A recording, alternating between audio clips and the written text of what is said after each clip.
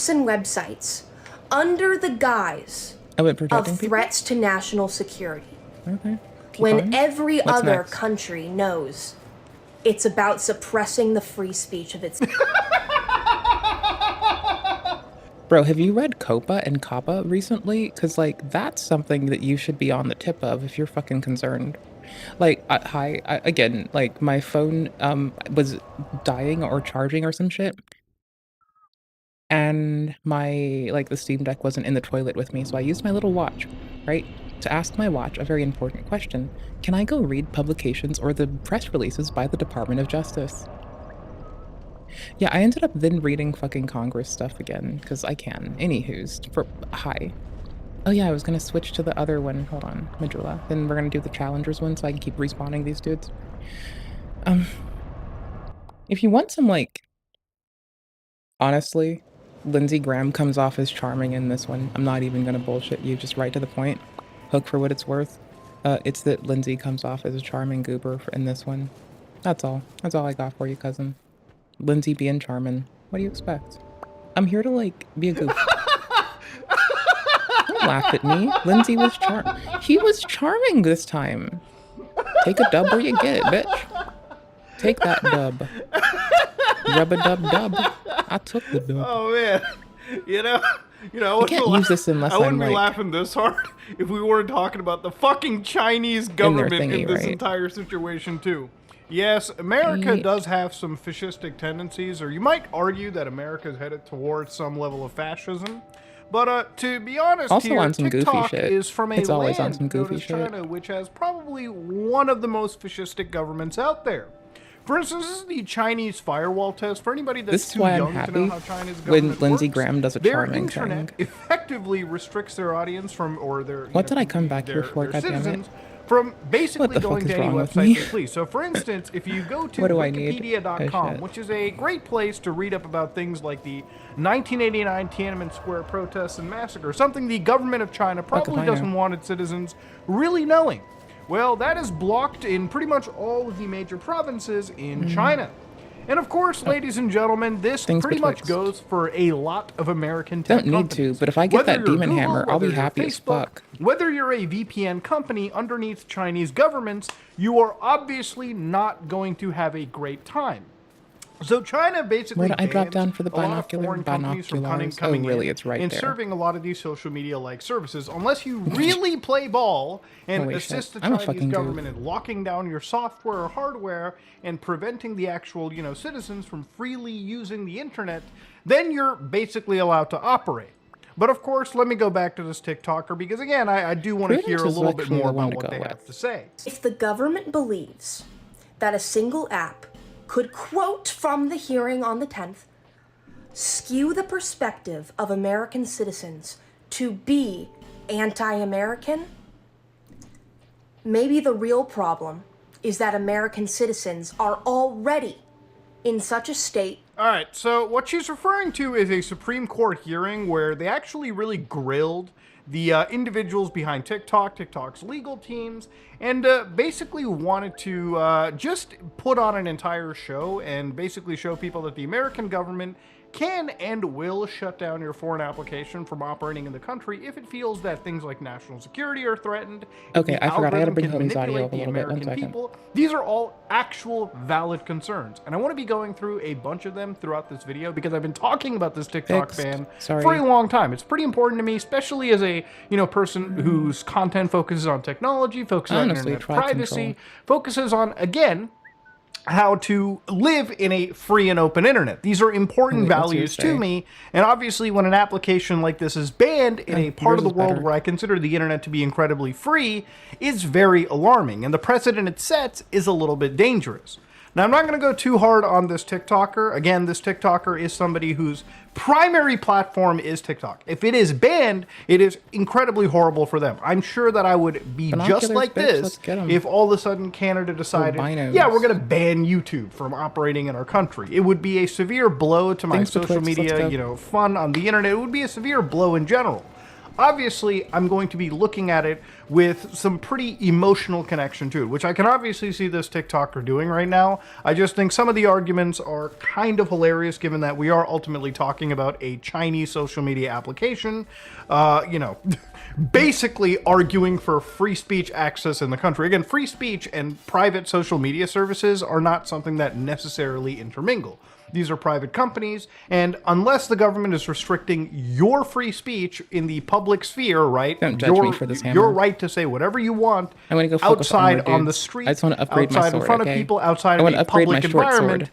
That is wholly different from being able to jump onto any social media and having any country or having any company social media service operate in your country. Okay, there's a lot of differences between a private company offering a social media service and your right to free speech, you know, in the actual real life public square. And sure, we can argue that the internet muddies these things up because yes, the new social square or the new town square, so to speak, might be social media services, but that has to be a discussion that falls a little bit out of the scope of the TikTok ban. So because of TikTok getting banned, there have been other applications that have popped up. One of them being Lemonade, which I actually believe is from the same fellas.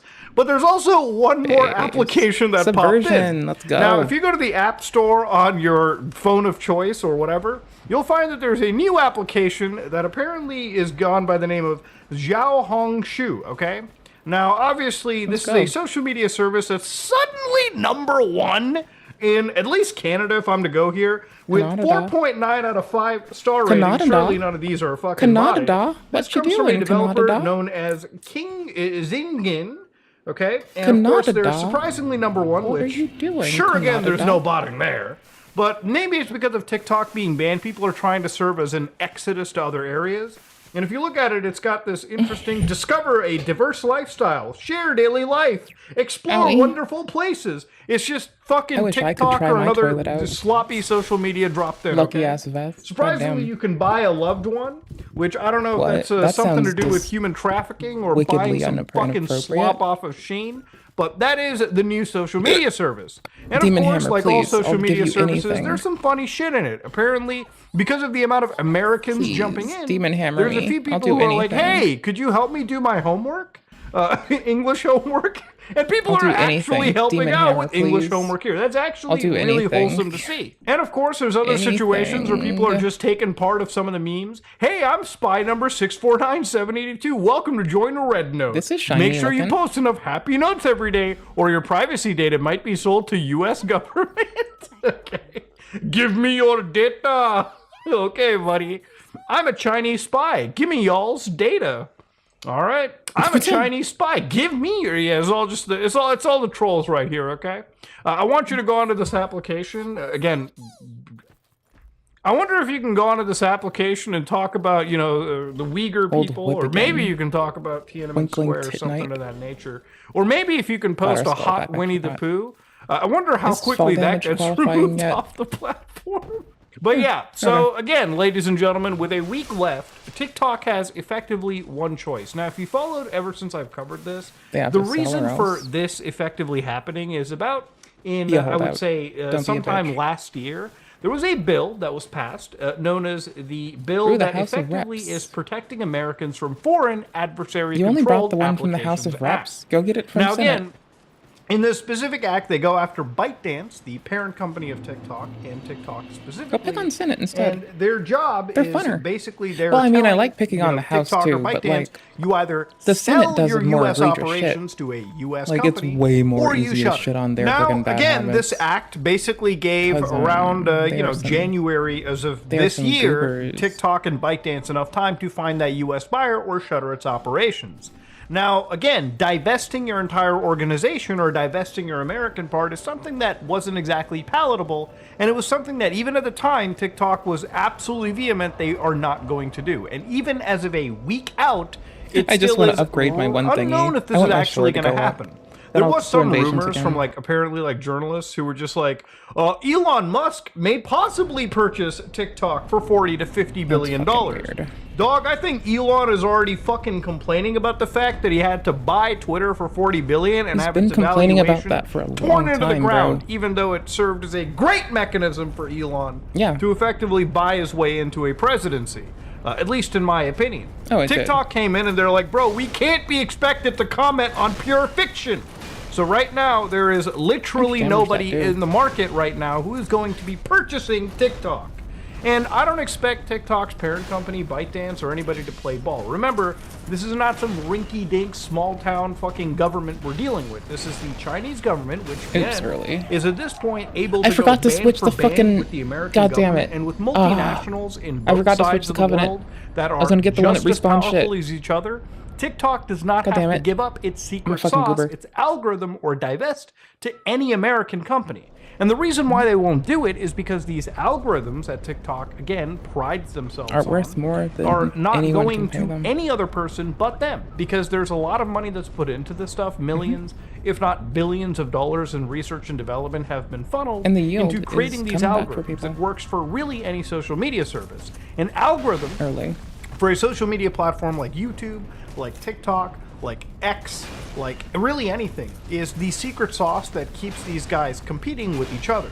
Basically, an algorithm for social media effectively means how long can we get somebody to spend their 3 hours. How well can you addict people? So YouTube it's the instructions to make your cocaine. Basically, videos. It's like on how the they make their fucking. As long as YouTube gives you videos that golden you're more brown. likely to Yeah, it's how they make their golden brown. Not go to another website like Facebook, like Twitter, like really anything. That's a win for them. They get you on their platform longer, basically watching the ads longer. It just said this thing degrades hella fast. They want you to be on a Google platform. Same with Twitter. What's same it look with like? Facebook. Basically keeping eyes glued to It looks themselves. cute. And TikTok does it Shame the we same can't do way. shit with it. Basically, if you ever wonder why is TikTok giving me the information that I want, or is portraying things a certain way, it's because you seek out a certain type of information. TikTok realizes what you want, or any social media does, and just keeps feeding you that information, which keeps you participating in their social media stuff for longer and longer each day. It's seriously why social media addiction is such a massive problem. It's because these algorithms are like different variants of fucking crack. Whoever's got the best crack in the game keeps you hooked the longest. Now, again, you might have noticed that there's been plenty of legal cases against this building up. I actually made a video talking about TikTok's legal issues, cute, but it's legal kind of troubles. whatever. And there have been a couple of actual organizations, a couple of attorney generals throughout the United States so far. that have filed against TikTok for some pretty serious situations. Oh, I love that For moveset. instance, That shit's TikTok, hot. especially when it came to children, they Same said one there. TikTok uses coercive design elements to manipulate children into overuse of the app It that it actually knows uses is stuff to unhealthy scale. and This one doesn't harmful. scale with shit. So like It's I got a mentioned flat- with it's the like a built-in recommendations raw. engine, if we read what the actual lawyers here are alleging with We gotta TikTok, switch it becomes pretty fucking apparent thingies. what they're talking about. For instance, when users first open TikTok, they're greeted by the For You feed, a stream of videos that play automatically. This flagship feature provides content recommended for each user by TikTok's algorithm. Algorithm recommendation systems are designed to rank content based on how likely a user is to engage with it. By collecting data on user behavior, the recommendation engines create a personalized video streams to keep you scrolling endlessly. And the system is central to TikTok's platform because they repeatedly tap into each user's brain reward system by identifying what will keep them engaged on the app. So your dopamine engines are getting fucked up because social media recommendation engines are just Probably more than anyone exactly else is studying how to them right tap now. into it. But there were some really serious things that The they were downstream talking of about over impacts here. might benefit For instance, fellow ADHDers. inside this exact lawsuit, they actually even mentioned that Dopaminergic TikTok shit? represent that Oh, it that shit does not matters. allow We content do that need may that. put young people at risk of psychological, physical, or developmental harm. But the Better company social knows that policies. the live feature is unsafe, exploiting children financially and sexually, operating in part like a virtual strip club. Live provides young streamers forget with a that performance exists. stage and allows other users to entice streamers into sexual acts in exchange for virtual money. So, the harmful and unsafe environment on Live stems from TikTok's choice to create an unlicensed monetary system, with live streaming that lacks proper age gating, and this dangerous combination, which has already facilitated billions of dollars in transactions, has turned live into an unsafe space where sexual exploitation and illegal activity proliferate with little to no oversight from TikTok. Now it's a fucking massive thing to say about any social media platform over here. Oh no. But again, to give TikTok its side of defense, there is tons of unfortunate exploitation that exists all over social media. To single-handedly blame TikTok means you're also ignoring sites like Twitch. You're ignoring sites like Facebook. Who explicitly did a non-consensual experiment against American citizens years ago, resulting in an immediate loss of funding from GovCo, that picked on people who were going through depression to see if they could make them more depressed. Who picked on people who were manic and saw if they could make them more manic. That's a little bit hyperbolic, but when their goal is to see if they can influence someone's emotional state via their feed. Fuck my teeny bit of hyperbole. I was just dead ass with you instead. You like both? You got both. Ignoring sites Have like fun. YouTube. You're also ignoring X. You're ignoring plenty of social media X services. is the weird one, because now they have Grok. Or exploitation of children is unfortunately a grim reality. I think to use this as a silver bullet against TikTok I think social media should is also be fucking used lame. as a blanket bullet against every social media service out there. Now, even throughout all of this, TikTok has also been alleged for basically being dangerous in terms of your private information. So there has been tons of allegations throughout basically the years that TikTok, ever since its inception, has effectively been capturing user data and shipping it over to China. And there have been some investigations by places like BuzzFeed News, don't laugh, because they actually looked into it and they looked into how TikTok was operating, or even according to the investigation, even if information was supposed to be in the United States, there were moments where allegedly administrators from China had flown over and gained access to American data that possibly could have been relayed at some point to Chinese sides of cheeky. Which again is a serious issue that the government wants to protect. So I'm glad to just fuck with them and work on it. Now again, if you really think that the government is there to protect you from fucking being spied, remember, this is the same government, the US government, where the National Security Agency had a program known as PRISM, where they were effectively spying on their own citizens through some of the largest social media services, emailing services, fucking telecommunication services you could imagine. Just this one slide, I just liked when they published the docs on how, because I like reading. By an ex-contractor known as Edward Snowden, apparently alleges that current providers like Microsoft, Google, Yahoo, Facebook, Paltalk, YouTube, Skype, AOL, Apple would receive and provide surveillance information such as emails, chats, video voices, videos, this is photos, the Meiji dude, right? Store data, voice over IP, file transfers, video conferencing, notification of target activity. This is insane shit to be seeing, okay? So if you suddenly fucking think for a minute that, oh my god, I am safe from being spied on because at least in America there's some protections. No. It's not about the government stopping things. It's about the government even if you were safe in America, it's that the Five Eyes thing has an arrangement to sell data. If America doesn't get your data, then now that another foreign company, the other nations in Five Eyes participate in their data exchange would get your data and easily supply it to the US government.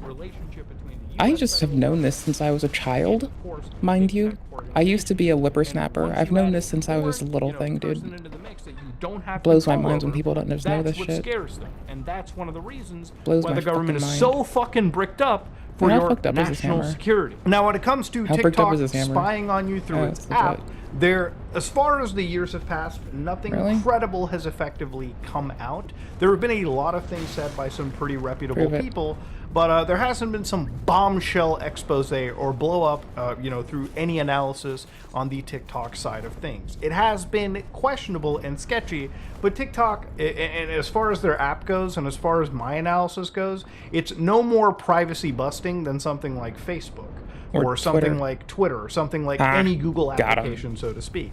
And again, it still means that TikTok is very privacy busting. It just means that if you're worried about TikTok spying on you, you should be as equally worried about Facebook spying on you as well. Now, even Donald Trump has come out and effectively sided with TikTok, saying that he's going to prevent this from being banned, even though this is the same president that, just in 2020 had an executive order addressing the threat posed by TikTok. So Trump, president of the United States, finds that additional steps must be taken to deal with the national emergency with respect to information and communications technology and supply chains in this executive order. So like TikTok, having to a threat assessment, video sharing mobile application owned by Chinese company ByteDance, has been downloaded 175 million times in the United States. TikTok automatically captures vast swaths of information from its users, including internet and other network activities such as location data and browsing and search history. I just really benefit this from the data big damage thing collection because I threatens to allow the frustrated Chinese when Communist things take Party access more than to 5 Americans' seconds. personal and proprietary information, potentially allowing China to track the locations of federal employees and contractors. Now, again, if you're a federal worker of the United States, Well, or Strava did have a leak that exposed bases. you shouldn't have any social media service in general. If it was up to me as the president, I would not allow anybody in the federal government to have any social media on work phones. It would just be fucking stupid and a hazardous risk to have. But the fear that, again, the U.S. government has here is if a Chinese company does get in, based on Chinese national surveillance laws, if the Chinese government wants to, for whatever reason, gain access to any data that is captured by a Chinese people tech run in the application, base and they they log can their just running. file a national service Strava's a social request, media thing. which, They again, just put it is out there for the something that public. these Everyone could see where the government or these bases were. companies can't I fight wish the it was in the Chinese government. open. In the United States, Apple can go to court. The only with thing the they could say government, is, hey, please over don't take this unlocking risk. an iPhone or decrypting an iPhone. But Yeah, a they can go to court and Chinese ask for it multinational anytime they wanted company to. does not have that That's same the wild luxury thing. to take the Chinese Communist Party to any court and argue this, okay? It just doesn't work like that over there. They can write a So request this is to the company big who can fear independently from say yes a or lot of no. people that the Chinese government effectively has their hands up the asses of a lot of these popular applications that the rest of the world is using. And it's a pretty legitimate fear to have. But that and transcends it's not just one this that I one, right? ever want to downplay. It's something that I've said for but years. It's that's- something that I will there's be access saying secured by a lot of constantly shit. for years. It's not just But again, this. if you're worried that the government is suddenly on your side to protect you, remember, this is the same government that will gladly get your information from some of the big tech companies in America through backdoor deals. If we the don't only refine reason this COPA stink and has been COPPA raised is because before now they you've got go a through foreign entirely, company like, or we're a gonna foreign country fuck like people China over. having clear access into America, and there really isn't anything the American government can do about it other than ban their applications outright. And again, Trump, even though he wanted it banned back It's good then, to want kindness says for that, people. hey, listen, nowadays, It in light isn't of these helpful interests, the to rush overarching it. responsibility Be for risky. the U.S. national security and foreign policy, Donald Trump opposes banning TikTok in the U.S. at this juncture and seeks Right, the like, in ability to principle, it resolve sounds this great. through political means as In he practice, takes you need to office. implement it better. So he says literally on his own platform, Truth he says Social, the word for all literally? those who want to save TikTok in America, vote Trump. And again, they really do talk about President Trump possesses alone the consummate deal-making expertise, the electoral mandate, and the political will to negotiate a resolution to save the platform while addressing the national security concerns. So again, I don't know how Trump will do that. I don't know if Trump knows how to do that, but it's just one promise that is being provided. And really, it's one of those things where I feel like the government really doesn't have a clear head on their shoulders about how to do this.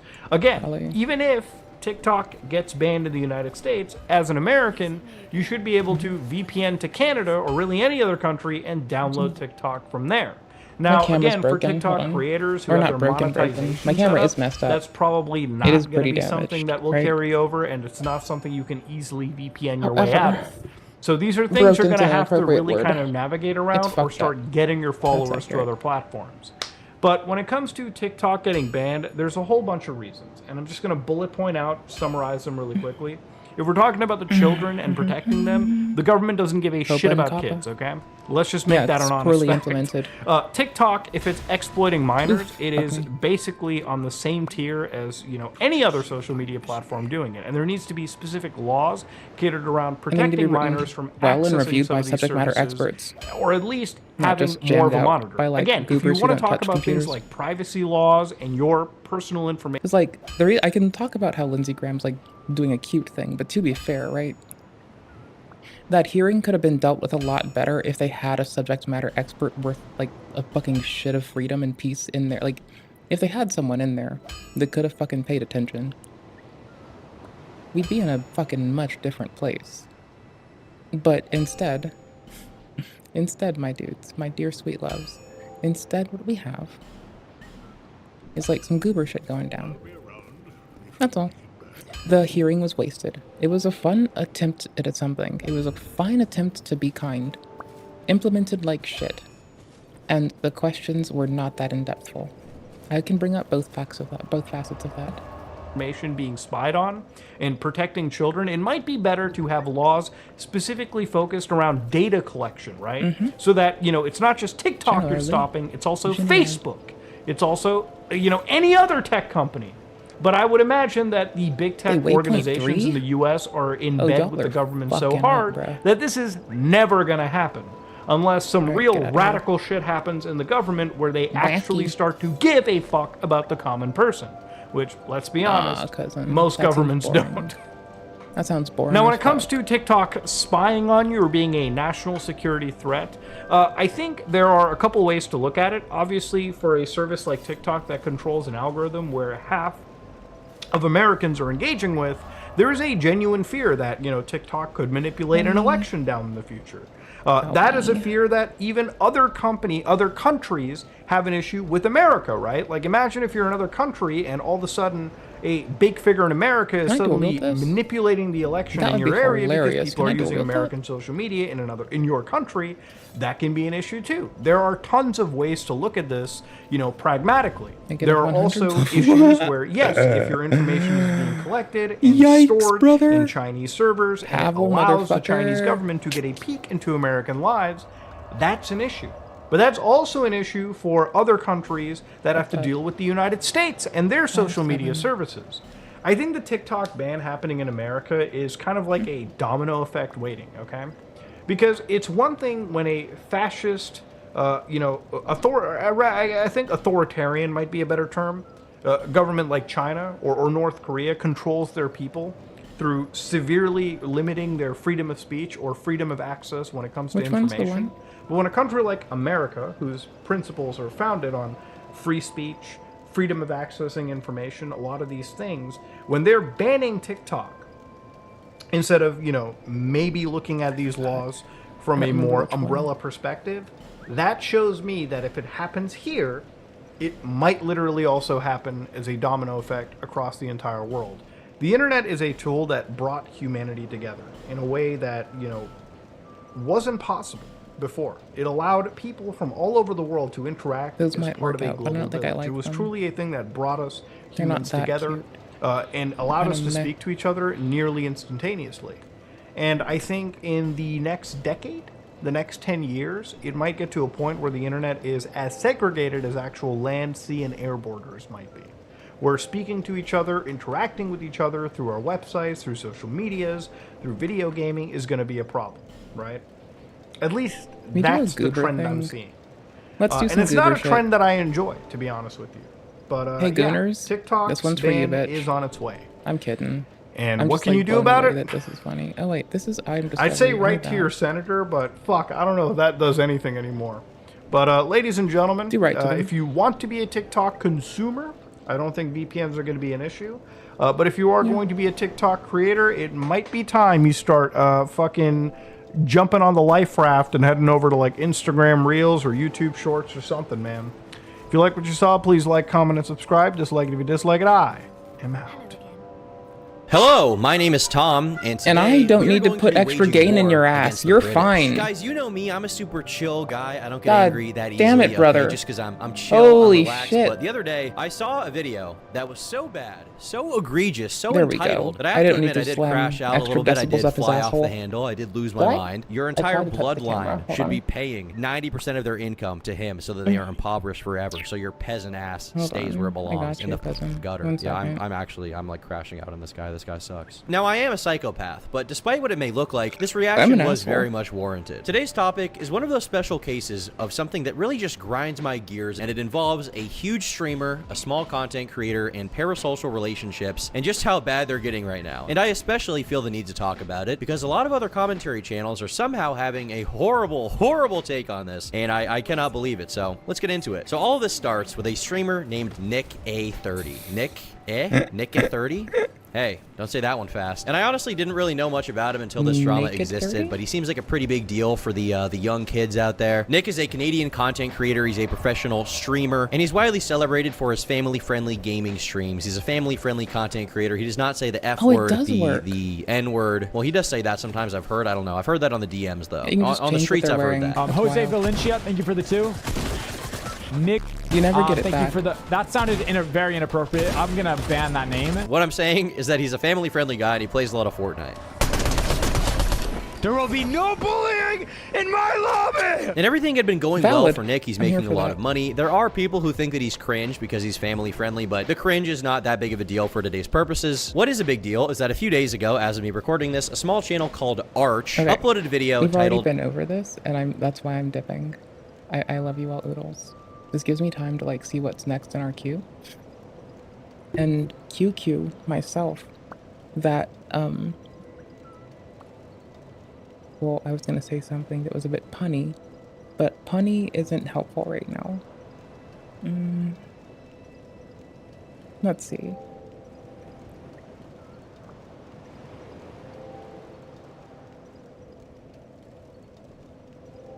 No, I'm just like thinking about some like gnarly shit you don't want to hear, dude.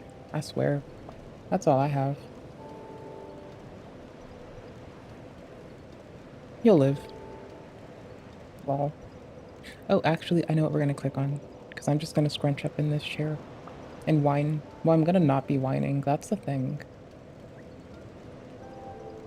See, I'm gonna shut the fuck up with my whining. What do you want? You know you're here for that. You know you just want me to shut the fuck up. Oh, I missed chat ages ago. Oh? You've already been banned permanently off of my face? Everyone's banned off of my face.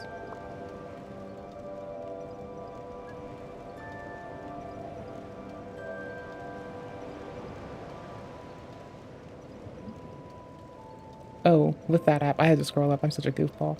Why? Dare I ask? Was it just like automated filtering? Like, do they not like you using a VPN or something?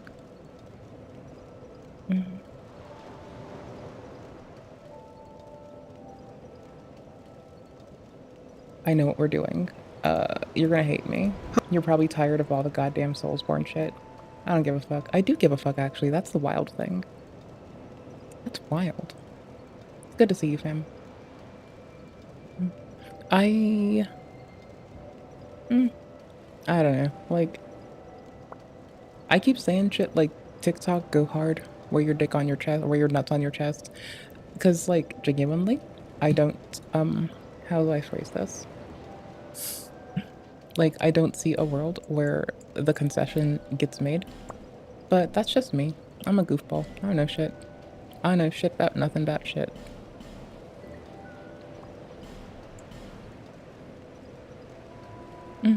I mean, that's a lot of platforms. That's Facebook. That's MSN, I believe. That's a lot of Microsoft services. Twitter, I believe, also does that. They also used to archive it all at the Library of Congress, so... Every dirty fucking joke y'all made is archived at the Library of Congress, because TikTok had that deal for... I'm sorry, not TikTok. Because Twitter had that deal for a hot minute. I came here to get the fucking... I'm about to use a Giant Lord soul in a fucking moment. Actually, I am, because that one I know to fuck that I've been like... I know that I like bonfire aestheticing that, man. But like, it's not uncommon, rather, for social media platforms to take direct ownership in their very own wording of like the shit you upload. That's quite common, unfortunately. That's why they're able to implement Grok on Twitter. That's why they don't give a fuck.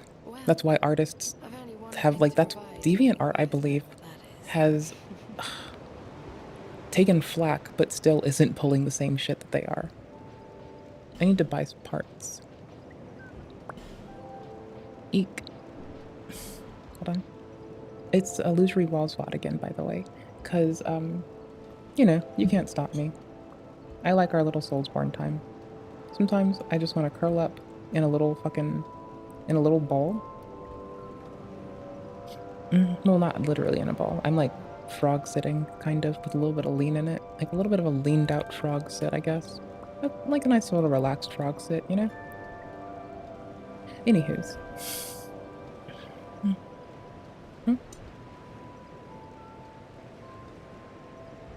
So you can also, seeing as you might be able to infer that a lot of that might be utilized to train AI, you can also just immediately run it through anything meant to thwart it, which the end result will probably be the furtherance of the technology, of the theft engine's growth, right? To be fair. That said. Hello and welcome back to another episode of Dark Souls Dissected.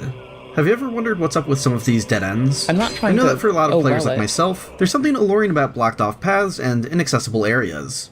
But there are tools for going out of bounds or just taking a look with free cam. So the mystique of these might have waned a bit, as everyone collectively understood that there's nothing really back there. But that's not the end of their story. In a previous episode, we uncovered some out-of-bounds content that had implications for how Dark Souls looked earlier in development. This time, join me as we explore the prototype maps of Dark Souls 1 to learn more about how its design evolved. Like, so I know if I upload something like to YouTube, etc. Because like YouTube, for instance, like all our VODs are there, right? So they refuse to let me do things such as, I cannot search, like I cannot use their documented to fuck API. I'm gonna use one of these too, fuck with me. I can't use their documented as fuck shit to, what's it called? Holy shit. I can't use their shit to, I can't go to your channel, for instance, and then use their fucking API or any other system to automate searching your transcripts for specific things. They refuse that in their terms of service. That was only 10K, I remember that. Holy shit, that's not much.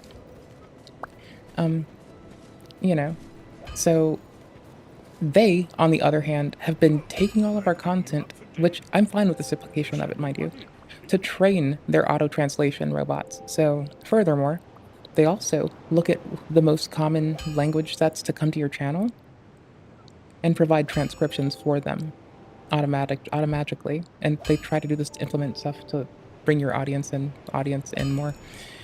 You know, there's like depth of how your data is exploited. When engineers are actually exploiting my data to, like, you know, provide transcriptions to people, I'm a little bit less bitchy. Not bitchy, large chunks. A little bit less bitchy than when, you know, companies try to pull a Twitter and levy grok off of artists' stolen content, right? I'm a little more shitty. It was shards, right? It was large shards. I think it was large shards. Did I not buy them? I'm a little more shitty when, you know, artists no longer own their work on Twitter without prompt and it retroactively gets levied to train AI. I'm a little bit more shitty when DeviantArt pulls this retroactively because all they have to do is update their terms of service and say that this is what it's for.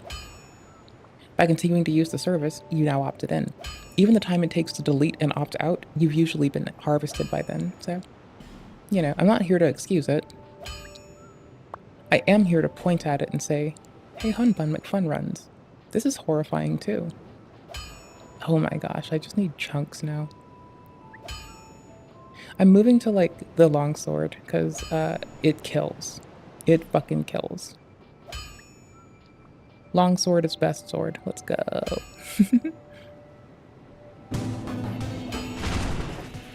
Let's start with this early map for Blighttown. Unlike my video on... In the Wild West, the big players also made the rules. That's, like, sadly funny, maybe. But honestly, the thing that gets me is it feels more like the speculative era when... After the real estate boom in Florida, when a lot of people were convinced that they were buying into something worth their time. What had happened, on the other hand, is that they were now, instead of buying into something early and easy, they had all this land that they couldn't sell for shit. It wasn't worth shit. It wasn't worth the shit it was printed on to them. Walt Disney then came into Florida and was like, my dick's the biggest. fear me, bitch. And the result of this, in particular, was this man using shell companies to purchase large amounts of land that was bought on speculation to keep the prices down. Like, that does hold some relevance to me in this consideration too, because, like, I feel like we're back at speculation era, between stock speculation and that shit. It rubs me the wrong way, yeah, but, like, we're in speculation era. It feels like, I could be very much wrong, but it does feel as though we're in the speculative era again. I forgot I can load up on these. Oh wait, no, I don't need to, because I keep going back to do the bonfire aesthetic farm every so often. Isn't there a key to updupe it? Fuck it. Load up storage, and I'll just get the others. I'm gonna load up on bonfire aesthetics before New Game Plus. I'm gonna, like, have a grip of them. We have 21 bonfire aesthetics currently. I don't have nearly enough humanity, but damn, am I collecting aesthetics. Prism stones you can trade to the crow, actually. It doesn't say it anywhere, but you can. I've been trying to get the demon hammer. In lieu of it, I've been, like, chillin', and I realized I can wield Havel's Dragon Tooth, which is sick. That is wicked sick and interesting, I think so. We were fashion solding it, but I was having a little trouble. I can't properly wield the armor, but I still like the set, right? It is sick. Where'd I put my hat? Don't tell me I gave her my only hat. If I gave her my only hat, I'm gonna, like, eviscerate her. Welp. Hey, we gotta go farm, because I accidentally gave her my only fucking hat for the Desert Sorceress set. That sucks. Luckily for me, item discovery is kinda good. I can go with a Jester's hat, actually. I can go get the better shit for this. Hold on. Let's go get the appropriate attire for this finding shit bullshit. And then let's go do it, because that would be better to actually have it on hand. Where is it again? Here, there. Let's go. Cool. So, everything is wild, but it's still within our place to, like, fix and address, right? Because we the people are the ones that have allowed this mess to fester, and we the people. It's not a corporate oligarch's, like, end goal that brought us here. It's just us as people, being busy, being disenfranchised, feeling disenfranchised, being busy, that allowed us to get here. That's not to put it on us as like a, oh no, it's to take the ownership of it, because if we can contribute, then we can contribute. That's kind of it, right? We're contributing, we're contributors, and in that alone, we can do something positive for our goddamn community of just continue to, like, you know, you see this shit happen, you know how it got to place. You realize that, like, executives can't be, like, just ripped out of place. You realize that if you do, they'll get replaced by another person who, if they fail to make the most they can for the stockholder, will be fired and replaced by someone else who will. And we need to develop frameworks that best support them and not just whatever we're doing. Because, like, currently, you know, nullifies foes crit hit. How is that so good? How is that so fucking good? How is that so fucking good? I want all of these, and I didn't even think about that. I want the I'm sorry carving. I haven't played with the carvings in this game yet. That sounds sick. Anywho's, back to the play button. Let's go watch some Dark Souls content. You know, I gotta piss again soon, but I have yet to, like, I've eaten a laxative ages ago. It was supposed to work a long time ago. It hasn't done shit. So I'm just sitting here like, you know, fuck it. But genuinely, it's not the big players that made the rules. It's that we, the populace, are the biggest player, and our apathy, our lack of involvement, our lack of critique and presence in local policy collectively is what put us here. We are the big player that brought us to this point. Not necessarily me or you, maybe, but we as a collective are indeed. On the gutter for Dark Souls 2, this isn't some really cool map that I wish we got instead. It's far too unfinished. But what makes it fascinating is how it completely recontextualizes a few of its set pieces. It's my favorite I know a lot of people wonder what's up with this hallway by Quaylag's sister. If you defeat Kirk in all 3 places he invades, his corpse and armor set will be found back here, so it doesn't go completely to waste. But the prototype map reveals that this hallway was made with the intention of being an open passage. and at some point it was being considered as a path back to Firelink Shrine. How would this have worked? Well, I don't think the developers really knew either, and it's going to become apparent very quickly how we wound up with something different. This early Blighttown map includes an early Firelink Shrine attached to it, so let's start there and make our way down to the Newlander Ruins elevator. No. Castle? This one.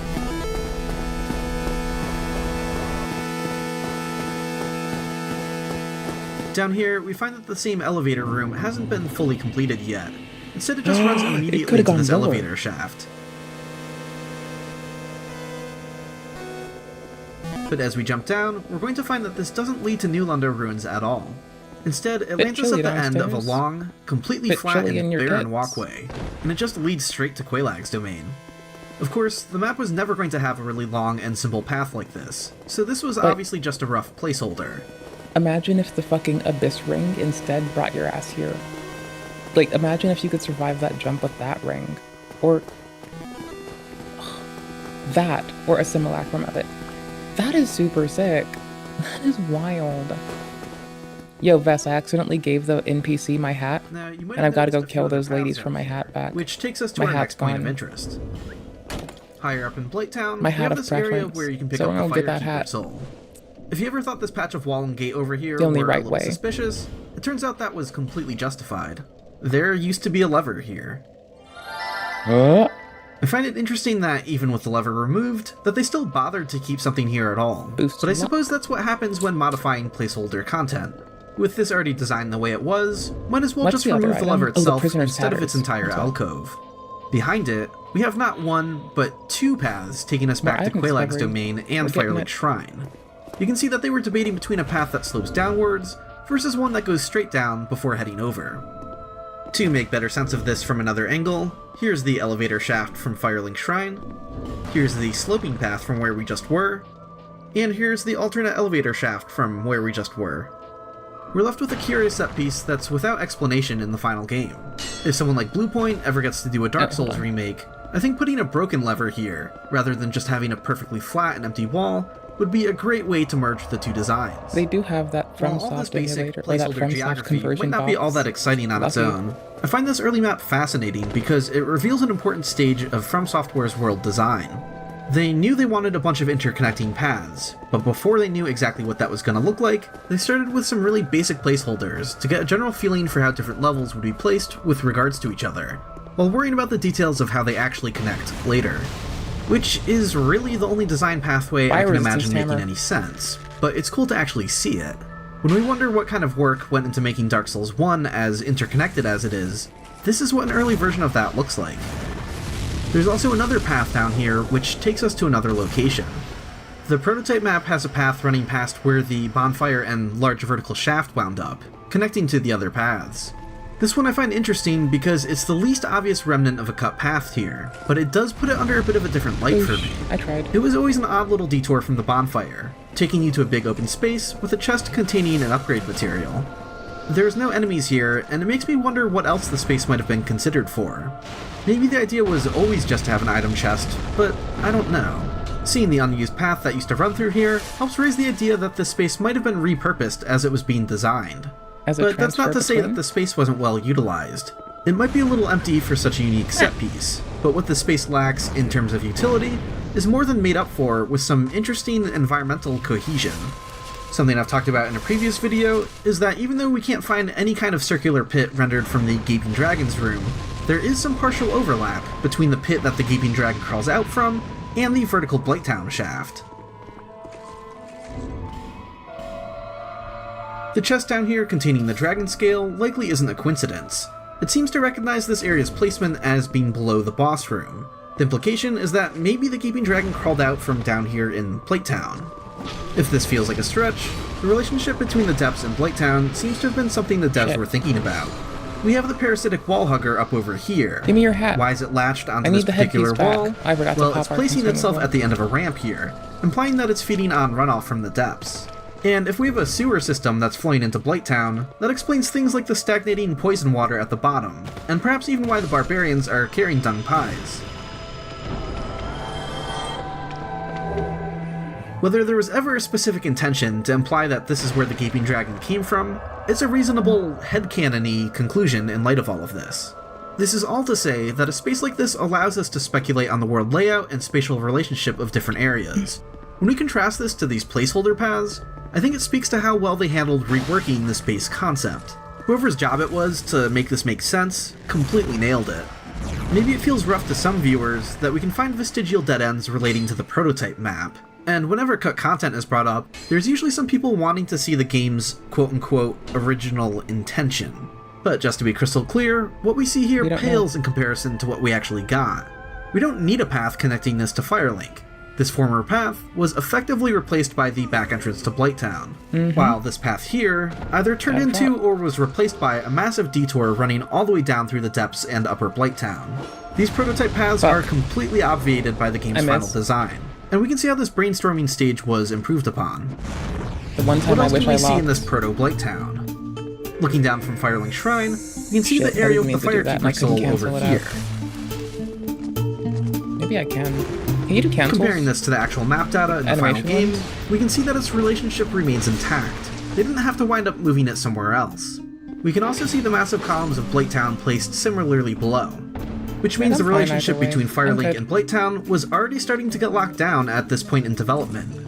Even though so much of Blighttown is missing, and even though the placeholder paths were completely discarded, this still became the framework for them to flesh things out.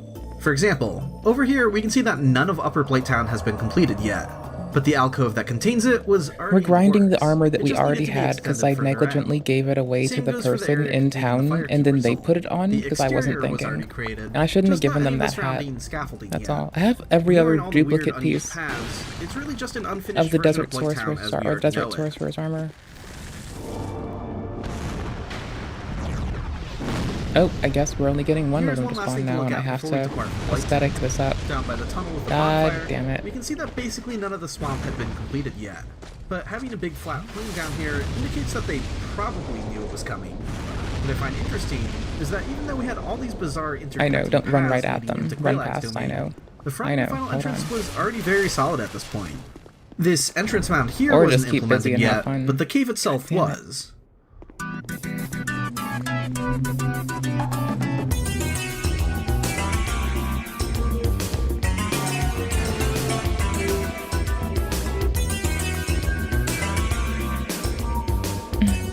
Quelaag's boss room was already here, and even though it's missing some detailing we find in the final game, the basic shape and exact placement of everything is exact to the final game. Even stuff like the contours of the ceiling. Well, the area with the second bell of awakening is also the same.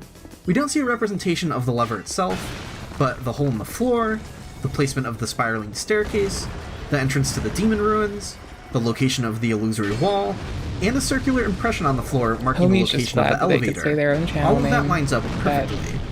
Now, having things line up too perfectly isn't all that exciting, because then we're just looking at the map we already know. I'm sure you'd like to see weird stuff that's different, and I've got just the thing for you, an even earlier prototype map.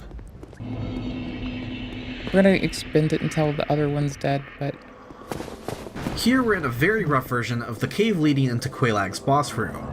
Here the room is a lot more basic, though the overall shape of the room and the placement of the exit are still recognizable. I like this cast of weirdos over here, but they were clearly just testing some things, and we can't really assume anything about different boss fight intentions. The only thing we really know about different boss fight intentions is that Quelaag had some cut dialogue. How this would have fit into the game exactly is anyone's guess. Welcome, bringer of meat. The children of chaos are hungry.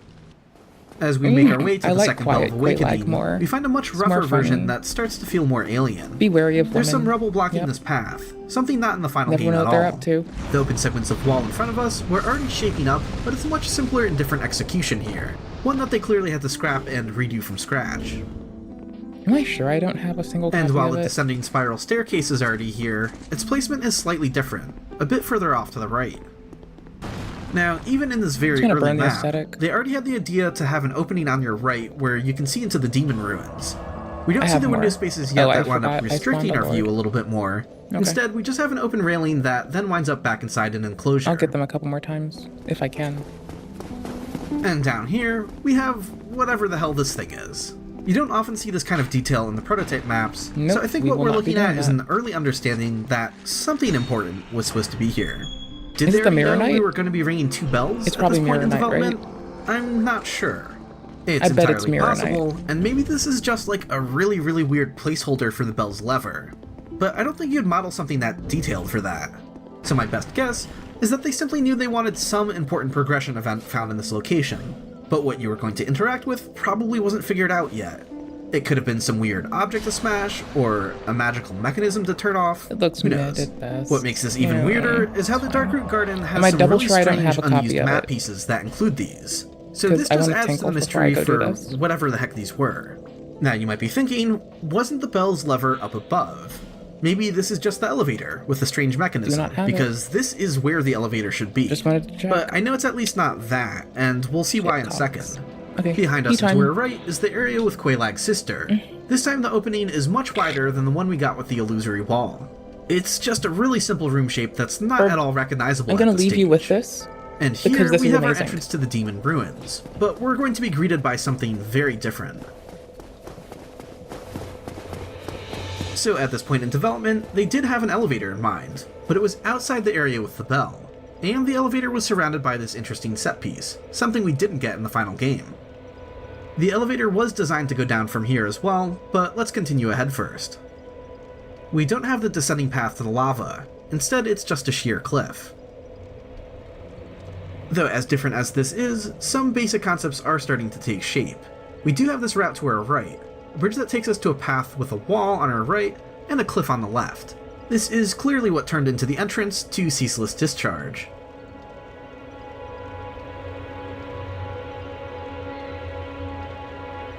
The layout is a bit different in that you normally have to drop down to that bridge, while in the prototype map, it's closer and more level to Quailag's domain. But the map dead ends shortly after this bridge and walkway, so the Ceaseless Discharge Arena is nowhere to be seen yet. Speaking of things not seen, it's not surprising that none of the out-of-bounds, distant areas have been constructed yet, but I do think we can start to see the idea taking hold. The cliff wall below has various nooks in it. In the final game, these nooks are above us instead of below, but this is surely an early iteration of the same basic idea. Though we can never actually visit any of these spaces in the final game, in this prototype map, I do think some of these were meant to be part of the playable game space. There is no way down from here. We're completely surrounded by cliffs, but this highest nook has stairs surrounding it, so the intention of a walkway that takes us by at least one of them seems likely. A walkway that would hug the cliff wall, which, while executed very differently in the final game, is something that still sort of happens. It's reasonable to assume that we would head down this way, because this does take us back to some terrain we can explore. But the platform with all the Capper demons is nowhere to be seen. Instead, there's a descending ramp of sorts that we have to drop off of. To our left, there's a room with a tall ceiling and a staircase that takes us up to a platform. This isn't relatable to anything we find over here in the Demon Ruins, unless maybe we think of it as a smaller version of the Capper platform, but it's moved off of the main path.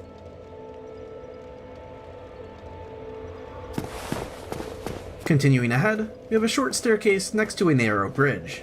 The staircase allows us to walk along a ledge for a bit, but there's not a clear pathway or purpose that extends from it, so down the bridge we go. And it's going to become apparent how quickly off the rails this is going. There isn't much to recognize from here. We're now looking at a very different Demon Ruins. One where traveling into the distant nooks we see in the final game was the initial concept. For example, we see this area off to our left as we descend the bridge, but instead of just being scenery, we do get to go inside.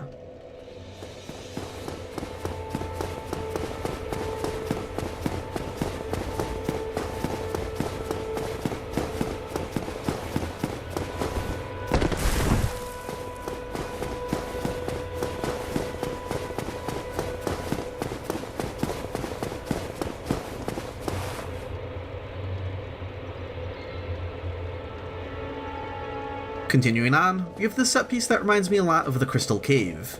You have these cylindrical structures to descend.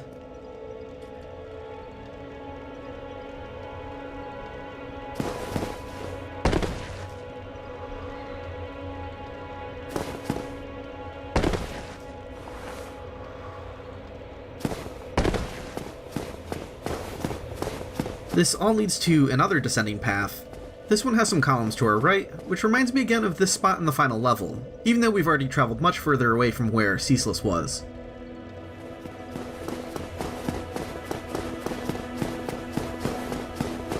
To our left, there's a big open space with some curious architecture. There's not much to go on, but seeing a room like this will always have me guessing it was probably for a boss. I'm sorry to AFK react, I apologize. I brought dill pickle chips, soda, more water, and I have pickles. Moving forward, we have a path that ramps back up for a bit before splitting into two different directions. I forgot how to play the game. So. One taking us further up, and another heading back down. But the upwards path quickly dead ends. What's my best item discovery gear that I can grab? The downwards path takes us to a big open plain. Would this have been the lava field? Something akin to the area by Ceaseless or the Centipede Demon? Or, knowing that Izalith was going to be a swamp earlier in development, perhaps this would be another poison swamp. It's anyone's guess. Walking straight ahead puts us near to, albeit much further below, the entrance to Ceaseless. So it feels like some gross environment was probably down here. That wraps up everything there is to see in this prototype demon ruins, aside from one last thing. The elevator. Where was that going to go? The elevator shaft itself just dead ends, so it's... Okay, so... They all stack. Sorry, what? They all stack. They're just base points that are used in item discovery. They do not represent percent or item discovery. So the best stack would be Symbol of Orifice, Covetous Gold Ring +2, Prisoner's Tatters, Watchdragon Pragma, Rusted Coin, and Bonfire Intensity 8. Okay. I'm not in the mood. It's incomplete in this version, but clipping through the bottom and continuing a little further straight down puts us back over here, right by the room I was speculating to be a boss room. In the final game, the elevator is a shortcut you'll unlock after defeating a boss, so this seems like a close match to how it was implemented in the final game, despite the rest of the level and the rooms therein being very different. No, I don't have that hat in this game. I have this hat in 3. What else is there to look at? Shit. Well, let's head over to New Lundo Ruins, or as I like to call it, the Old Lundo Ruins. The ruins, bitch. When we first load the map, we're greeted right away by the series' true protagonist, Mr. John Dark Souls himself. But we'll return here later. To better orient ourselves, let's start in Firelink. Where do I find you into? Yes, this prototype map also has another copy of Firelink Shrine. There's less of it here than what we find in Blighttown's prototype map, but I don't think it was actually any less completed at this point. It's more likely that they just copied the only segment that mattered to them when trying to decide on its relationship to New Lundo Ruins. What will we find at the bottom of the elevator shaft this time? Got distracted. Okay, hold on. Hey, it's actually like the final game here. Or it's close enough. So just make a mental note for now that all the former paths to Quelaag's domain no longer fit into this design. There are some small differences, like how when you step out of the elevator, there should be a counterclockwise path to this doorway, while the prototype has a clockwise path instead. And we see these wide, blocky platforms surrounding it, but those were probably just placeholders for these thinner walls that encircle the path. Bulky pants. I do find these characters interesting. Were they here to help the map designers have a sense of scale to work with? I'm not totally sure. If you have any guesses or insight why these might be here, I'd love to know. Yes. The Dark Souls 2 prototype maps had blocky characters in some places as well, so it's not just a one-off. I'm sure it serves a purpose. 39. Heading down the stairs, we find that the space for Rickard Vinheim's cell isn't carved out here yet. Let's go kill ourselves at night. Let's go get killed. Let me go learn a boss. And then switch tasks or some shit. And down here we have the water. Of course it doesn't look like water, but clipping the camera below helps us see that they already intended for this to be the water line. Unsurprisingly, the underwater and out-of-bounds buildings haven't been fully placed yet, but we can see some blocky areas in the distance, and those were likely the start of that. And off to the side and below the map, we can find a bunch more. This doesn't indicate that the water was ever meant to be a lot deeper. They probably just wanted a clean workspace as they began work on them. It's for and what else do we find down here? Silly shit. It's the Chaos Covenant area with the dead-ending hallway once again. What is it doing over here? Well, at this point, as I just showed a moment ago, they had the Firelink elevator drop us off in New Lundo Ruins, instead of onto the path leading to the Chaos Covenant. This means that, at this point, they were already reconsidering how things might lead to this area. Havo wears this with one hand, but to see it right? Up here again is that's wild, because it suggests that they were still thinking about this set Fuck piece you. and its relationship to I didn't mean to double. I hate that I buffered two fucking looks thingies. like they were still holding on to the hope that they would think of some other way to have other paths that led there. But with these paths now erased, it was even more of a question mark at this stage. We're seeing it on its way out, before it was scrapped entirely and just became the dead end that it is today. Back up the stairs and over to our left here is the path that leads to the Valley of the Drakes, but we'll take a look at that later. The walk along this path was a bit more cramped previously and a lot less defined. I didn't save. No shit, I didn't save.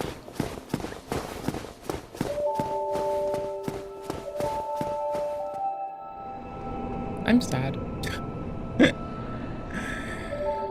And over here, we find a very basic placeholder bridge.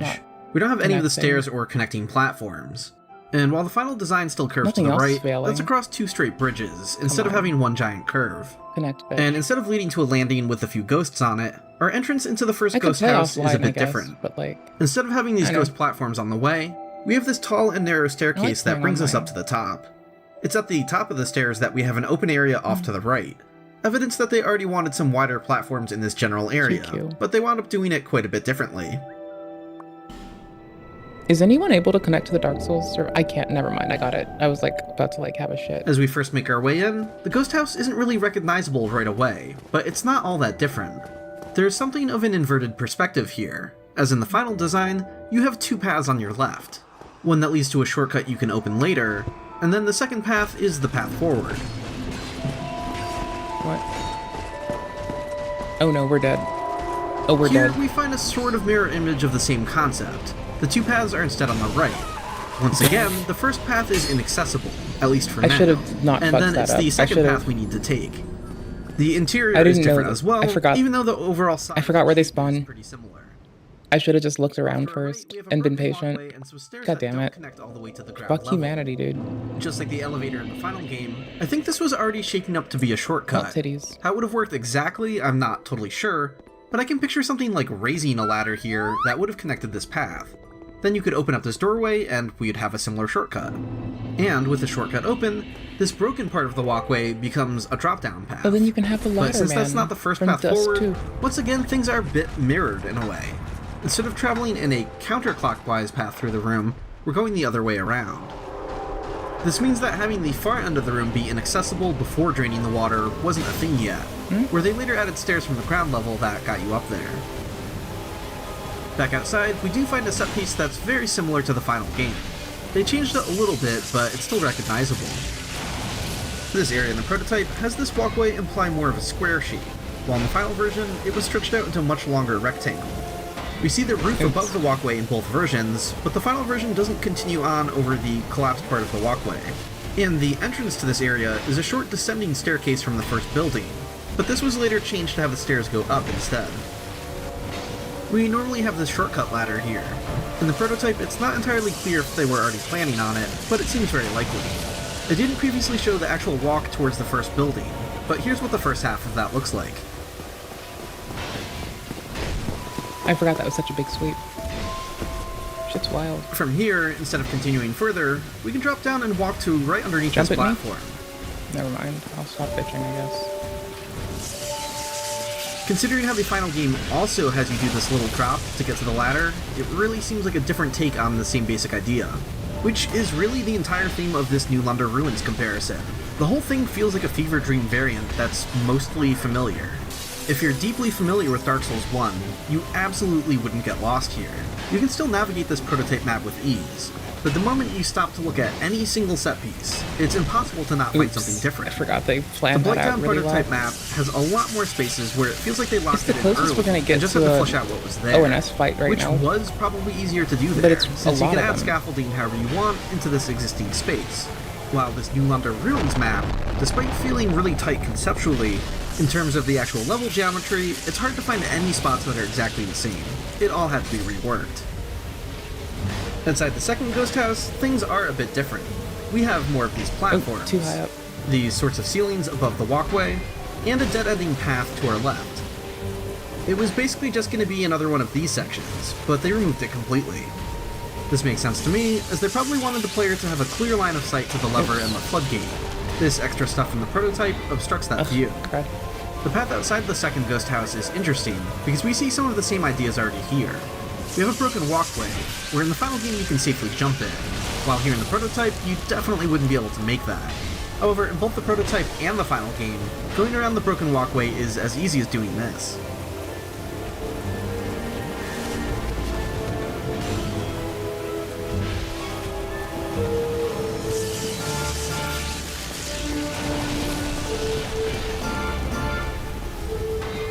Oops, I didn't mean to buffer too long.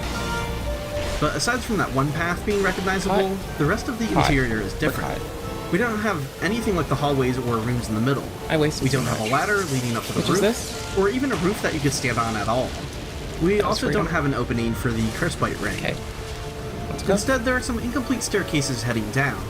Maybe it's something like a drop-down path that becomes viable after draining the water. Being able to safely descend from the second building is something still in the game. You don't have to take one of the elevators down. But it's interesting to see that possibly change from happening inside the second ghost house to outside of it Obstructed. instead. Now, if you've ever wondered if being able to drop down here was an oversight, like perhaps From Software wanted you to use the elevators and they just didn't account for everything with draining the water, I can assure you that this was all part of the plan. There's a hidden developer message that becomes visible with Seek Guidance, telling you to jump down. When we see how the prototype map had a drop-down path inside the building, it feels like the idea evolved so that going inside either building on the way to the boss wasn't necessary. Once you have the ladder shortcut opened up, it's easy to run by a small handful of ghosts and not have to fight any. I think From Software was accounting for the lack of a bonfire in Newlander Ruins and wanted to have an easy boss run for observant players.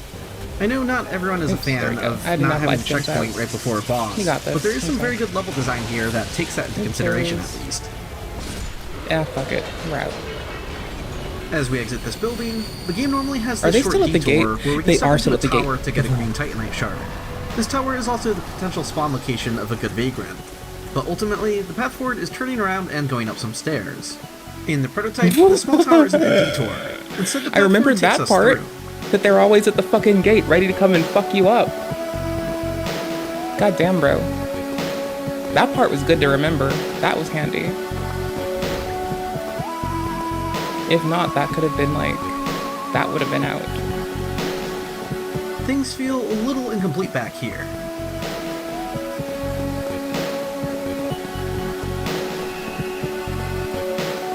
Eventually we find a lever. While we can't be 100% sure if it's the floodgate lever or an elevator lever, the lever is centered above the floodgate here, so it's probably that. There's an unused cutscene of the RTSR's tower in the Valley of Drakes having a functioning floodgate lever as well, but I always figured that was an alternate second option that got scrapped. Something like Newlander Ruins having a back entrance comparable to Blighttown's back entrance. I don't think the implication of this unused cutscene was that this was ever supposed to be the only place where we could open the floodgates earlier in development, and the prototype map seems to agree with my hunch. Finding another lever inside suggests that this was always going to be the primary method.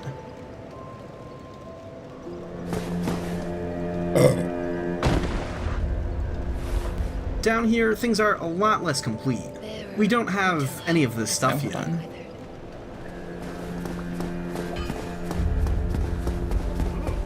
Inside the ground level of the first ghost house, we have these sorts of nooks underneath the stairs on both sides of the room. These appear to have been reconceptualized into these wooden stables.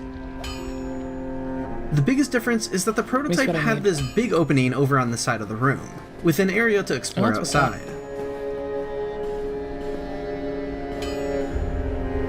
In this outside area, we find another curved walkway. It's actually a continuation of the first walkway, which was blocked off by the staircase. But here it continues on the other side, off to some unknown destination. When I first saw this, I thought it was like the chest behind Firelink that would give you your shit that you left, but it's just like... The final game doesn't it's have free like this. ranged Not weapons. only is there a so solid far, wall here, but there's no architecture rendered outside and no collision that you'd be able to walk on. Was it chunks? However, if we don't go fully behind the building, we do have this out-of-bounds area that's off to the side. And there is a staircase and walkway that runs along the wall, which might be what became of that curved path. Chunks. People these days. Based blacksmith is based. This next area is a bit simplified. It still has that sort of pool area with the columns around it, but it's missing the area with the illusory wall.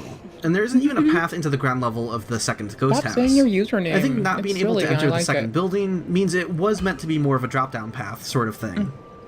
The well isn't here yet, but instead we have the base of the ruins of a tower, which isn't in the final game.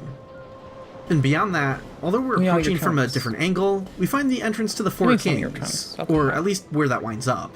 This time it's not inside a tower, and we just have this curious placeholder marking on the ground. Perhaps this ruined tower over by where the well was got moved and merged with the Four Kings entrance. That tower isn't in great condition either, after all.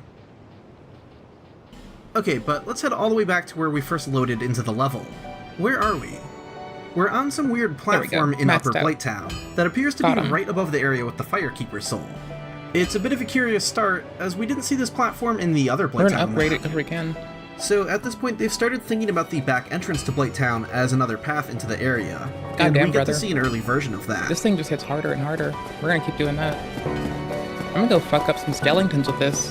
It can spin, it can do AoE. As we walk along it, you might be expecting us to pop out in the Valley of Waste Drakes. of humanity, see if we get fucked surprise, up. It's straight into New Launder ruins. But we're still entering from where the entrance to the valley should be. Before we move on, I think it's important to stop and think about what this means for the Valley of Drakes exactly. It was always kind of obvious that it was just a connecting path between 3 different levels, and not really its own proper area. But seeing it not exist yet while they're already planning on these interconnected layouts, this strongly indicates, to me at least, that the Valley of Drakes was their final bit of wiggle room in their world design. I believe it's the linchpin that makes the whole concept work. There are some routes that loop back around in impressively tight and considerate ways, but short of that, when you have some areas that you're not entirely sure how to connect, the easiest solution is to just put in a cave that bends and twists any direction you need it to, and maybe throw in an elevator if you have a map that's a lot higher or lower.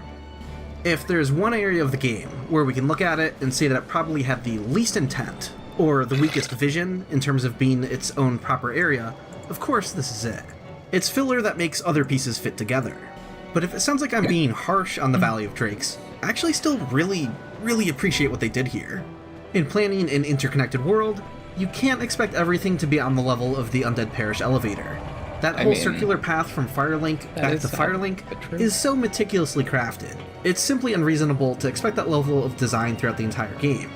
You're almost certainly going to need your generic cave at some point to connect the dots, and that's okay. And to this area's credit, they certainly weren't as lazy about it as they could have been. It has an open sky, after all. This kind of splits the difference with the whole generic cave idea. Sure, you get to have these tall mountainous walls that conveniently divide your different levels, but they didn't completely take the easy way out and put it underground. This means they had to account for distant views from several different vantage points. You can see the Valley of Drakes from Firelink Shrine. You can see it from the Undead Berg. You can see it from the Darkroot Basin. And you can see the Hellkite Bridge from down in the valley. In the end, it doesn't feel wedged in. I ended up just fucking rising PvP, and there's a lot of things that happens today. I gave away my helmets to the NPC that wears whatever. Yes, I'm bouncing between 2 and 3, and I'm having a world of fun. But right now, we're just grabbing stuff, because I accidentally I gave my hat from them away to the NPC that wants your clothes. So, I'm playing around with Havels, because I'm just like tired of Zwizwy and Mailbreaker. We're just messing with it. Not tired of them. The underside of the Hellkite I do love Bridge Zwizwy. It's an easy grab at the start. Side. It's not a surprise. Mailbreaker is always a killer, but I'm kind of fucking with that in 3. I'm mostly on 2 because I want this PvP. It is so good. Then I got distracted, and then I sold my favorite head fuse. And now I'm being salty. Depending on so where we you're had to standing, aesthetic this. From the outside, it's still seen as either open or with a sort of doorway frame. Oh no. Oh no. And from the inside, if you look carefully, you can see how the dark segment running along the floor abruptly stops. How are you doing? Framing the spot where the opening used to be. We're just a bigger point of discussion for my Out of Bounds video is how this structure here, I am trying to get my runs more efficient in 1, because I've played 1 a lot. This is my first time playing 2, and it's my first time playing 3. In 1, I'm having a ball though. I'm doing the new Lando first run. Granting you access inside. I like that. It is so fun to go that way. Then just give Quail Egg. I will not call her Quail Egg. I will call her Quail Egg. To give Quail Egg space while she hugs herself. Oh, it's so fun. Boosh.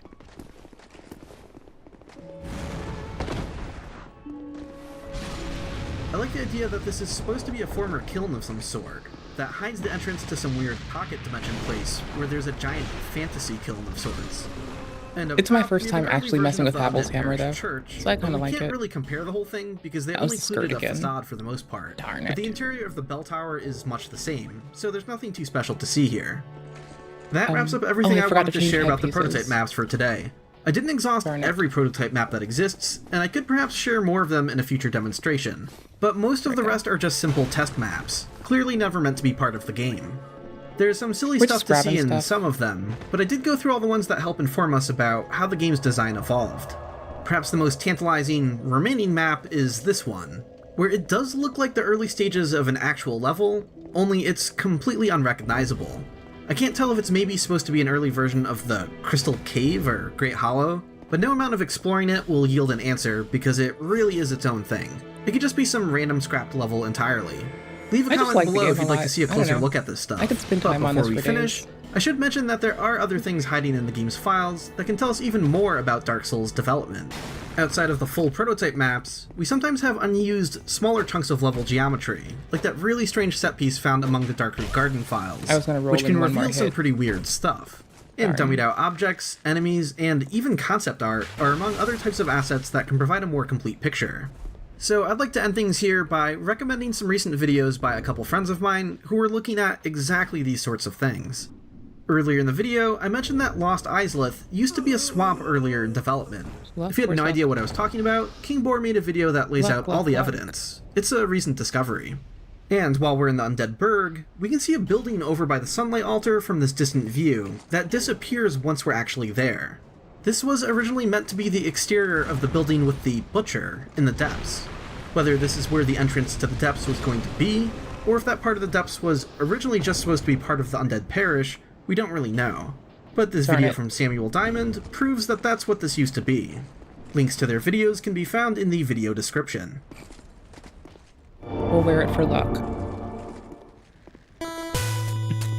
If you enjoyed this video, please consider subscribing and doing all the engagement things that help. They really make a difference. Making sure everyone in chat has the link. On Patreon. That's patreon.com/illusoryvault. I don't have anything specific to announce just yet, but stay tuned because sometime not too long from now I'll be launching a second channel.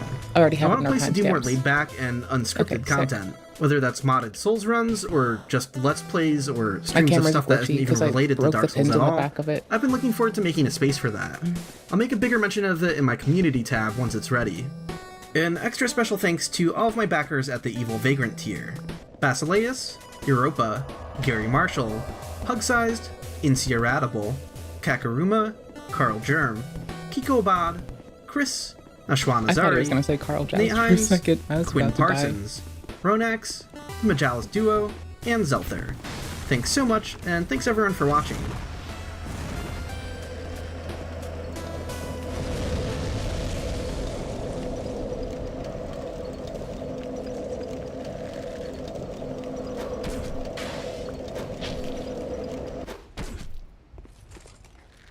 Okay, grabbing the next thing for us. Thanks for hanging out with me, goobers. Hello and welcome to another episode. I already clicked. Hold on. Ooh, A to Z just put up a thing like 24 minutes ago. Vlogger just fled the country after being charged with aggravated kidnapping, and that is definitely not something you hear every day. So it's safe to say we're in for a wild story. So meet Corey Pritchard Jr., as he's a family vlog content creator with over 12 million followers combined, and he's in the center of an FBI investigation where he's allegedly kidnapped two women before threatening to kill them. A popular YouTuber once known for his family vlogging is now accused of kidnapping two women. But the story doesn't end there. Authorities say the Texas-based content creator fled the United States by booking a one-way ticket and hopping on a nearly 20-hour flight. On his two YouTube channels, he posts music videos, skits, and a family vlog channel where he posts stuff with his wife and kids. Or is it ex-wife? Has he posted a video of them interrogating each other just a year ago titled, "She cheated, I'm done." So what are you getting on your phone for then? Because I'm trying to see what's going on. So when nothing going on your phone, oh, your hoes texting on my bed. Yeah, I forgot. You forgot your hoes be texting you. We can't even just talk. Why not? Because when I used to be sloppy, you used to take advantage of me. I took advantage. Yes, you did. Yes, you did. Yes, and I just said it. And I said it again.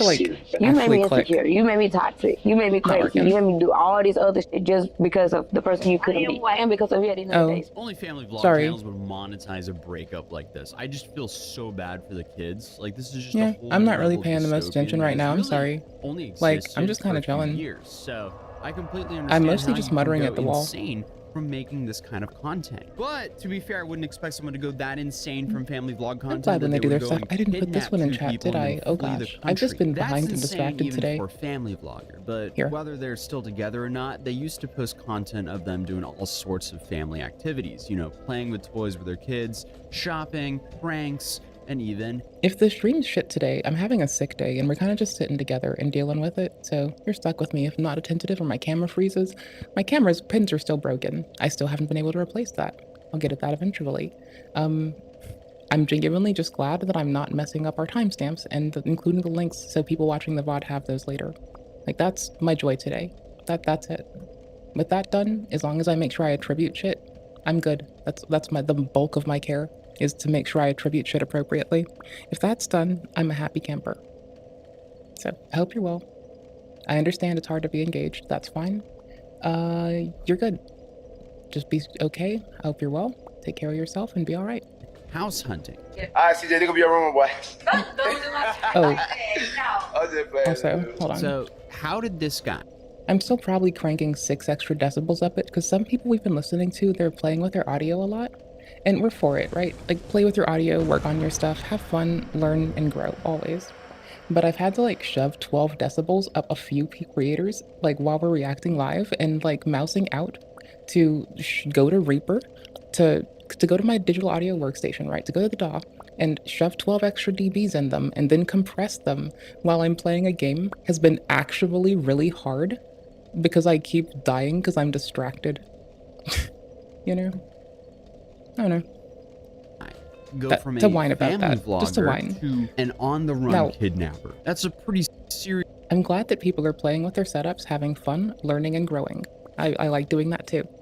That said, yeesh. Serious escalation. Talk about going from 0 to 100. But according to the two women involved in the situation, they exchanged numbers with Corey on November 22nd. He then had them meet up with them and his friends for a day that included working out, ATV riding, and bowling. Sounds like a great time.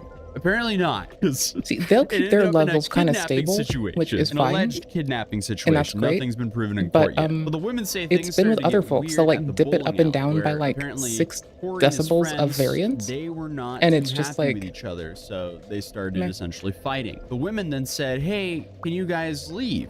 And I guess that worked. So I'm okay with that. So they did leave, but then the women were stuck there stranded. So then Corey came back and said, "Oh, don't worry, I can drive you guys home." And this was necessary because the women apparently left some of their items in his car. So he came back, picked them up, and this is where the story starts to get crazy. It's not this. As during the drive, things apparently escalated quickly. Corey started to drive erratically, driving at high speeds, waving a gold-plated gun around and making what was described as alarming statements. Corey then allegedly shot the gun out of the window a few times, and apparently he was driving down I-10 at over 100 miles an hour. And apparently this isn't the only time someone has alleged that he's pulled a gun on women like this, because remember his ex-family channel partner? Well, apparently she talked about how he pulled a gun on her just a few years ago. His closet was right here. If y'all remember the old videos and y'all seen our old house, that bathroom, you will know exactly what I'm talking about. His closet here, my room, my closet here, right?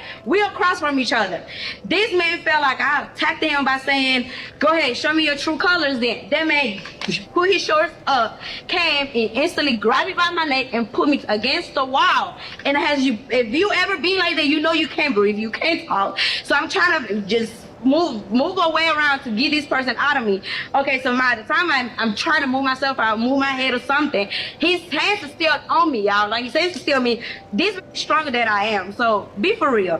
So this hand's still on me. So now by this time, I'm on the floor. He's picking me up. This man done put me to sleep or whatever it was. I black out. I'm on the floor. Now, when I come back to my senses, I open my eyes. All you hear is gun clicking. I'm here gun clicking, you change it, whatever it is that you change it. I hear a gun, a weapon. I'm on the floor. By this time, I'm in my bed, I'm on the floor in the Goddamn. Green. Nice ink. If nothing else, really nice ink. When weird stuff happens, I just usually dive to levity. So I'm just like, I'm just not, because this isn't my thing to dive to levity for. You feel me? I'm hearing you coming out the bathroom with a gun.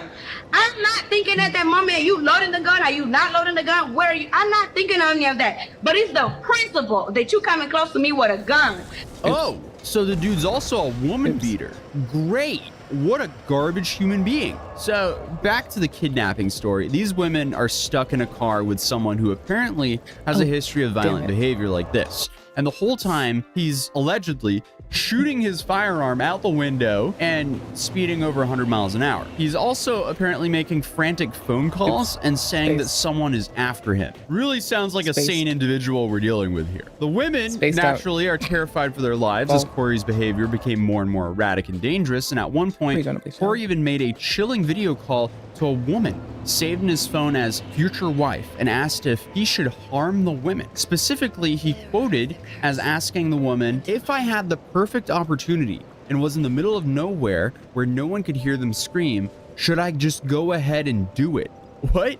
But apparently whoever this woman is didn't help the situation. She apparently just simply answered, yes. But the court documents detailing all of this even quote Corey as saying, "I'm going to explicit y'all and then kill y'all," to the women. So obviously the women are panicking. They're texting each other until Corey turns around, points the firearm at them, and then takes their phones. But somehow they got a break. Finally, Corey pulled over to the side of the highway, ordered the women to get out of the car, and drove off, leaving them stranded in the dark. And let's be real, in a situation like this, that was probably the best case scenario.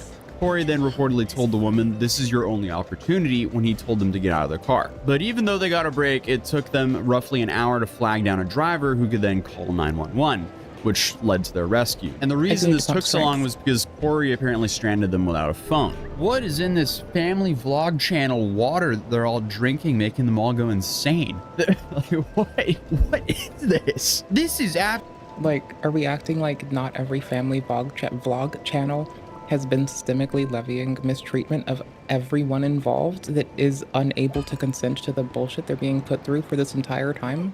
Are we just forgetting that part? What's in the water is clout, and that's terrifying. Like, holy fuck, brother. Dude. Dude. Dude. Duder. Dude. My dude. My fucking dude, bro. What the fuck? No, the family vlogger water is definitely just full of, like, clout, and people think that if they drown in the clout that it must be fine. But I think that's incorrect. Wasn't I gonna go grab something from Dragon Person? I think I was gonna go something from Dragon Person. I don't remember. I don't remember. Oh no. Absolutely horrifying. Like, this is just an absolutely horrifying story. But apparently, one of the women tried to grab for their phones on the way out, but they couldn't get it. But what makes this story a little bit more interesting is the women's GPS data from their Life 360 apps corroborated all of this. So at least the location of the story adds up. Now, all of the threats, the shooting out of the window, that's all still alleged. And then obviously it's still alleged if this is an actual kidnapping or not. And investigators also say that, you know, GPS data from Life 360, which was an app that was on one of the women's phones. Every time someone says alleged, I've been saying alleged for like several months now. To kind of piece together at because if I hear alleged, I'm just going to assume they've found logger at this point. Well, in this case, the victim made it easy for law enforcement to track her because they did have the Life 360 app on there. Oh boy. Yeah, this seems like some pretty solid proof against Corey, but he didn't exactly stick around for them to find out what the police had against him, because Corey, who is now a fugitive, managed to escape to Qatar by booking a one-way ticket and taking an 18-hour flight. Something tells me that you don't do a last-minute 18-hour flight unless you really want to get away from something. So law enforcement are now working on bringing him back to face some serious charges for aggravated kidnapping. What do you make of just kind of that Jekyll and Hyde situation that we're kind of seeing all unfold? Well, that's from where I started with this, that because of his social media presence, law enforcement's going to have to kind of dig in and kind of determine what the motive behind this was. Maybe he was just he had no intent of harming these women. He was just doing this for the classic clicks, or like I said, he had something going on in his life that made him panic. But it seems like there's such in society now, there's such a intense pressure to get quote unquote clicks that we see these social media people doing some amazingly stupid and abhorrent things. And frankly, abhorrent is a more appropriate law enforcement and the society as a whole is really kind of getting tired of it, and the hammer is starting terrifying, to fall unsafe, on these people unhelpful, for their unproductive behaviors. Please tell me that's all not those true. work. If this was some kidnapping prank, he's even dumber than if he actually kidnapped them. There's no words if that's actually the case. But honestly, I don't think this is for content. I think the dude is just absolutely lost his mind. But it is something to consider. That's wild. I love this game. Right before Let me go get killed by someone who likely thinks they have better taste than me. YouTuber, That's right? fine. Man, I'm finna have a field day with this on social media and in court. This is a win-win. And not to mention when I'm done with Danny S, stream my album, Reborn Motion, out now. Did this guy kidnap 2 women and threaten to end their lives to promote an album? Totally normal, insane behavior. But at least he seems excited for court, so maybe that means he'll actually show up for it. Either way, this case is going to be extremely interesting. And then to add to it, Courtney is kind of like eating this up online right now as he's posting a lot on his X account. Here he's claiming that he was already planning to move to Dubai and that it's unrelated to the kidnapping charges, but instead of posting on X, he should be returning to the US and lawyering up. Because it's safe to say the dude really needs a lawyer. Dude literally pulled an HS tiki-taki and fled to Dubai. But then he tweeted, "I'll kidnap my kids that I haven't been able to see since last year before I kidnapped 2 white girls that were trying to set me up and get me killed." That almost seems like a threat, dude. And that really does not make you look as innocent as what you think it does, I guess. And then according to Carmen, he can see his kids if he asks. Your mama got my number, your sister got my number, your uncle got my number, your brothers got my number, all your homeboys got my number. You want to see your kid? Say, hey, can you reach out to one of them and let me talk to my kids? If a father want to be a father will be a fucking father. Obviously, it's a he said, she said, but this must be insane for the people who used to watch them to see all this unfold right now. Unfortunately for me, this is the first time I've heard of him, so I mean, I can't really say my first impression is great. Meanwhile, he's attacking fans on Twitter for simply calling him out on his BS. Where do I turn in token so far, because I'm I'm not a goober so sure and if I'm this new. guy's gonna stay out of the country or actually face the music. Obviously, he seems like he's having a good time posting about his innocence.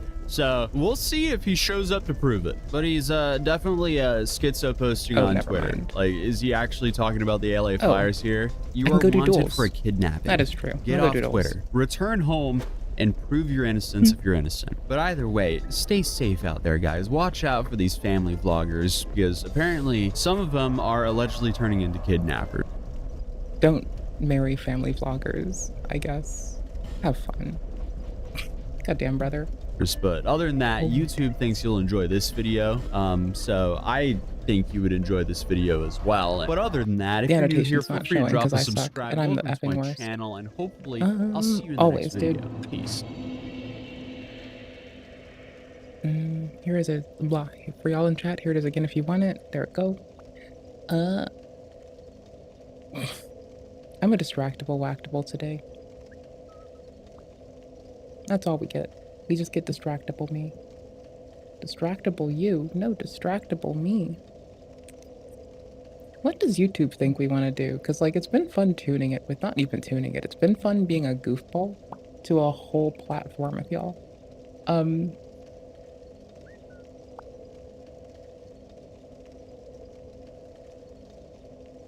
It's trying to show us someone reacting to the top 10 smoke stops. Also, I do want to think that, like, at the very least, like, linking videos that we do react to has directly impacted how this fucking platform decides to shove stuff at us. So I'm actually genuinely quite gleeful that, like, you know, we've done that nonsense. It's been a 10 out of 10er. Give me a sec. I can't do one thing at once. I'll actually just effing explode. Maybe like other days. Like there was that whole week where we didn't react to shit. I was just chilling. Now I want to for some reason, because I just want to sit and be a puddle. And you're stuck being a puddle with me. You lovely goobers. Igloo, if you're still there, you're probably sitting there in shock. I just want you to remember that, you know what? What am I gonna say? It is funny when you're in shock and awe. The reasoning is not. No, how we got there is fucking terrifying. But like, I don't know, fam. Everything else about it, kind of a 10 out of 10. The your shock and awe, not the what got us there, of course. Okay, cool.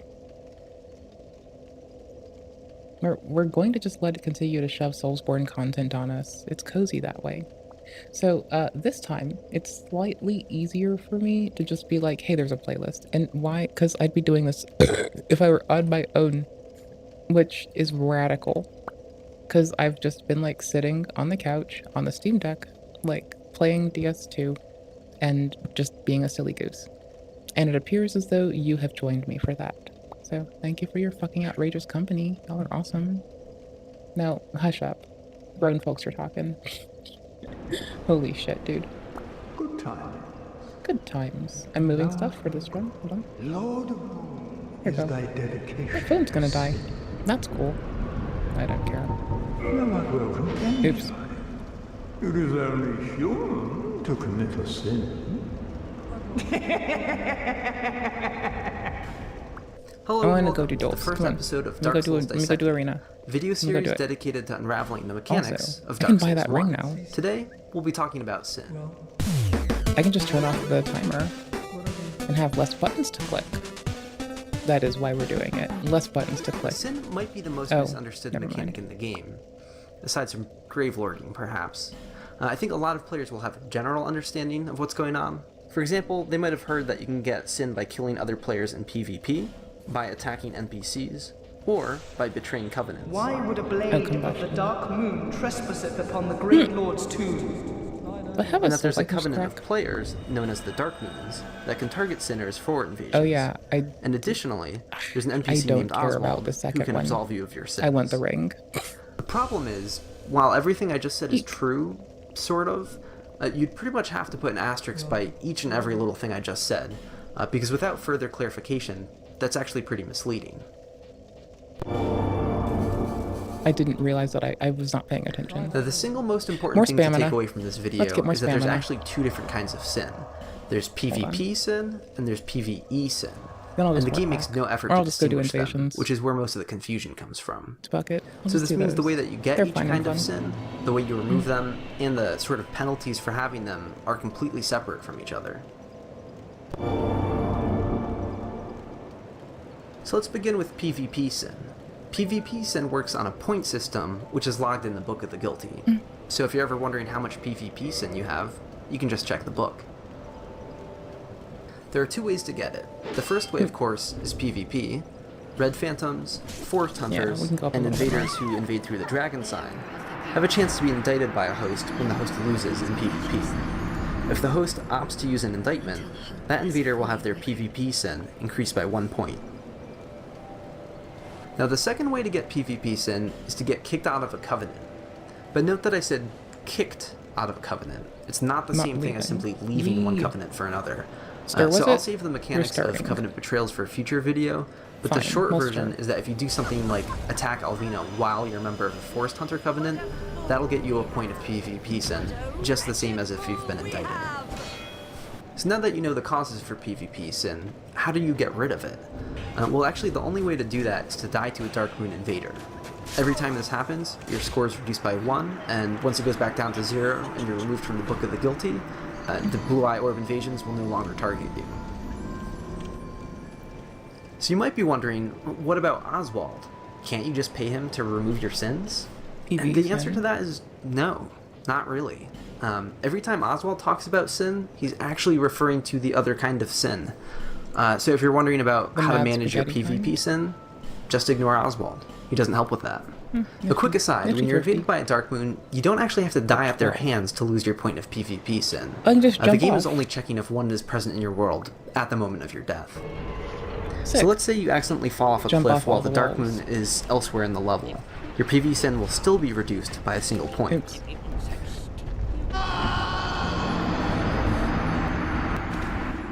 So remember, the only point of PvP sin is that it acts as a gateway for Dark Moons invading through the Blue Eye Orb. If you don't mind the potential for invasions, or you feel comfortable knowing how to avoid them altogether, then there's no downside to having it. You know, if anything, climbing higher in the Book of the Guilty is a good thing. It helps with the potential for multiplayer activity, and it can superficially make you feel like a badass. So what about the other kind of sin, PvE sin? Well, it's not counted or tallied in any way. It's actually just a sort of on-or-off switch. You either have it or you don't, and you get it by angering NPCs. So basically, if you accidentally aggro one NPC, or if you go on a killing spree, murdering every NPC across Lorgen, there's no difference as far as PvE sin is concerned. You either have it, or you don't. So all it really is a flag that lets you pay Oswald for absolution. 16? Once PvE sin is in the on position, he'll accept payment. So that's pretty much it. Having PvE sin doesn't do anything. There's no negative repercussions for having it. Of course, paying for absolution is important if you want to de-aggro an NPC, but otherwise, there's no point in paying for it. Well, sorry, I'm laughing because we're not gonna like. Now, last but not least, we should talk about Dark Anne Orlando. I like the pattern on these pants. Dark Anne Orlando sort of has its own thing going on, blurring the lines a bit. Earlier I said that hosts have to have PvP sin in order to be targeted by Dark Moons, but again, that's specific to the Blue Eye Orb. In Dark Anne Orlando, a host doesn't actually have to have any PvP sin to be invaded by Dark Moons. If you're a host in Dark Anne Orlando, having plunged it into darkness is sufficient for being invaded by Dark Moons through the Dark Moon Ring. Sick. Otherwise, though, there's no negative repercussions for having done this. It doesn't open you up to Dark Moon invasions elsewhere in the game. Making Anne Orlando dark, however, will permanently trip your PvE flag to the on position. So this is where things get a little bit weird. If you go to Oswald trying to clear it, he'll still let you pay for it, only for that to automatically come back.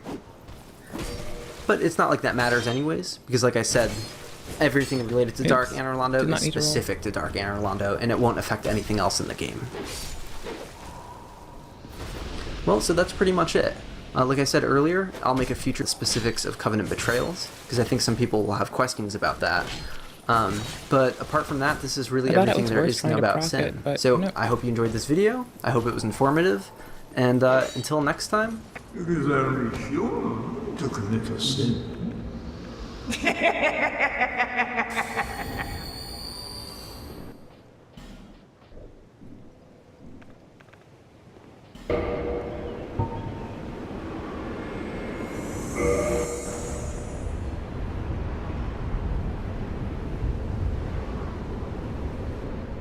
Hello and welcome back to Dark Souls Dissected, a video series dedicated to unraveling the mechanics of Dark Souls 1. Today, we'll be talking about Covenant betrayals and absolution.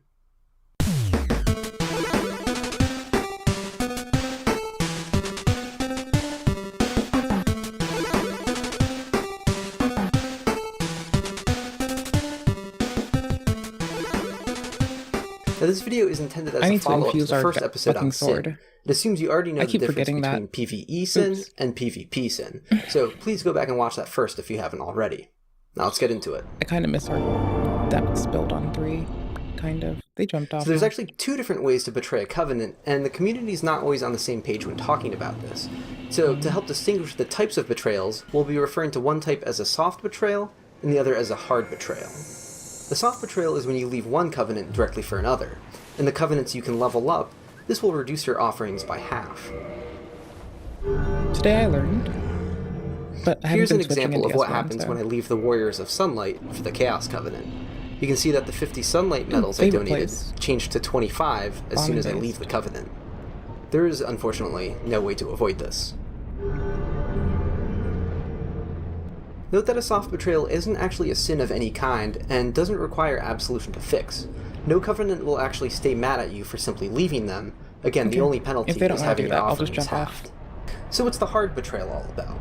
Well, a hard betrayal is when you're kicked out of a covenant. You didn't simply leave the covenant. So that means you were a member of a covenant, and based on actions that you did, the covenant decided you're no longer a member and your status of covenant goes back to none. I got them. So you can think about the two different kinds of betrayal, kind of like quitting a job versus getting fired. The hard betrayal is getting fired, and you don't want that.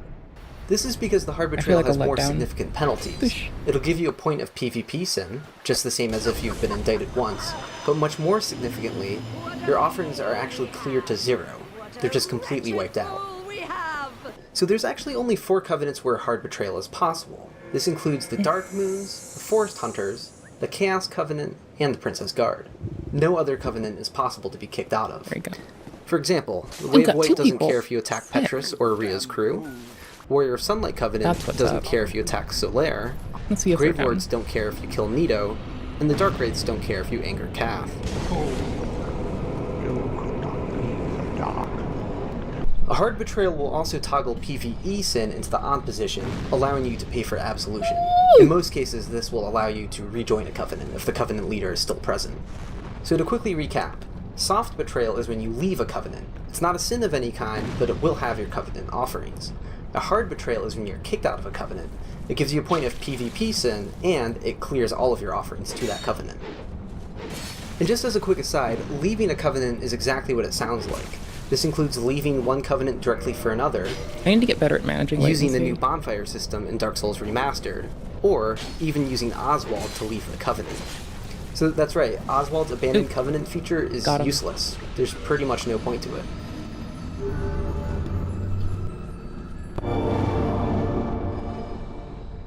I'm just glad to get the moment to practice. Since I didn't go into detail on this in the Sin video, let's talk a little bit more about Absolution. Absolution is the mechanic for de-aggroing NPCs. So let's say you put your controller down on the couch and you accidentally attack Andre. You don't have to kill him, just run away and pay Oswald for Absolution, and he'll fix the problem.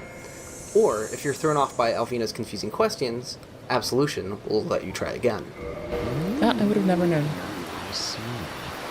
The result most heathenish and gross. Of course, bear in mind that Absolution won't revive any NPCs that have been killed. Now, it actually does have a few unexpected behaviors, so we'll cover that now as well. If you kill someone in Rhea's crew, including Petrus, Absolution won't fix the problem. They'll stay angry, and there's nothing you can do. If you disappoint one of the primordial serpents, that's the end of that. Oh, sorry, fool. You could not be the chosen one. It also won't de-aggro the Dark Moon Nidus if you've killed Gwendolyn. The one thing it actually accomplishes that you might not expect is that if you've made Anor Londo dark, it'll actually de-aggro Gwendolyn, so you can still join the Dark Moons, even when you've made Anor Londo dark. Well, so that's pretty much it. Is it possible that there's any as-of-yet undiscovered benefits to Absolution? I'm not exactly holding my breath, but truth be told, I actually haven't identified all of the flags that relate to Absolution. When I pay for Absolution here, you'll see all of these flags go off. All of the blank entries are ones that I actually haven't identified yet. Pickle soon. If anyone can discover anything unexpected in there, of course, please let me know. So that should cover Covenant Betrayals and Absolution. I hope you enjoyed this video, I hope it was informative, and until next time, don't use Oswald to leave covenants. Okay, sure. And green beans? Those are tasty. I like those. Are you reading a username that I spaced on?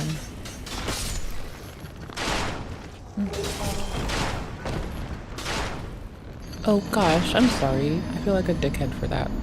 I get that it's likely fine if I just zone in and they die, but I still feel like a shithead. A video series dedicated to unraveling the mechanics of Dark Souls 1. Like, I appreciate Today, them. we'll be talking about vagrants. We're gonna go do Dragon Covenant again. May as well. Wait, no I'm not. I'm staying. Where do I see my Covenant in this fucking game? Holy shit. Vagrants, also known as drift items, are rare creatures based on other players online losing stuff. The basic idea is that if another player loses a resource in their game, it can be sent over to your game, but it gets transformed into a weird creature along the way. So how do they work? Well, let's get right into it. There are two different kinds of vagrants. We'll start with the evil vagrant. This is a hostile creature when I was that little, looks my sort of like a granddad would always egg like with a crab claw for an arm, offer me insect like legs, and some tendrils on top. And inside its core is a sort of black mass, likely intended to represent humanity. It is known to have a dangerous projectile attack that sometimes catches players off guard. but if you see it coming, it deals only physical damage, so it can be easily blocked without any harm done. The Evil Vagrant also has a melee attack if you get closer, but it's not very dangerous. Oops. They are guaranteed to drop a humanity when you kill them, or a twin humanity, but I'll talk more about that in a moment. That's fine. So how do these vagrants spawn? Well, humanity is a sort of underlying theme to these vagrants, so humanity is what causes them. As long as I'm not a dickhead when I load Specifically, in, that's they my come from the W. lost I don't care bloodstains beyond that of other point. players online. If a player dies and fails to retrieve a bloodstain that has 5 or more soft humanity in it, their game will attempt to send the vagrant to another player online. Now, apart from the player who's targeted being random, there really isn't a randomization aspect to this. If you lose a bloodstain with 5 or more humanity in it, it's a guarantee that your game will try to send an evil vagrant to another player. There have been some misconceptions in the past about what spawns them, like having more humanity will help in some way, or a large amount of souls. But that's actually not true. Souls aren't a factor at all, and all you need is the 5 humanity. Now sometimes, vagrants will have that dark red color to them, like an invading phantom.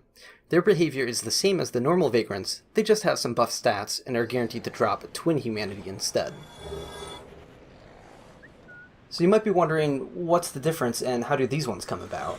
Well, at some point earlier, it was a normal vagrant. It's just that it's been passed around at least 20 times online, and it starts looking like this. Yep, you heard right, 20 times. It's kind of crazy. So not only does the bloodstain get sent out to another player's game, but the vagrant itself, if not killed by a player, will get sent out again to other players online. If it exchanges hands 20 times or more, that's how it turns into the red version.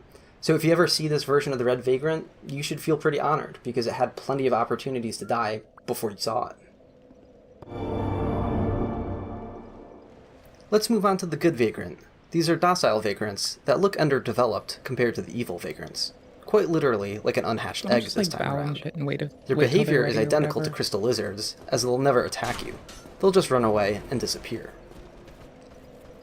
The Good Vagrants can potentially drop a wide variety of items. Now, if you see a sort of pattern coming here, when I ask what spawns the Good Vagrants, you might be able to guess that the answer is a variety of items. Various items that are dropped and abandoned by players online could be sent out to other players. But this is where things start to get a little weird. Unlike the evil vagrants, which become an evil vagrant for their first recipient, the various dropped items have a sort of gestation period before they actually become good vagrants. Before they become a good vagrant, they get sent around as what I like to call a drift items bag. Just a bow, then I'm good. When certain items are dropped and abandoned, typically rare items that can't be easily stockpiled without farming, these can be sent out to other players as drift item bags. They appear identical to a normal dropped item, but they'll sometimes startle or surprise players, because they'll find one when they know they didn't drop an item themselves. Oh gosh. So they'll be wondering where the hell it came from. Hi, new friends. It's not until this drift item bag is passed around 10 times that it finally becomes a good vagrant. Oh wait, are we good? So to add yet another layer of complexity to this mechanic, the drift items themselves, and the resulting good vagrants and what they drop, actually go through a sort of metamorphosis. Let's say I drop a gold coin in my game, and die or reload the area. The recipient of that drift item bag, if they find and pick it up, won't actually find a gold coin in it. Instead, it'll be carrying rubbish. The resulting good vagrant will drop charcoal pine resin. And if that good vagrant gets passed around enough to become the red phantom version, then it will drop gold pine resin. If you'd like to know more, I made a complete table on the wiki that shows what items you can drop to spawn these drift item bags and how they evolve along the way. Just remember, if you find and pick up a drift item bag, as nifty as that is on its own, you basically just aborted a good vagrant. So consider not doing that. It's also worth mentioning that there are 2 viable items that you can buy in infinite supply. And this is how I spend time Transient curses and with constipation. So if you have extra souls that are piling up from endless co-op or PvP, just go ahead and buy 99 of these. Drop one of them at a time, before every time you warp to a new area, and you're going to help spawn a lot of good vagrants for people. Okay, I never knew that. Vagrants that is astonishing. Locations. Vagrants have fixed spawn locations, like invaders, so they won't actually spawn exactly where the bloodstain was lost or the item was dropped. And this is why you'll often see pictures and videos of vagrants in repeating locations. Hold on, I'm so sorry. You're stuck with me. As I run back again. Just a quick comment about vagrants' spawn locations.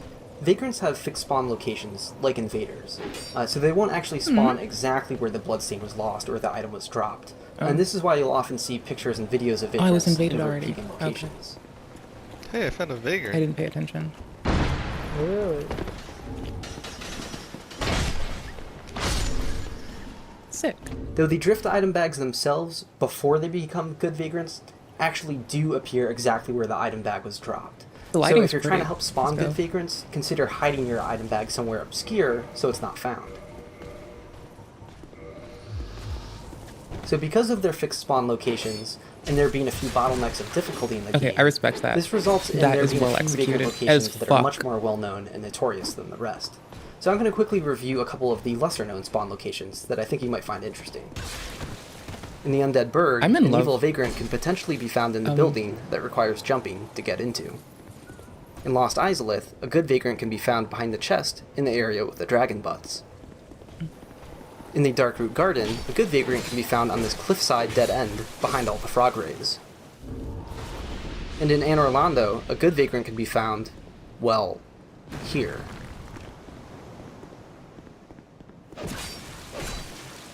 Once again, I've provided a complete list of all the vagrant locations on the wiki, so you can take a look there if you're interested. Goddamn.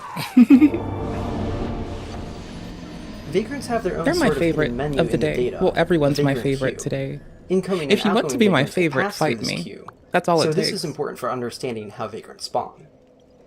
When you first receive a vagrant, you don't actually get it right away. It won't spontaneously spawn in your world when another player dies. It'll be in your queue, and then it'll unload from your queue and into your game once you reload the area. This is why you can't just leave your game on for an extended period of time and expect to find vagrants. The queue has its own timer system as well, and if you wait too long, you'll wind up sending the vagrant off to someone else. If you've ever just let your game run for an extended period of time, If you see someone you pop actually in, probably had a lot of let me know. I vagrants might need pass pickles for a through your sec. game without you realizing it. Yeah. Now, there's also a very penalizing cooldown timer for vagrants. If you kill a vagrant, or pick up a drift item bag, your queue will freeze for 80 minutes, I have to restart and there's the no camera. known One way to sec. clear this timer. So you won't be receiving or creating Deactivate. subsequent vagrants during this time period. So people will often ask if it's possible to create their own vagrants for themselves. And the answer is no, unfortunately, you can't. But there is a sort of trick that you can do, though. If you intentionally create vagrants repeatedly, perhaps by duping a Firekeeper soul and losing bloodstains on purpose, you can try to spam the network with them. Bearing in mind that when other players die or leave the area without killing the vagrant they got, they'll send them back out to other players online. By random chance, one could come back to you. But there's no guarantee. I mean, You'll I have to just be think very it's charming. patient. You could sink a lot of time into it without success, and this might even be harder to accomplish in the remaster due to the revised networking. So that pretty much wraps it up. I think the vagrants are a really unique and interesting mechanic. I can't say I've heard of another video game doing anything similar before, and sadly, you won't find it elsewhere in the Souls franchise. I just like hanging out here in the Tower of Flame. Nor Bloodborne, and I'm a little skeptical it's going to show up in Sekiro as well. I feel like a dickhead. As always, I hope you enjoyed this video. I hope it was informative. No, and this until is next dickhead. time, consider This is dropping a bunch of dickheadery. transient curses. Wait, here's ours. Here's our old message. Lol. That's sick. I think they just aggroed this dude. Hello and welcome back to Dark Souls Dissected, video Nope. series dedicated to That's unraveling the mechanics of Dark Souls 1. Let's Today, assume we'll they're be by talking the about fall bonfire. damage. I would be by the bonfire. Am I on the wrong side? No, I am. Okay. Let's let them do them first. Let's not be a dickhead.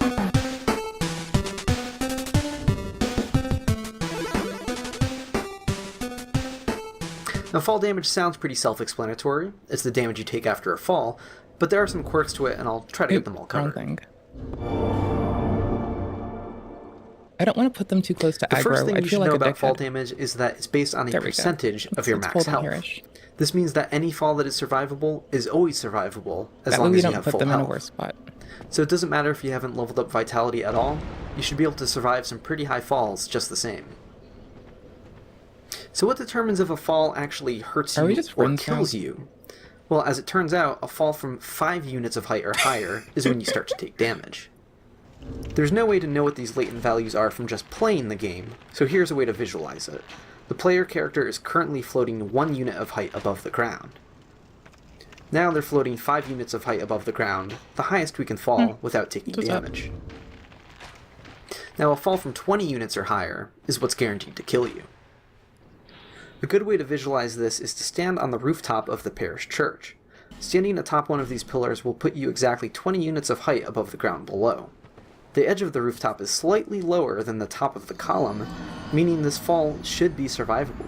But they put in a kill box anyways, to make sure that we die regardless of fall damage. But if we disable the kill box, just like waiting, I guess. can't I see don't that know. this I don't want to fall bother should be them. They're survivable nice. as far as Okay. fall damage is concerned.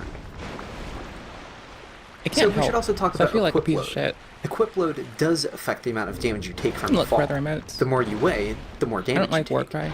Though, remember that I said that any survivable fall is always I'm gonna survivable decrease with the full sun. health. So if adding more weight to your character doesn't set you over the edge and kill you, you might be wondering what's Honey, going no, on. I can't help you.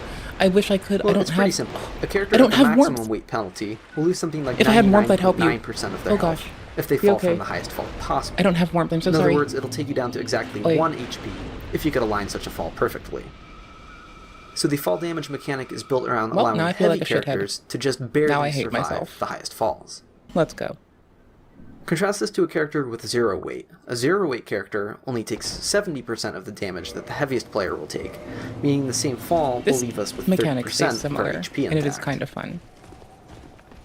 Note that when I'm talking about your weight, I'm talking about equip load and not equip burden. So this has nothing to do with whether or not you're fast rolling or fat rolling. These are static roll. values that are independent of your stats. The maximum weight penalty begins at 89.7 equip load, but up until then it scales more or less smoothly in between, so there aren't really different tiers of weight damage. If you put on just a little bit more weight, you'll take a little bit more damage from the same fall, up until you cap at 89.7. You get this, dude. It should be noted that weight doesn't affect the aforementioned breakpoints of fall damage and death. Those still occur at 5 units and 20 units of height respectively, independent of your weight. Also, stats like dexterity don't diminish the fall damage you take in any way, so this Short actually sword makes this a time. little bit unlike other games in the series. Well, we're gonna upgrade short next. Short sword. Let's move on to kill boxes. Kill boxes are areas Let's go where ahead the and player do will this. die Hold when they on. pass through them. They've been 9K? popular Yeah, we can since do the that. advent of Hold on. 3D gaming for a couple of reasons. I'm gonna eat pickles. The first is that they make having deadly pitfalls easy and convenient. If the player quickly dies while I heard the falling death into a sound pit, and it they don't freaked have to me worry out. about fleshing out the map God damn to it. include a bottom to the pit. Duder. They don't have to worry about staging more elaborate camera angles, and so forth. The second reason is to prevent out-of-bounds exploration. No matter how hard a developer tries, it can be incredibly difficult to account for every glitch and weird obscure mechanic that allows the player to find some way to escape the map.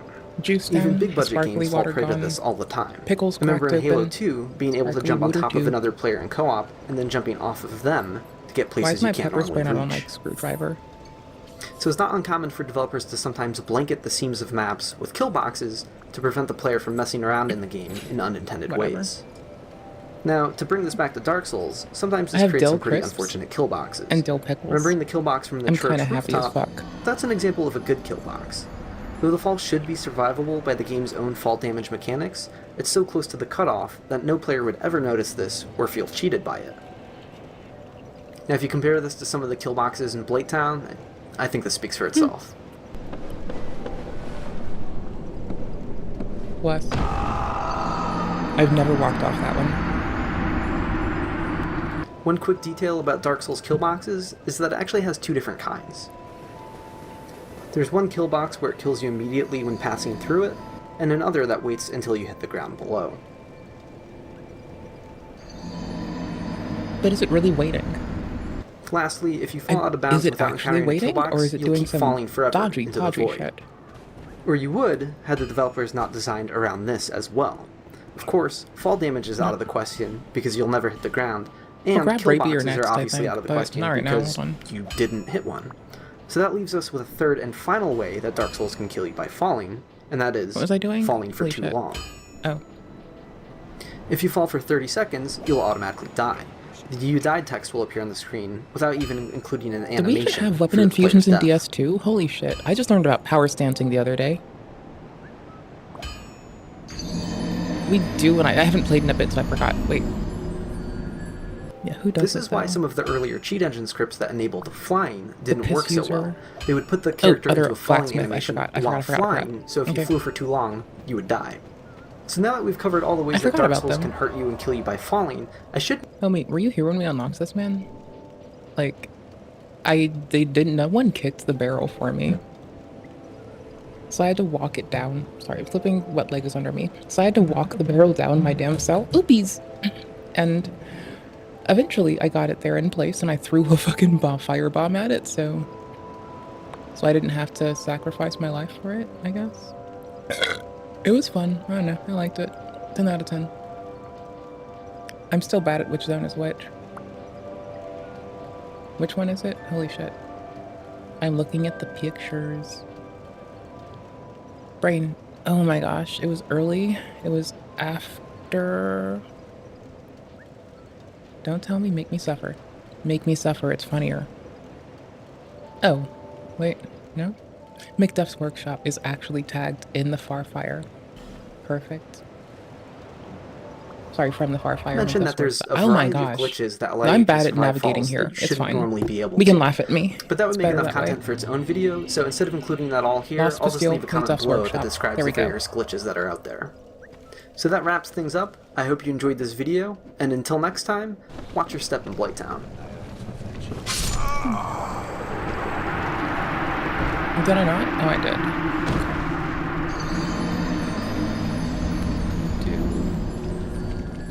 Boltstone. Poison Weed. No? You don't have, like, sharp. I don't Hello, have and sharp welcome yet. back to Dark Souls Dissected, on. a video series Or dedicated to heavy. I don't have unraveling the sharp or heavy mechanics of Dark Souls 1. Today, we'll be talking about spawning Quaylana.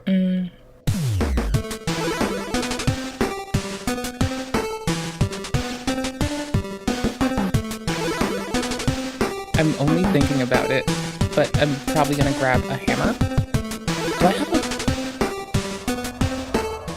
I bounce between games too much. Holy shit. To Do I spawn have Quaylana in a... Blighttown, the requirement is having a pyromancy flame that is upgraded to +10 What or do I higher. have here? Holy In shit. order I'm to putting do Estok that, away. you need to Actually, I obtain a like them. I'll pyromancy keep them flame with us, and have but... it upgraded by Laurentius. I'll go with or Club, I Ingi. guess? I don't think I have This all Morning has to Star. happen before Oh, I defeating do? the Bed of Chaos. Shit, okay. She'll appear by the pillar that is located I'll here. do stuff with two of them, just separately. Now this is widely understood and won't be I a know I surprise like to Club, anyone. but- This was known pretty much as soon as the game came out. Do you still have effects? But for that I can use years, too? there was Hold on. speculation about another trigger that might cause her to spawn. Players who didn't have a pyromancy flame at all would see her, so clearly something else was going on. Bleeding, right? Where is Because it? of this inconsistency, there was confusion about Quaylana Where for is a it? very long time. More than 2 years after the game came out, Wikidot was stressing that her Okay, exact causes for spawning weren't fully understood, and ideas like having enough intelligence were being suggested. You And can't over sort 3 the years box on after this. its release, Fextra Life Wait, still had a Adrian, lot of back and forth discussion and even more ideas being put forward. What? What? Thankfully, someone in the community discovered an exception, What? and if I remember correctly, it went something like this. What? They noticed that Quaylana wasn't present in their game while they were exploring Blighttown, and then they got invaded and one-shot by an invader with a powerful pyromancy flame. Then, on their way back to the boss, they noticed Quaylana was there after the invasion. The logical conclusion was that another player bringing a +10 pyromancy flame into their game, even only temporarily, caused Quaylana to spawn. It's like the game failed to notice who the item belonged to, and only that it was present in some way or another was all that mattered. This Our weight's turned out to be 11, so we correct. could wield both. So before updating the wikis, have I also options checked if to you see really what would wanted to. happen if you met that same player outside of Blighttown. I summoned a friend with a Oh, plus shit. 10 pyro flame in the Undead Parish, and that Wow. didn't make Quaylana appear. Can I just get... The sounds I between summoned the both same games person are down in or Blighttown, between... then, yeah, as expected, it did it's just work. fucking with me. That's fine. So it I didn't seems like have we two. finally had it all figured out. These random online encounters What? explain the inconsistencies, and our understanding on what makes Quaylana spawn changed to either having a plus 10 pyro flame or higher yourself, or meeting someone else who does while you're hosting in Blighttown. Now all seemed good for a while, until eventually more reports started trickling in. There were players who didn't have the pyro flame, and they didn't get invaded or summon anyone while they were in Blighttown. Thinking. You gotta be fucking kidding. By this point, I had Can't already stop me. tested all the ideas that were thrown at the wikis, and Yikes. none of them worked. I began using special tools, like debug, to confirm and watch in real time that getting the +10 pyro flame was the trigger. So as you can imagine, I was really confused about what the remaining options What's Ring of Blades +1 do? Hold on. Thankfully, one report came with more specific information. The player mentioned that while they weren't invaded in Blighttown, they were invaded while they were in the depths. I thought I had ruled out multiplayer connections in other levels, so this was somewhat of a eureka moment. The requirement wasn't only being in Blighttown, it was being in or near Blighttown. And as it turns out, it works if you're in 3 other certain locations. It works in most of the depths, it works in the beginning of New Londo Ruins, before you cross those wooden bridges, and very specifically, the Demon Fire Sage boss room. So to recap, the possible triggers for spawning Quaylana are as follows. That's sick, I'll take it. 50 extra damage, bro. Uh-huh.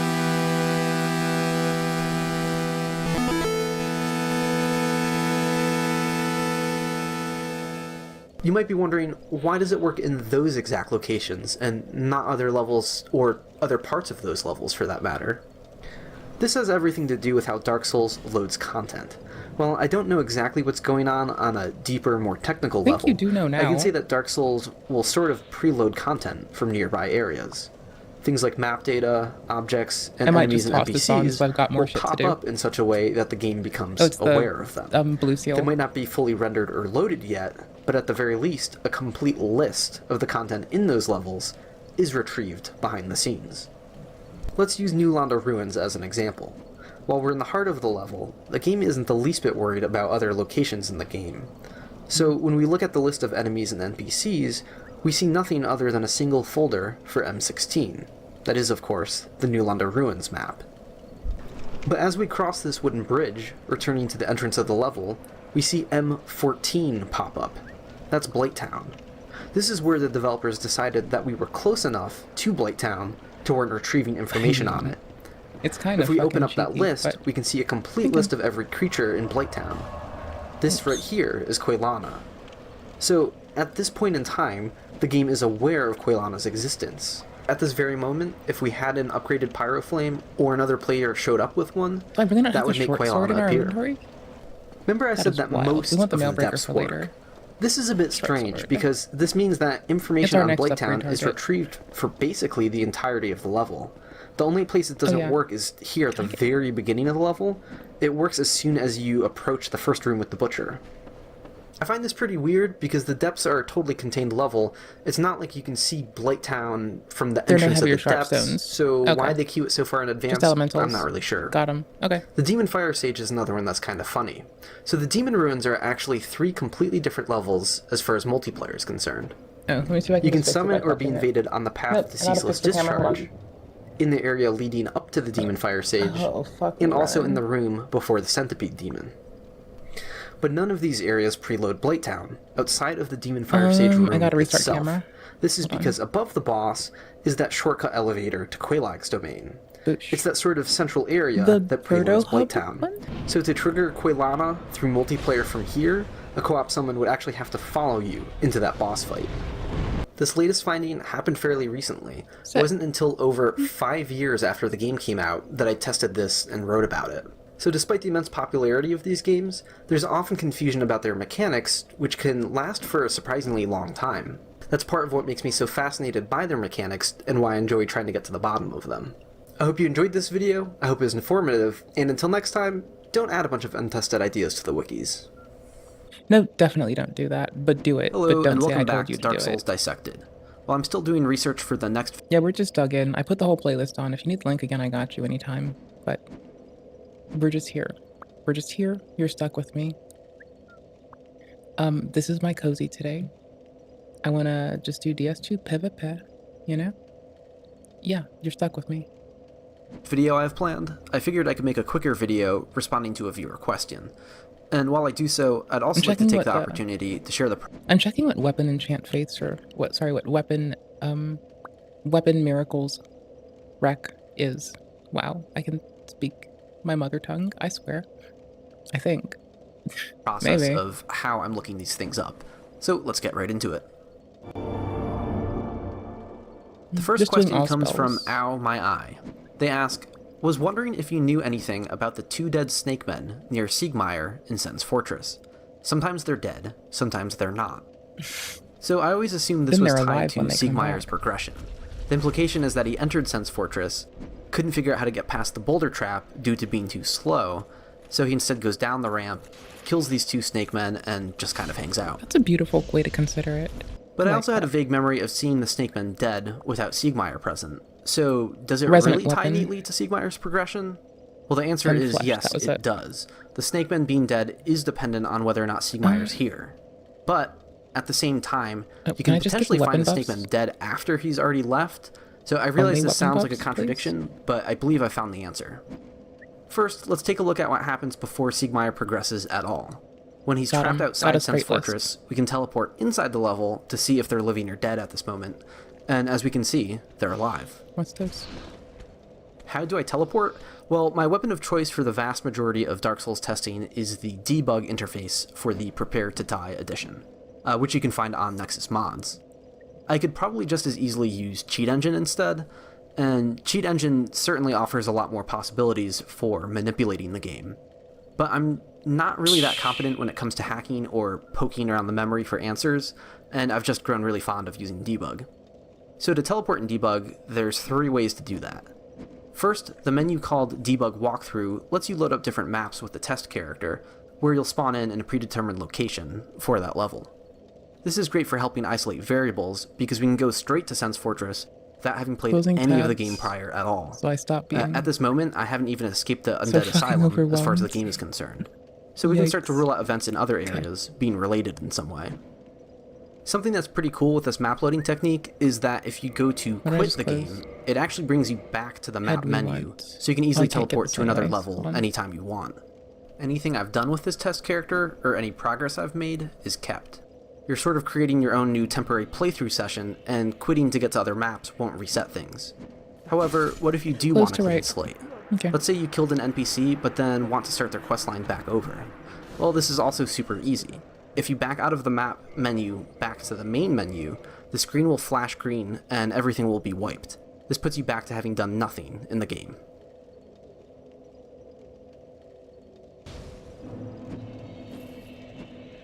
The second 2 methods of teleporting in debug are using exact coordinates or using characters as landmarks.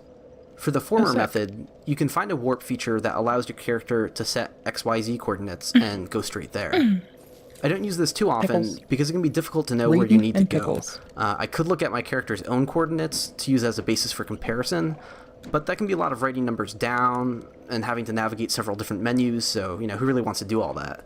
If you're dead set on being able to teleport around the map freely during gameplay, outside tools like Cheat Engine and other programs have offered more flexible options, like pressing certain keys to teleport a few coordinates forward or above your current position. That's way better, but there's no way to do anything like that in debug, unfortunately. Lastly, I mentioned using characters as landmarks, and I use this constantly. By characters, I mean anything that shows up in the character menu, which includes enemies, NPCs, and bonfires. For any character you select, you can simply click on Move Position to this position, and you'll go straight there. The only difficulty is that the characters aren't named, so you either have to know what these numbers mean, look them up, or do some guesswork. But something that makes the guesswork really easy is that human-sized NPCs are almost always a C followed by all zeros, and bonfires are always a C1000. So I don't really have to memorize anything beyond that. If you can try to imagine warping to anywhere in the game you'd like, 9 times out of 10, it's near an NPC or bonfire that you could easily warp to. Okay, so with that massive tangent out of the way, back to the Snake Men. We determined that they're alive before Siegmeyer shows up. Now if we go back after ringing both bells, we can find them dead near Siegmeyer. Now if we get Siegmeyer to move to Anor Londo, after a couple of resets, the Snake Men are back. So now that we can be pretty sure this is all tied to Siegmeyer, is there something else we can do to take a closer look? This is where I look to another outside tool created by Wolf2K called Event Hook. This shows when various flags are tripped and allows you to ID them yourself and save them, if you can isolate and figure out what they are. This doesn't actually show exactly everything that happens with the flags, and sometimes there are more complex interactions or things that the software doesn't reveal, but it can still accomplish quite a lot. And most importantly, you can force flags. If I want a certain door to be open, I could just tell the game to have that door be open. This brings us back to Siegmeyer. A while back I tried to identify most of the flags relating to NPC quest lines to help iron out exactly how they work, so this was pretty easy to play with. What happens if we don't progress the game at all? Let's say we don't ring any bells, we don't do literally anything outside of telling the flag for Siegmeyer's quest line that, hey, he's inside Sen's Fortress now. Turning that on and reloading the area will result in the snakemen being dead, but Siegmeyer won't actually show up. I believe this is one of those complex interactions I mentioned. At this point, the game is likely aware that the gate to Sen's Fortress hasn't actually opened yet, so it sort of fights me on this flag. But nonetheless, I can now do nothing other than playing with this flag to see that it results in the snakemen being dead. I should quickly mention that there are actually two flags for how Siegmeyer winds up inside Sen's Fortress. His quest line momentarily diverges depending on whether or not you've talked to him at his first location. If you did talk to him here, you don't have to talk to him inside Sen's Fortress to progress his quest line. Simply moving the boulder trap out of the way will cause him to move to Anor Londo. If you didn't talk to him, you have to talk to him at his second location, in addition to moving the boulder trap to get him to move on. So these two different scenarios for him being stuck at the boulder path are flags 1491 and 1492, respectively. It's both of these flags that, if they're on, results in the snakemen being dead. So this really nails down that the snakes being dead is tied to Siegmeyer's presence here. Well, I was hoping that I could. But earlier, I mentioned being able to see them dead without Siegmeyer being around. And in a normal playthrough, no one is teleporting into Sen's Fortress without opening the gate first. So how does this happen? Well, when you move the boulder trap to trigger Siegmeyer moving onto Anor Londo, that flag doesn't update in real time. We can check the status of that flag right after doing it, and it's like nothing happened.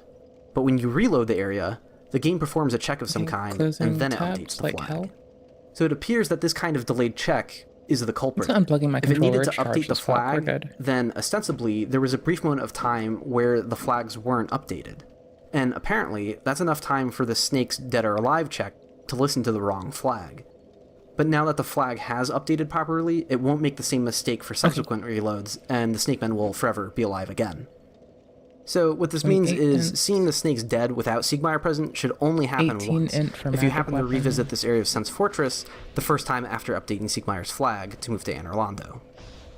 Hopefully this clears things up. I'm sure others in the community, like Hot Pocket Remix, could do a deeper dive into what's really happening with all of the flags, things like why the Sen's Fortress gate needs to be opened before Siegmeyer moves, or possibly more about the check for the snakes being alive or dead itself. But I'm confident enough we have our answer, and hopefully you were able to get a better understanding of how I test something like this. I think I'll be doing more of these response videos in the future, but for now I'll go back to chipping away at my next video. For that one, I'll not only be explaining an obscure mechanic, but I'm actually in the process of researching and learning new things about it right now, things that the community wasn't previously aware of. It's probably the most buggy and broken mechanic after Miracle Resonance, so I hope you're looking forward to it. Until then, if you have any questions, please leave them in the comments below. I can't promise that every question will get a video response, especially not in a timely manner, but they can be future inspiration for videos just like this one. Holy shit. Thanks again for watching. It's only detecting the DualShock. What the fuck? This is so irregular. Why is it only detecting DualShock? Hello, Isn't it supposed to hate to Dark this? Souls Dissected. This is a video series that normally examines the game's mechanics, but today I want to do something a little different. I wanted to take a look at a particular design technique that From Software utilizes from time to time. Okay, we can get a pyromancy that, a lot has been said gives our about the various flame. design philosophies of game director and now president of From Software, Hidetaka Miyazaki. The lore is often recognized for being a lot deeper than the games will initially let on, where the player base is essentially given breadcrumbs that help reveal a more detailed backstory. But I understand if you hate I don't think there's really anything else that can be said about this. From the lore through to their mechanics, these games often have an impressive amount of stuff happening behind the curtains. But regarding the subject of trying to fit more than meets the eye into these games, there is a very specific sort of design trick that I wanted to highlight. It's difficult to give a pithy name to this because it's so specific. I think it takes a couple sentences to even describe what this phenomena is. So short of having a name for it, the Lost I'm at? talking about when From Software games include items or things that may actually be something else. But that's not the whole trick to it. Simply being able to say X is actually Y about something wouldn't be very interesting. To simply say that Calamite isn't really Cyclops I forgot how to get is there. not that Which compelling bonfire's on its own. closest? What I'm talking about, I think, is a bit more organic and subtle than that. It's more about how the games will sometimes match how the player base would likely see something with how people in that universe would logically see it as well, even when both may be wrong. I think I remember where. Okay, so if this all sounds weirdly conceptual, let's take a look at a few specific examples. One that's widely recognized is that the basilisk's giant eyes aren't actually their eyes. If you take a closer look, you can see the real ones. Sorry. Oh yeah, they have fake eyes. They do drop an item, however, called the Eye of Death, which is clearly based on their body part that looks like an eye. The in-game description reads, "The dreadful eyes of death spread disaster across neighboring worlds. Phantoms lured to the host world may end up as victims, allowing the eyes of death to multiply and leading to further proliferation of bane." Thematically, it makes sense. The basilisks can curse you, while the Eye of Death can inflict the Gravelord's curse on other players. But calling them Eyes of Death in the first place just embraces the fact that they look like eyes. The same way that not every player is going to stop to observe the anatomy of the basilisk, you could assume that people in that universe would call them eyes too. Now, it wouldn't be wrong to call this a random detail. Without having to look to the lore or needing any complicated backstory to justify this, it's just a simple moment where we can say, hey, New Game that's Plus, kind of they'll give us, we can aesthetics them, I think, one-off, right? or is this a reoccurring technique? Let's take another look at Calamite. As I mentioned before, Calamite is not actually a Cyclops.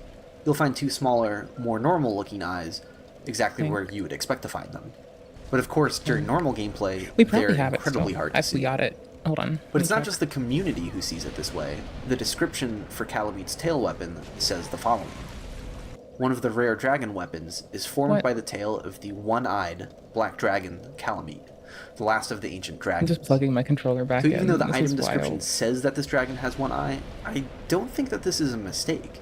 I think we're just seeing the same design principle. Just as the people in the universe of Dark Souls aren't going to get to take a close look at Calamite, it's understandable that they would call it a one-eyed dragon. Got it. It doesn't have to be true, it's just a realistic outcome. Gosh. Now, I'm not saying the third eye isn't actually an eye. Of course, there's room for interpretation. Whether Calamite is like a Triclops with a third telekinetic eye situation going on, or it really is just another organ that isn't an eye at all, that doesn't really matter.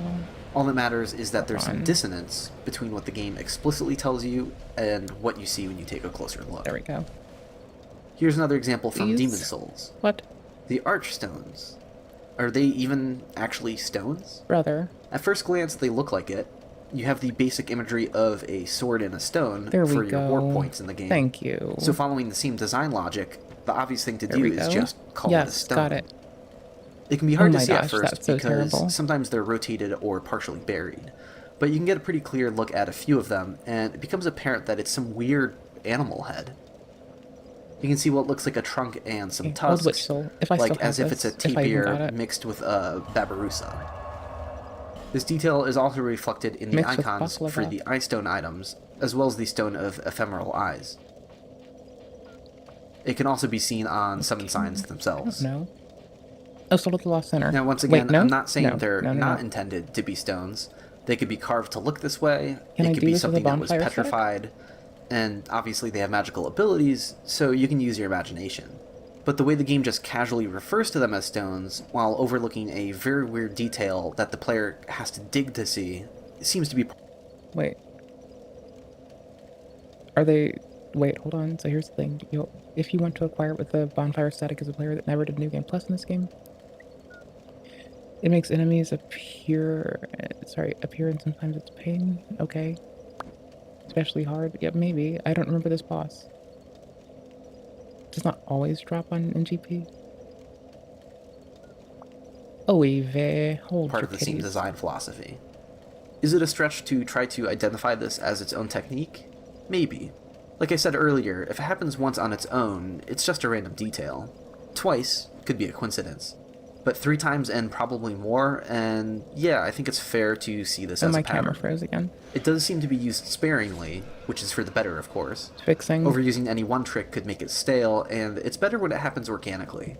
I don't think players should be tempted to scrutinize every little thing they run into. For one, the narrator should be reliable to some extent, and secondly, it would lose some magic if this was a pattern that was easy to identify. Okay, a bonfire static can And just work. as a quick aside, I think it's funny to note how all three examples I provided involved eyes in some way. Whether we're talking about actual eyes being involved, or a related item simply being called an eye stone. Now this, in particular, I have no idea if it's just a coincidence, or if there's some kind of fascination at From Software with the idea of eyes having another purpose. So what do you think? Are there other examples of this that you can think of? Or, if you wanted to take inspiration from this concept, what would that even look like? Thanks again for watching. Sick. What? I want flame weapon, and I get lost easily. What do you want from me? Yeesh. Oops.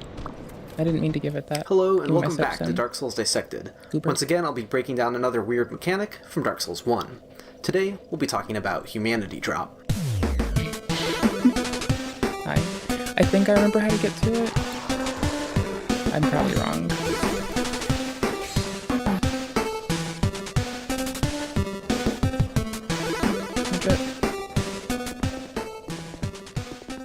Where's our levels at?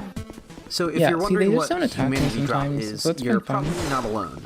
The community has never really picked a specific name for this before, but it's the system for getting soft humanity directly from enemies. Every now and again, when you defeat an enemy, you'll get a black soul mask instead of the usual white aura of souls, which signifies that this has occurred.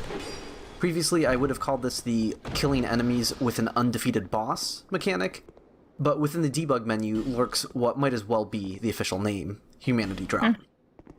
Now, if you were expecting a discussion on the drop rate of normal humanity, I won't be covering that here. I'm going to save item discovery and drop rates for a future video. So with that out of the way, let's get started. Did we even do the trio? As I mentioned earlier, this is a mechanic that requires killing a bunch of enemies, specifically in an area where the boss hasn't been defeated yet. You can get a total of up to 10 soft humanity in each level where it's available. Though I should stress that no one really farms all 10 humanity this way intentionally. That would be incredibly slow and inefficient. Instead, you should think of it as a way to just get a few freebies along the way. And in certain situations, it can also be an alternative to backtracking. Here's one specific example.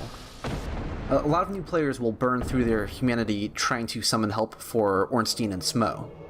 To get more, most people will recommend backtracking to a previous area like the Depths, but the idea of retraversing a large portion of the map, Sense Fortress in particular, will be off-putting to some players. There we go. Instead, you could just go kill a bunch of painting guardians and get some humanity that way. But because humanity isn't considered a normal drop for them, it doesn't show up on the wikis and is usually forgotten as an option. When the game first came out, there was a lot of speculation on whether or not this was a random event, or if it had anything to do with online features. Or just view. But it is neither of those things. Hey, this is like my one view at my one. I used to live at a place with a view like this. It's legit. It uses a hidden point system where it's a view. You can just imagine that every time you kill an enemy, a meter starts filling up. But it doesn't work with every enemy. It's restricted to humans, or perhaps humanoid enemies. And even then, there are some times where it does or doesn't work that might be a little surprising. So here's a complete list. It works on hollows, armored hollows, undead soldiers, the undead merchant, undead assassins, balder knights, heavy knights, butchers, infested ghouls, infested barbarians, blow dart snipers, crag spiders, skeletons, bone wheel skeletons, necromancers, painting guardians, crow demons, undead crystal soldiers, bloatheads, and bloathead sorcerers. Now, I do have more mechanics to discuss, but this is a good time to discuss the possible lore implications. Does this list help inform us about what is or was human, and what isn't? At times, I think it might. Take the crag spiders, for example. It's the least human-like thing on the list, but maybe it's not so weird if you take a closer look. If you look at their forearms, those extend into hands with 5 fingers. If you follow those arms back up, you'll see what I believe are a set of shoulders and the back of a neck and a head that is looking down into itself. Where the fuck is When the cracked spider does its fire attack, it lifts shit. its formerly human head to spit fire from its chest. The concept art gives us a clear look at what its face is supposed to look like, and we can see a bunch of holes with lava in them. Or maybe they're like lava eyes? I'm not really sure, but either way, it looks like a mutation that's similar to ceaseless discharge. Something else to consider. Only the small skeletons can gift humanity, while the giant skeletons don't. This could maybe play into the distinction between humans and giants, or gods. It's the We also Saltford don't see bonfire, silver but I don't knights think or black that's the one I knights didn't on this unlock. list, if we consider that they were contemporaries of Gwyn who didn't descend from the furtive pygmy. That makes sense too. But to be fair, you can really only go so far when trying to use mechanics to help explain the lore. Here's a few reasons why. It doesn't work on NPCs aside from the undead merchant. This doesn't tell us anything, it just points out the obvious. That the undead merchant is like other enemies because it has a unique enemy model. Most other human NPCs are built from player character data, which sets them apart. So that's probably the only reason we're seeing this. That, or they want you to use the Dark Hand to get NPCs humanity. Is there like a brief It also map works that I on can't bone read? wheels from the catacombs, but not bone wheels from the Painted World. There's no way that's intentional from a lore perspective. Also, hollows in the depths are worth more points than hollows from other levels, which seems somewhat arbitrary. It would be silly to try to come up with lore-based excuses for these oddities, so if this list helps your headcanon in some way, that's great, but I would also take it with a grain of salt. Let's take a closer look at the point system. Every enemy is worth a fixed amount of points. Some are worth more than others, with regular hollows and skeletons being the cheapest, only awarding 2 points. And the top 3 are the Necromancers for 30 points, the Butchers for 40 points, and the Undead Merchant and Black Phantom Butchers for 50 points. If you'd like to know more, I created a complete list that can be found on the wiki. Do I need to be at Sinner's Rise instead? The point system is also permanent. Bro. It doesn't reset if you die, rest at a bonfire, or restart the game. It's also specialized to each area that it works in. God damn it. If you get a couple points of humanity in the Undead Burg, that doesn't carry over to the depths. You'll be starting from scratch there. Controller, thank you, baby. The point system is also completely separate from how much humanity you already have. It keeps its own count towards 10 humanity here. It's not looking at this number here. The amount of points needed grows after each humanity you get. The first humanity comes at 100 points, while the 10th comes at 300 points. But there are a few exceptions where the point system is scaled up to require even more points. Let's start with the basic areas. I got distracted. The Upper Undead Burg, the Lower Undead Burg, the Depths, the Catacombs, Sen's Fortress, Anor Londo, and Ulastil Township. These all use the aforementioned point system. I fucked up. But the Undead Parish and the Painted World double all of the required points. The first humanity in these levels comes at 200 points instead of 100. And Blighttown and the Duke's Archives actually triple the required points, with the first humanity now coming at 300 points. So earlier I said that hollows and skeletons were the cheapest with this point system, only awarding 2 points, but that's only half true. The infested ghouls from Blighttown are worth 3 points, but in context, because Blighttown triples the point requirement, these are the enemies that actually require the most kills to get humanity. Once again, if you'd like to know more, I provided an explanation of the point system that can be found on the wiki. If you're wondering about a location I didn't mention, it doesn't work and there's no humanity to be obtained there through the humanity drop mechanic. The game requires an active area boss that corresponds to allowing online activity. Without one, it won't bother taking any points. So this outright excludes offline levels like the Northern Undead Asylum, and also bossless levels like Ash Lake. We also need enemies that meet the requirement of being human, so even some online areas that have proper bosses, like the Dark Garden or Tomb of the Giants, I forgot they were don't there. work for this mechanic either. I was gonna line of sight and I forgot they were there. I was just... This mechanic can feel random I should have used because the of how the live point system is obscured to us. I'm used to And S's and because 3 of the already. non-linear nature of Dark Souls, and the fact that a player may die or rest at a bonfire at various times, this completely changes when and how many times a player will kill enemies in a given area. So there's no way to jump into a random Twitch stream and know for certain when the player is going to get humanity. But if there's one place that can really help demystify this mechanic without having to break out pencil and paper while watching a playthrough, it's the Depths. It's not uncommon for this exact hollow, near the beginning of the level, to be the one to drop a humanity. Hollows in the depths are worth 6 points, the butchers are worth 40 points, so if someone is playing through this area for the first time, and they don't take any shortcuts and they kill everything, they'll kill 9 hollows up top, getting 54 points, they'll kill the first butcher, putting them at 94 points, and then this last hollow here gets them to 100 points. It's easy to look up random playthroughs and see this happen. I hate fighting dogs, they're just annoying. But, so that's what'll happen there. There is one level that can break the rules of this mechanic. In the Duke's Archives, the first hollow you kill after exiting the prison is guaranteed to give you humanity. Oh, ambush, ambush, ambush, ambush. I used to believe that this was an obscure mechanic, where perhaps the developers wanted to give something back to the player after the forced death from the first Seath encounter. But it appears to actually be a bug, and I'll talk about the reasons for it being a bug a little bit later. How it works is the game will jump your points up to 2056 once you escape the prison. This is well past the needed threshold, so your next kill is now guaranteed to roll things over and get you that first point of humanity. So even though it was perhaps unintentional, it made for a nice gift to the player. But an unforeseen exploit arose related to this. The Duke's Archives bonfire wasn't a bonfire you could warp to in the original unpatched version of the game. When it became a warpable bonfire, every time you warp to the Duke's Archives from the Undead Parish bonfire, the same thing happens. Your points will shoot back up to 2056, and additionally, it forgets your progress and starts back over. So because it's unable to keep count properly, you're not limited to 10 humanity this way. You could just keep warping to and from the Undead Parish bonfire, kill the nearest hollow, and farm up to 99 soft humanity if you wanted. This has never been fixed and can still be found in Dark Souls Remastered, though bear in mind that this only works when Seath is alive. Oh. Yep. Pickle time. Believe it or not, there's still more weirdness to the humanity drop What? mechanic that we can look at.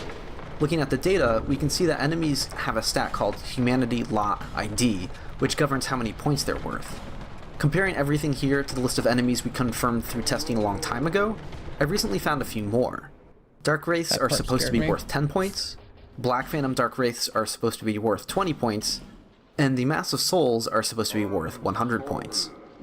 Additionally, New London Ruins is supposed to fit into that third category of areas, the ones that require 3 times the amount of points. There it is.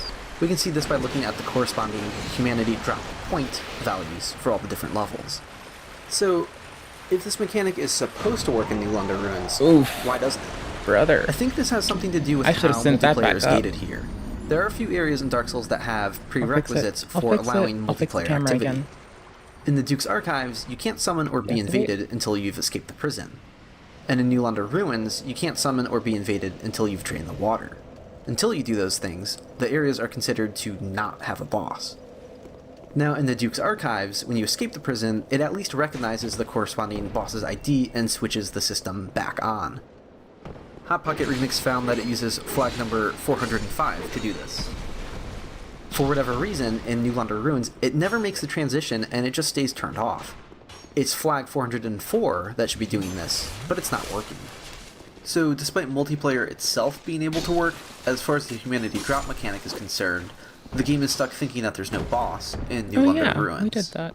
I forgot we This means that all that time that was spent farming Titanite slabs, we should have been getting soft humanity while we were at it. Another point of curiosity is the female undead merchant. She uses the same model as the male undead merchant, and is similarly flagged to be worth 50 points. Her sewer hallway is counted as part of the Firelink Shrine, so without a corresponding boss, it's no surprise that she doesn't work. However, she is located right on the boundary of the lower Undeadburg. By standing in the nearby room, I am back in a viable location. But even if I try moving her as close as the game will allow before despawning her, the game seems to understand what area she belongs to and won't award me any points.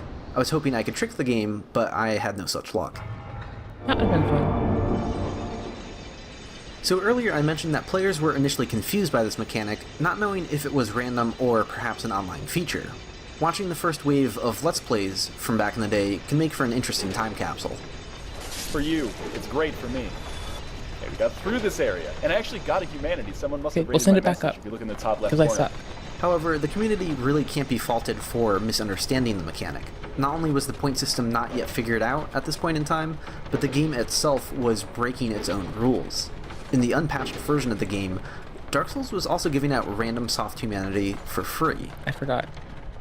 To this day, this has been without explanation. No one can tell you why unpatched Dark Souls just gives away humanity like this. It doesn't follow any of the obvious rules. It can happen without killing enemies, and it can happen in areas where the mechanic isn't normally available. It's no wonder players originally thought this mechanic worked differently. But I actually do have a partial explanation now. Further digging into this mechanic revealed to me just how buggy and broken it actually is. And to understand what's happening in the unpatched version, first we need to talk about some previously unknown bugs that are still present in current versions of the game. What were you looking for? What were you looking for, Goober? So, taking a look again at the free soft humanity in the Duke's Archives, I noticed that if I started a fresh run in debug and went straight to the Duke's Archives, that I wouldn't get those 2056 points. I eventually narrowed it down to having traveled to other specific maps first. That is, a combination of loading up the maps for Sen's Fortress and New London Ruins or Darkroot Garden resulted in that number occurring in the Duke's Archives. Additionally, I also found a bunch of glitched values in the kiln. Just curious. These don't result in getting any actual humanity, probably because there aren't any human enemies to kill in this level. Nope. But this time both the counter and the humanity point values both get glitched. Once again, this also depends on having visited other specific maps first. So ultimately, we have a glitch that results in seeing weird numbers in the kiln and weird numbers in the Duke's Archives. At first glance, that seems like it can't explain all the random soft humanity in the unpatched version. But then I started to notice something that seems to line up. I should first give a shout out to Green Eagle, who generously offered to capture footage of the unpatched version of the game for me. They helped tremendously in doing many hours of testing and documenting this bug, so a big thank you to Green Eagle. So in their footage, I wanted to see if there was anything special about the locations where they were receiving soft humanity. I found several instances where the exact moment that Green Eagle got soft humanity happens to be a boundary where the game loads neighboring maps. And what maps were we typically running into? Is there another bonfire? Well, it's the same ones that glitch the humanity counter in the kiln and the Duke's Archives. Let's take a look at some examples. In these two examples from the Great Hollow, the player receives a soft humanity when crossing the boundary for the Blighttown map loading. You start? You didn't come down. The footsteps in their game fucks me up.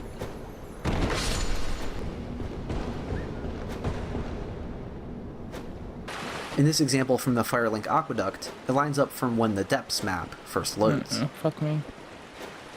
And in this example from the Firelink Shrine, it lines up with the Catacombs map loading. You do poison. Have fun. You enjoy that, buddy. So we can see how this matches up, but do we have any idea why it's happening? I asked Hot Pocket Remix to take a look, and he found an answer for why visiting different maps can break the humanity counters.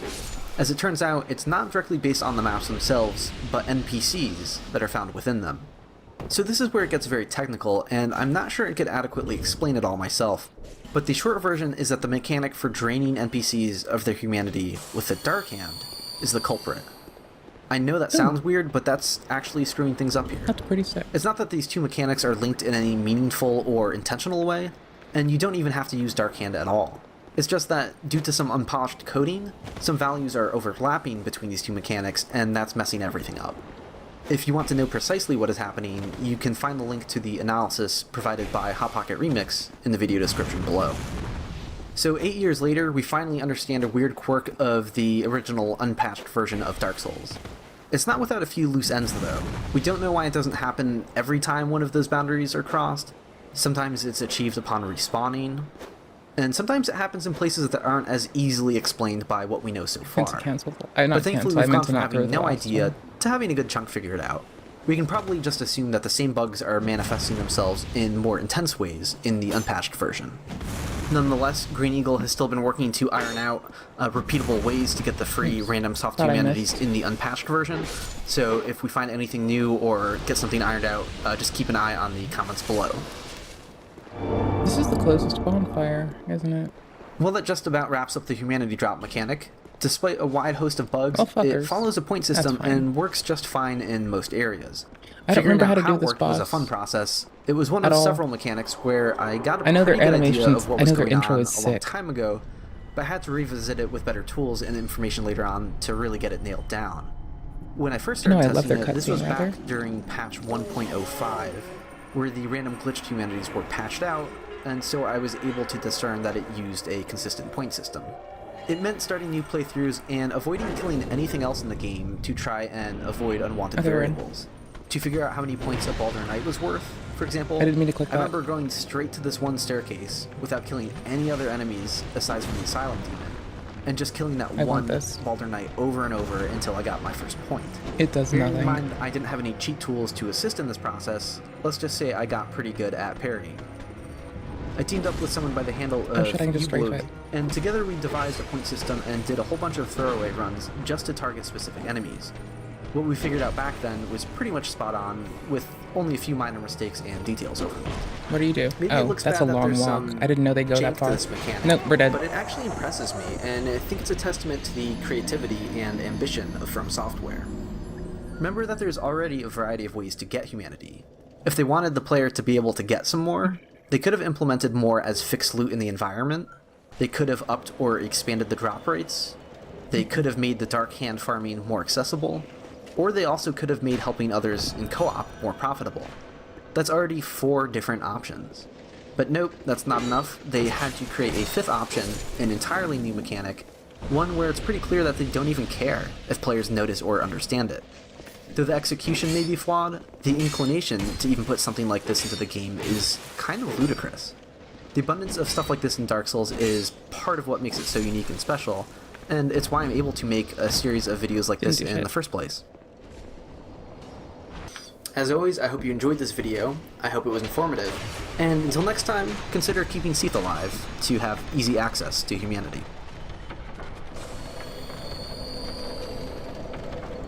No, I'll just keep Seath alive because Seath is cute. JK. That's just a funny thing to do. Dark Souls is often praised for its interconnected world design, and how it shows distant areas that you can travel to. What sets Dark Souls apart is that it's a lot more Metroidvania in its map design. The world layout is much more of a compact maze than traditional open world games, making the relationships between areas sometimes surprising or confusing. But the purpose of this video isn't to praise the interconnectivity. That's already a widely appreciated aspect of the game. What I intend to do is help bring clarity and perspective to the world layout. If you've ever wondered exactly what you're looking at or how accurate a particular stat box is, then you've come to the right place.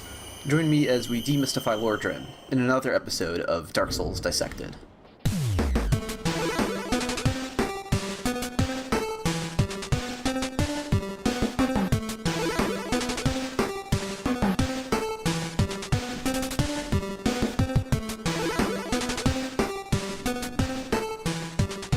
Oh, sorry, that's just hollowing. Now, I should quickly get out of the way that back in 2015, I made a blog post that explored this very subject. I didn't have the resources at the time to capture and edit decent footage, so this is essentially a recreation of that.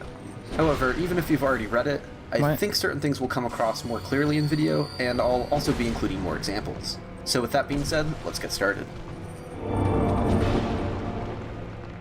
Let's break down the relationship between the Great Hollow and Blighttown with the Firelink Shrine. From the Firelink Shrine, we can see this large tree in the distance. This is, of course, meant to be the Great Hollow. From the Firelink Shrine, it's not fully rendered and it's simply put in as a 2D texture. If we look down below, we can see Blighttown. There's not much detail to see, but you can see all those large pillars that are found throughout the area.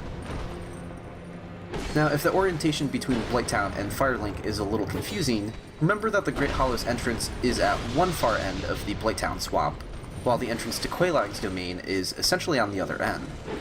This means that, from Firelink Shrine, if we're on the opposite end from the Great Hollow, we're basically above the entrance to Quelaag's domain. Nope, we're dead. Though we can't see this in-game, here's a view using Kyan's 3D Map Explorer, which shows how Quelaag's domain is tucked under the graveyard in Firelink.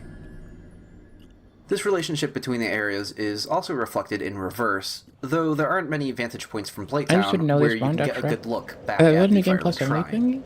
Here's one perspective from up by the Eagle Shield. I think that's just in GP.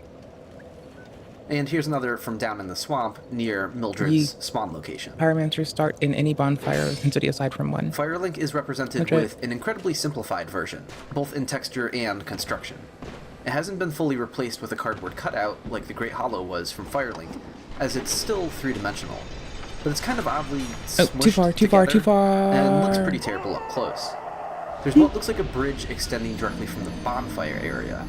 I interpret this as a further aqueduct tunnel sort of being brought forward, making it more 2D-like in a way, while still being 3D, if that makes sense. Because if you consider the intended vantage point, you wouldn't really be able to tell if that was intended to be further back or not. But there's also some evidence of other unused paths in the area, so there's also some speculation on this low-quality Firelink possibly reflecting an earlier layout for it. As low quality as it is, it's not totally without detail. Here we can see the winding path up to the crow's nest, and here we have the elevator shaft to the Undead Parish. Having varying levels of complexity to how something looks is referred to as LOD, which stands for level of detail. When rendering something from a distance, it makes sense to not put as many resources into displaying it fully.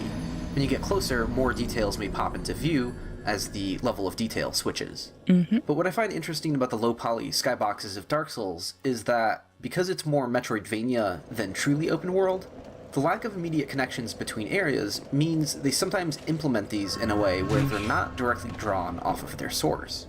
What I mean by this is that what we see from down here isn't truly Firelink Shrine. From down here, the game doesn't have anything from Firelink Shrine loaded, so it's not just a matter of rendering Firelink Shrine more simply from the distance. Instead, they have to consider why I'm expecting my sword to move faster. I need to go to the short sword if I expect a low-quality recreation of the Firelink Shrine into the Blighttown map. Taking another look down from Firelink, how accurate is this view?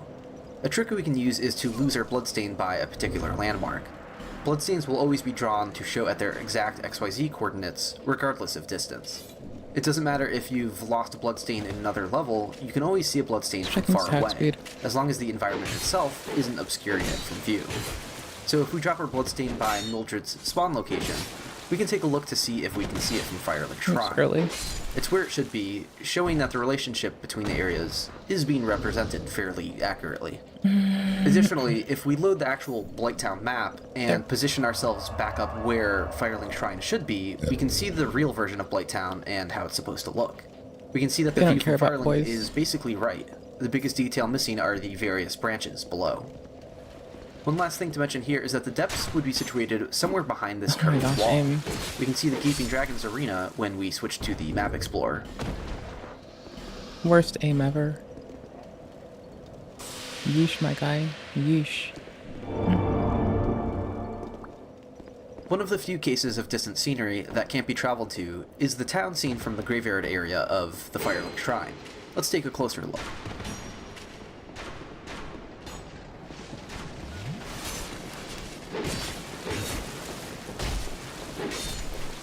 There's not much to see down there. It's a town that rearranges some elements of the Undead Burg with some additional simple architecture that's unique to this area.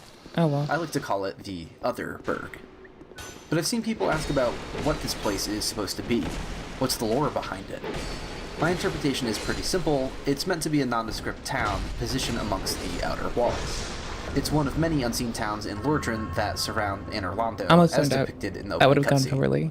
Holy shit. This image here from the introduction is almost entirely unrecognizable, aside from having a large city hideout that looks like Anor Londo, this in like 30 minutes or so or whatever. I'm still gonna play if y'all are online. We can assume this is earlier concept art of Lordran, which wasn't used as a literal blueprint for the world's design.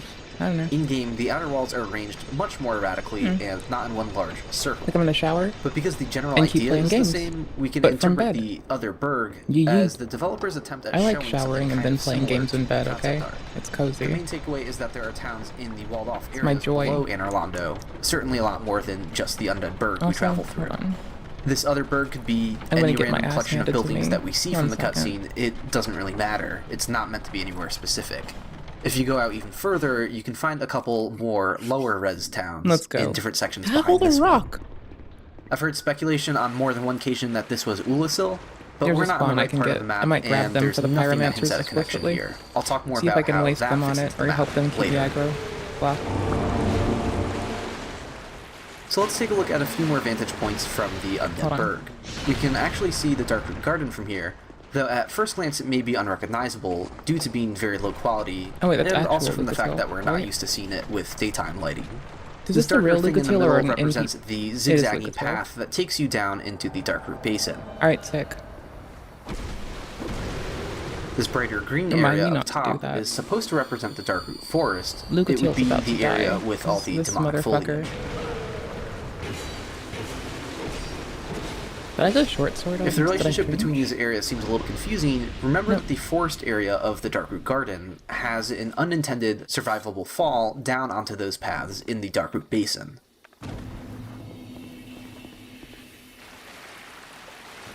However, the overall placement and angle of this is a bit off from the game's true geography. If we use the same bloodstain trick to mark the drop-down location, looking back at it from here, we can't see it at all. Disabling the map helps reveal that the actual location for this should be a bit higher up and significantly further to the left than what the skybox shows us. Shit, poor Lucas. Comparing this view to what we see in the Map Explorer helps clarify how it's been adjusted. Something else we can see from here. If you pan the camera down from this angle, you can see even further below into the Valley of Drakes. One important landmark we can see is the bridge that enters New London Ruins. If we go down there, we can see the low-quality representation of this bridge. We can also see that a segment of the cliffside walkway in the Valley of Drakes is also included down here, a detail that we would never actually be able to see up from the Undead If only I had warmth. To gauge the overall accurateness of this view, leaving a bloodstain on the middle of the bridge shows us that the distant view is only a little bit off this time. Degrading? No, While we're still in the Undead Burg, let's take a look at a few more distant views. Looking back from near the bonfire room, we can see another low-poly rendition of Firelink Shrine. This time it's stripped down even more than the version we see from Blighttown. But we can see a familiar landmark when we get close enough, which is one of the developer messages. This is now displaying in this skybox of Firelink Shrine because the map is actually close enough to be loaded for real this time. The biggest problem with this perspective is that it once again uses that weird altered bridge or aqueduct path that extends from the bonfire area instead of being where it's supposed to be. What this means is that when looking back from the Undead Burg, the real aqueduct has completely disappeared, though we should be able to see it from here. An exterior backside to the tunnel was never created for us to see. Cooper.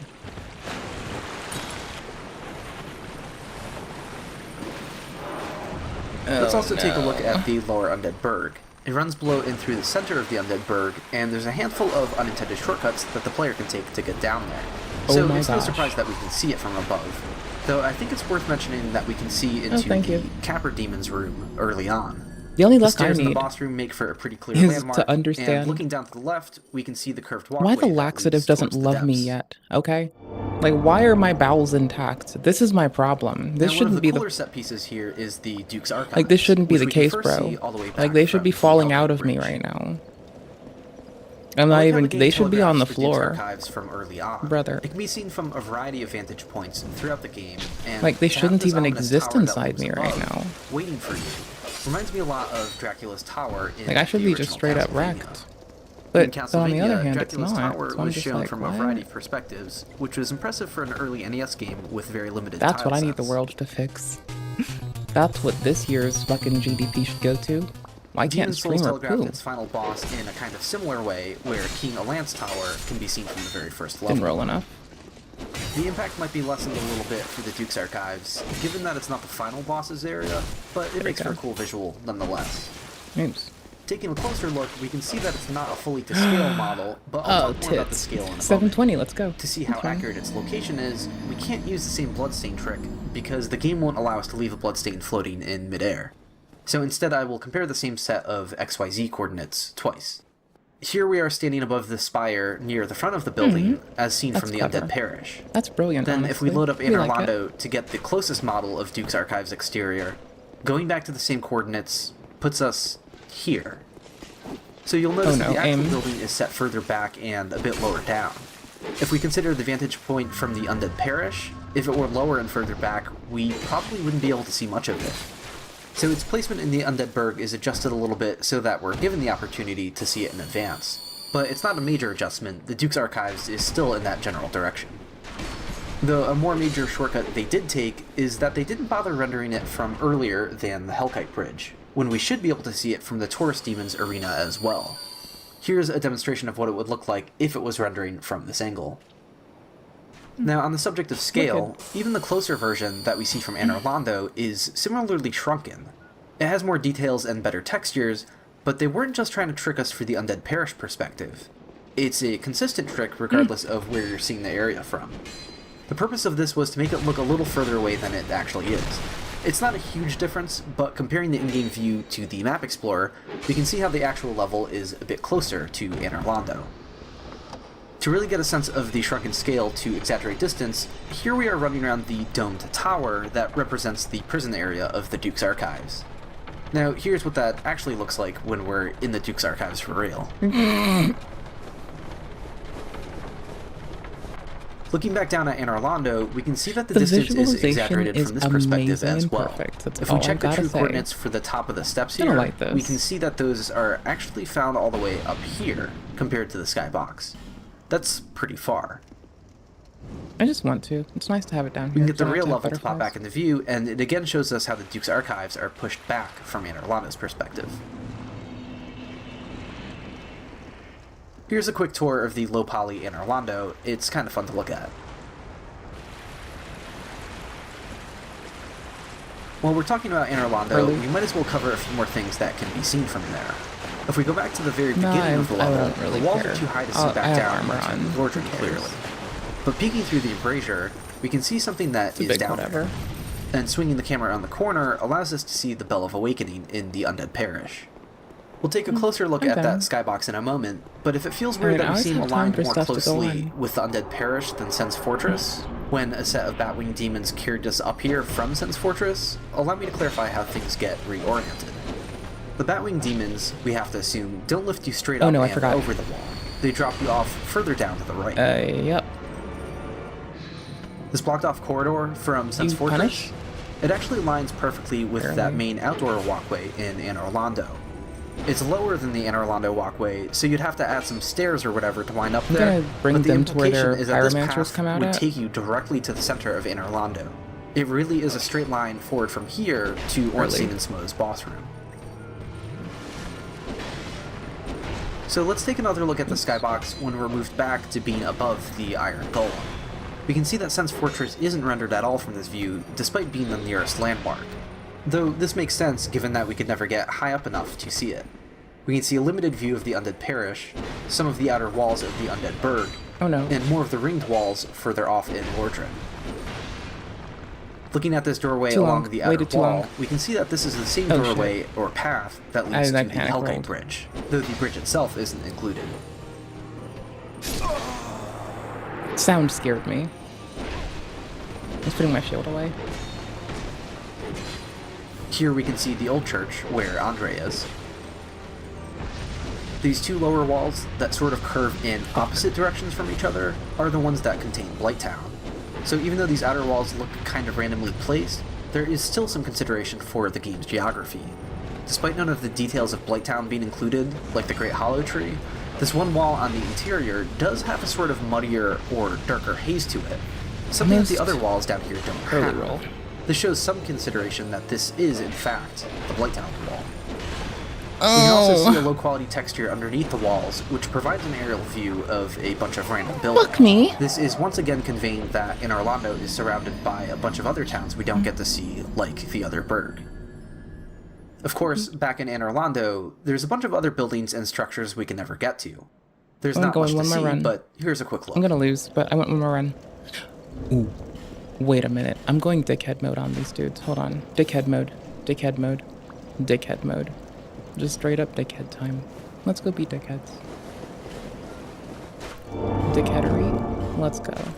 A little bit level 40. One of the coolest views to be discovered in Dark Souls is this view of the Demon Ruins and Lost Izalith from the Tomb of the Giants. What else can With the maze-like nature of Dark Souls, it's not at all expected by the time you get here. But if you wanted some clarification as to what exactly we're looking at, let's break this down. All this stuff you see up top are areas of the Demon Ruins that you can never get to. I like to refer to it as the upper shelf of the Demon Ruins. You can see it while you're down there if you just look up. Yeah. So this means that the familiar terrain of the skybox is all found at the bottom. We're doing You can see the curving path that descends into the lava. You can see the giant dome that houses Lost Izalith. You can see the path that leads to Ceaseless Discharge. Big hammer. And we can also see the cliff that he falls off when you go for his easy kill method. Hold on.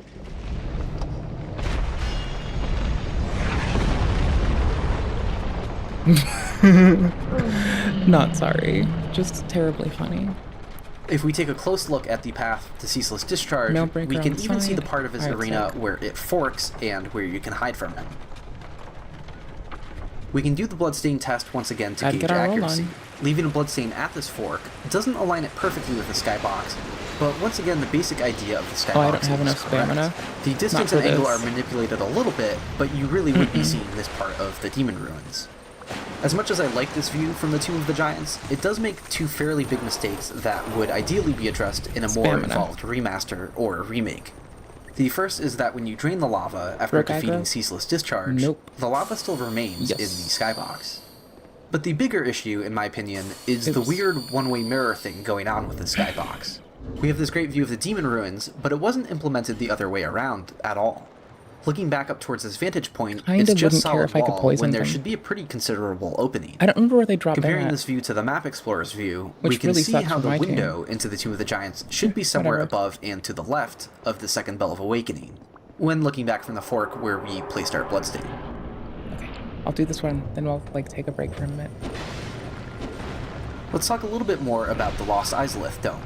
As I mentioned in the previous segment, that dome is in fact Lost Izalith. The Map Explorer removes any doubt, but I would also like to point out how this is revealed to us in-game. When we first enter Lost Izalith, that branch you're walking on is passing through a crack at the base of the dome. You can see the curvature of the wall, especially when looking up from the inside. This level design fits neatly with the lore, given how the Witch of Izalith tried to recreate the first flame, but failed miserably and gave rise to demons. A dome-like structure encasing Izalith makes sense if it was designed to essentially be another version of the kiln.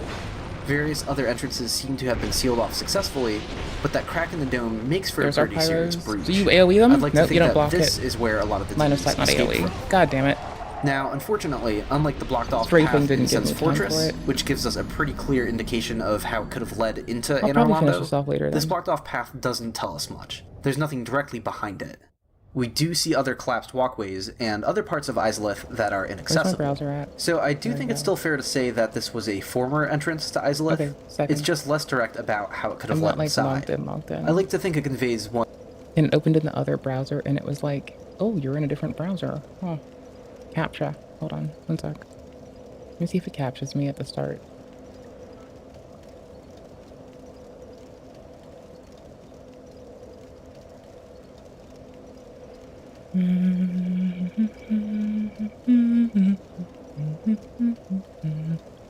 Poopity. That's my poop theme song. Because I'm gonna poop later. Now?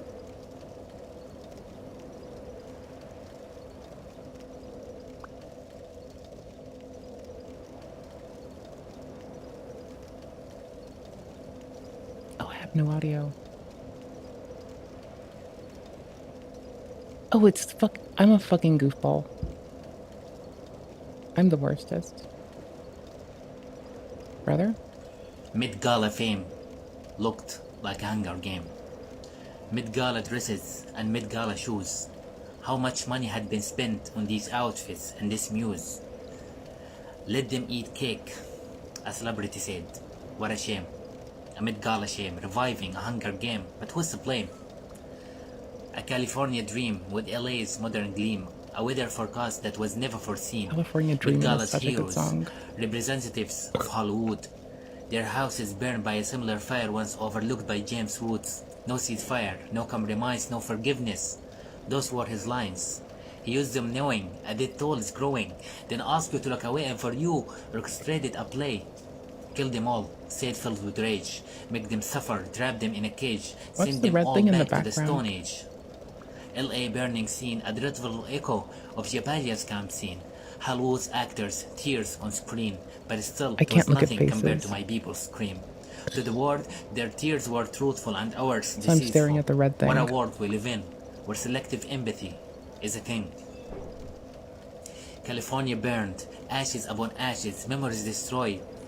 As fire clashes, a big traffic jam, cars and precious belongings left behind, running to survive, no class, no favorism, in a perfect entangled fire prism, with smoky curls blanketing in vision. Wind braided the fire flames and laid them on houses' frames.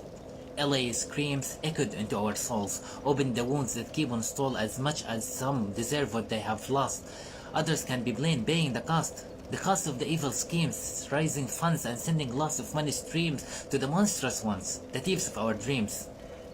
Cousins, humanity saved them, it never failed them. No laughs, no gloat, never wished death crawling up their throat. Our humanity remained intact as we Gazans praise the Lord to save them from nature's attack.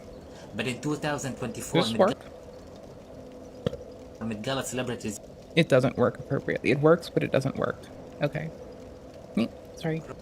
Crocodile tear on houses' frames. LA screams echoed into our souls, opened the wounds that keep on stall. As much as some deserve what they have lost, others can be blamed, paying the cost. The cost of the evil schemes, raising funds and sending lots of money streams to the monstrous ones, the thieves of our dreams. Cousins, humanity saved them, it never failed them. No laughs, no gloat, never wished death crawling up their throat. Our humanity remained intact as we Gazans praise the Lord to save them from nature's attack. Cheers. But in 2024, Met-Gala celebrities refuse to answer the call. They attend knowing a death toll is far more growing, worshipping fake idols, praising false gods. They are complicit, making humanity diverge from the cause. Met-Gala season has passed. A page filled with diabolical facade they cheered for those same forces, the one exploiting our natural resources, trying so hard changing humanity courses, bringing destruction all over the globe. They intend to steal the war of your hopes, so open your eyes, be woke. Tell Haley Bailey, Mr. Woods and their folk they should consider eating cake, since they finally taste a glimpse of our heartache. My mouse actually perished on me. Goddamn, brother. Holy shit. Aren't you? I'm now like lost in thought, remembering the person who went to the gala. I will repost it too. There you go. If you're on either platform, there you go. I can also put it in my mouse is dead. Holy shit. Do not use wireless mouses. Do fucking not. It's a fucking no. It's a bad idea to use wireless mouses. Don't do it. I need to replace my camera, apparently, so we're stuck with it.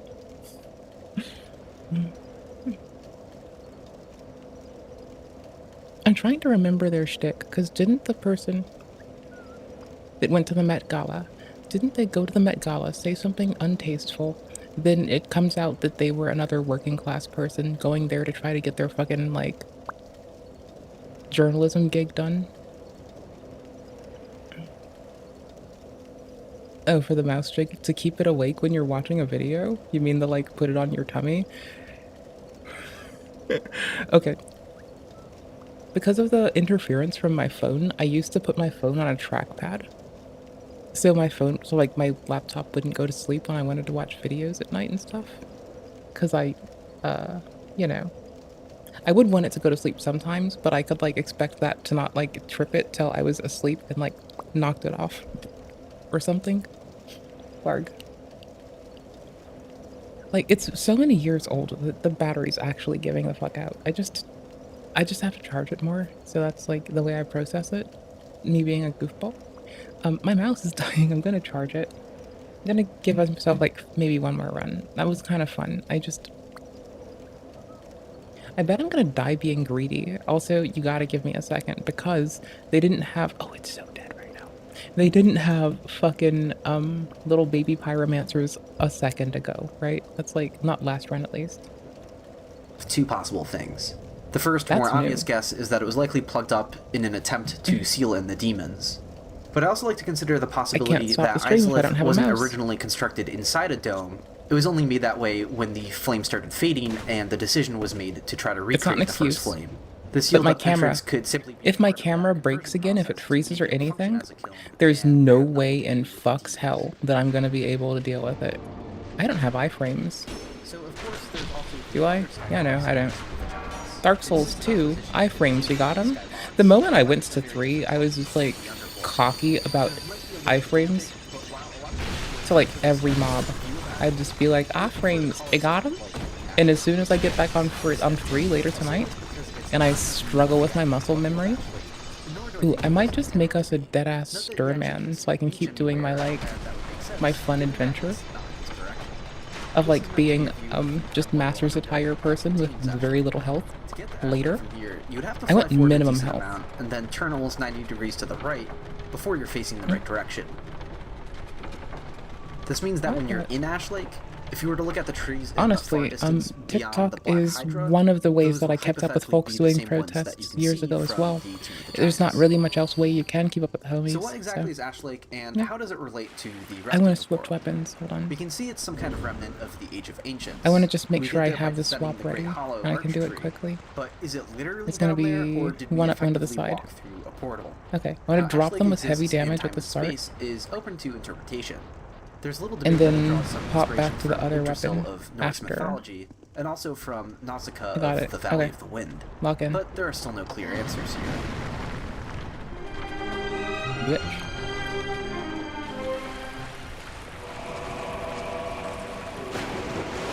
It was a conglomerate of people. It was, like I say when I talk about how we as a society have legitimately let down even our executives to the point where they can't stop what they're doing without losing their jobs, being deposed, and replaced by someone who will, systemically until there's no one left. Just like that, unfortunately, we as a society have to abandon our apathy in a lot of affects. And until that happens, I wish I had gold fucking pine resin right now. I want fucking resin so I can burn some people in this game. I want to lightning them. I need to get that. This particular arch tree, right? I disagree. Yeah. Every time we don't go and do local policy, every time we don't attend special elections, every time. Visual elements that don't mesh well with it's a non-partisan as fuck take. That part I do like. Because I did swerve no fealty to anyone, no gods, no kings. I just saw my fellow humans and wanted the best for them. I didn't care who they were or where they came from. We're about to get rocked. By the way, we're about to get fucking rocked. Another tree in the skybox, and though I doubt these were placed with any specific consideration, I'm going to go ahead and say that it makes a lot more sense for this tree to be the one we see poking through Fire Oh no. Speaking of the skybox, when we look up, we can get a clearer view of the ceiling of Ash Lake. It's a dense network of branches that extend as far as the eyes can see. The fact that many trees would fit under Lordran, I didn't see them yet. Evidence of other trees poking through other than the Great Hollow, and how we can see that they all together form a dense canopy. I think this also marks a drastically different conclusion than the different trees being portals to different worlds. Got lucky. Lordran Trying really risky thing. No, we're dead. Oh shit. I should have been dead. But we should consider again the skybox from the Tomb of the Giants, because it might early roll. The placement of the I should have been dead. It is by far the largest violation of Get an eye on skybox everybody. accuracy in Where's the game. everyone at? We simply shouldn't be able to see this from here. Fuck early roll. No, if late we take roll. A look Late at the roll. Map Explorer from near where Leroy spawns, looking up into the left a little bit puts a bridge into our view. You want to make a character in 3 really quick? I'm going to do this later because I want it for an item. This means that I want it for the boss soul so I can get a spell. Like, I'll be doing this. If y'all are on 2, this is about to be my cozy time again. I want to do some shit on 3 because, like, come on business sometimes. I came on business. But, not for real. Like, I can do character creation. I might go in one more run. Then I'm gonna break off of this and do character creation in 3, I think. On account of, I want to. You can't stop me. Boosh. Thinking of it in this way can support the idea that What? yes, the It primordial works. underworld is It makes me physically happy. there I didn't at all touch it. times. It's a literal geographical space, and this is how I lean towards interpreting it. If the impossibility of this view, based on the actual map data, is too much to bear, then this could support others' notions of the Great Hollow providing some kind of portal to a previous time or alternate space. And what we see from the Tomb of the Giants is some kind of hazy, magical view. Like as if it's an aura of the Age of Ancients permeating through the cracks of a world in decline. This idea is also okay with me, as long as we're not seeing the Great Hollow exclusively lit up with Lordran. There is a reason to think that the land can be affected in a magical way after all. Shit, so the idea my that guy. I'll knock you into the whole nest, you fuck with me, goddammit. Isn't necessarily a bad one. This man, that man is the bane of my existence. Everyone else is fine. Dark Souls 1 is set in the past, and is for a chunk of it the same space as the Darkroot Garden. Here are some comparisons to help make sense of it. The bridge entering the Royal Wood is the same bridge that leads to the Sif encounter, so you're entering the forest area of Darkroot Garden in reverse. This particular clearing is the same area where you fight the giant felines. The path towards Calais with a small stream becomes a substantial river and waterfall, and of course you have the wall long is too ladders interesting. that I'm gonna descend into die. Calamite's arena and God damn it! the No, Darkroot it's not their fault. It's my fault. This Using is the a map trap. Explorer to help align an exact angle, we got him. can even see that trees are placed in the exact same locations. So, what are the differences? Well, this means that this far out area with the tree-trimming guys is what's normally the entrance to the forest area of the Darkroot Garden. That was just bad timing. But looking behind us, we can see that there's no staircase here to take us back into the rest of the Darkroot Garden. My nose So itched. the areas with the Moonlight Butterfly, the Frog Maze, How are you? the Black Knight, the Crystal Golems, etc. You want to do character creation in 3 so I can like more appropriately pivot to the in Undead 3 Burg, which presumably because I'm having fun with my like barely healthed up. If you remember the I put 5 points into HP, dude. No, sorry, was it? I went from 12 to 15 HP, I think, for vigor points. And that's how we're beating the game if I can. Like, I might fail. I might have to like, you know, Uno abort, but Sif's arena is drastically different in the past. It's my fun, and I love it. This means that the grave of Artorias was You want to do some character creation together? We get to name something. And of course, this area laugh at how shitty I am at it. These abyss pits creeping in. Be happy. I will never have children. I'm gonna grab this Lucatiel motherfucker. For the pyromancers, I want the boss item. That's it. I really don't mind learning them later. I will have enough aesthetics to learn them later that I just don't care. They're just magic. I'm just gonna see if I can run and then have Lucatiel zone in there with me. I'm okay with that. Start rolls. 2, 3. There we go. Come on, Lucatiel, let's get him, let's go. Lucatiel, come on, buddy, let's go. Lucatiel number 1, let's get him. Kind of the same thing. Those aren't the pyromancers, or else that would be cheery as fuck. How are you immortal, bruh? It doesn't really feel like ruins. I want the boss weapon. I want the fucking pyromancy. It's fucking flame weapon, okay? I can cast flame weapon on myself. I guess. And this motherfucker is about to make this a cakewalk, I think? Maybe. I don't know. They look similar, but they're not really the same. The armor is clearly different. They're gonna fuck me up, is what Lucatiel's gonna do. But you know what? We should also consider how Lucatiel's gonna get me murdered. Tower, which includes the area with Marvelous Chester, isn't present. And you see who's on me and who's not. I like the implication that this area of the forest is all that remained, while all the remnants of the town of Ulasil, including the Colosseum where we fight Artorias, have been completely wiped out. Those were too close to ground zero. It's my one window to get this down, and if I fuck up hitting these pyros one more time and Lucatiel dies, first off, I'm a piece of shit. Secondly, I wish I had a fucking longsword. Holy shit, we're switching. Fuck this. Switch. Switch longsword, fuck me. Lucatiel's about to die. I just need the pyro down, is why I brought this motherfucker. And as the name itself implies, darkness was rooted under Darkroot Garden. And if we needed to make up a lore justification for it, we could say that this is the reason this area has fallen. That's it. Thank you, tank. I love you. Leave me a boss to fuck with and take me my tank. You're a champion, brother. Holy shit. She is a hero.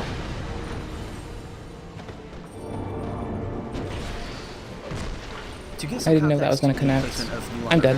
Remember how I showed how the entrance to Quelaag's domain is essentially underneath the Fireland Graveyard? Well, pyros are dead. If you were to pass somewhere through the earth in between, you would wind up in the Wonder Ruins. It's also snuggled up a little unrealistically close to... Oh, I fucking rolled wrong and it confused me. It's a trap to heal right now. It's a trap to... Got him. Okay. This one's gonna be... Because there's the jump and a stab, which is the, like, more terrifying thing, I guess? Not terrifying. Okay, I got the fucking boss weapon I wanted. It's the... I can't get the witch's one without that, so... we drop into the Four Kings fight, Old Witch Soul. That's why we're here. Soul to the Center? Already had it. Old Witch Soul? That's the only reason I came here. When you first start seeing the light. Do I like it fucking bringing fucking little dickheads? No. But I don't want to learn the boss this time. I'll learn them when it's harder. The fall was meant to be like 30 feet in that direction, just on the other side of the rock wall. So this isn't much of an issue either. Let's also take a look at the skylight in Newlander Ruins. If we teleport to it, then run out into the Valley of Drakes, turn around and look up, we can see that it should be somewhere in the Undead Parish, near where the Hellkite Let's go get our fucking leads. spell. I need my mouse again. If we teleport to the exact coordinates of the skylight from the Undead Parish, we are now way too far below the ground to make sense of it, but we can still see the low poly bridge of the Valley of Drakes nearby, and it's fairly accurate to how we would see that from Newlander Flame Ruins. weapon. There we go. Teleporting to basically the same coordinates, just directly a lot higher above it. Take it to that one person that I probably can't talk to. That's the Altar of Sunlight back over there. If we travel further into the parish to get more of the map to load, we can get another perspective. This means that when you go up the stairs near the boar, that light shaft should be originated from somewhere below the trees straight ahead. There's nothing to really see out here, but if we want to be generous, we can observe how the ground below is actually resting lower than some of the other sheets of ground nearby. Let's go. So with the earth being more sunken in here, it makes it a bit more believable that perhaps its lowest point goes so low as to reach the ceiling of Newlander Ruins. But that would be another 50 coordinates lower than where we are currently. The catacombs branches off from other maps in such a way that I thought I wasn't going to have anything to say about it. But I recently made a new observation when trying to figure out a hypothetical source for the waterfall. We can see it flowing out of some rocks up above. Actually, no, they're the... If we were to keep going a lot higher, directly above where we are now, we would wind up here in Sense Fortress. Their location. Now, given the solid ground below Sense Fortress, it seems a little strange to have what appears to be open sky above the catacombs. But Sense Fortress is aligned more or less alongside a cliff, so if the catacombs were to make any sense at all, it should be encased with a closed ceiling above, and the only light coming through should be coming from an opening on one of those cliffside walls. Well, as it turns out, that's exactly what they did. I hadn't realized before that there isn't open sky above the catacombs, and that they did consider its position underground beneath Sense Fortress. Okay. This reveals a consideration for the world design that I wasn't previously familiar with. If we wanted to go deeper down this rabbit hole, an out-of-bounds area below and near the entrance of Sense Fortress reveals a small stream that most players will never notice. It could just be a random detail, but if we're trying to justify the waterfall in the catacombs, we can say that, yeah, there was a source of running water put nearby above in another level. The coffin ride we take to Nito's lair would have to be a very roundabout path. Their VOD is like assuming there's a secret tunnel directly behind the coffin that takes us straight there, we would perhaps tunnel under the entrance to... I need one that says where they started, actually. That's what I'll do. I need to grab this too. But I literally just couldn't tell what they were starting from. This person I'm watching now is like, yeah, I have sound off in another browser. So I can make sure I'm in the right place. To get there.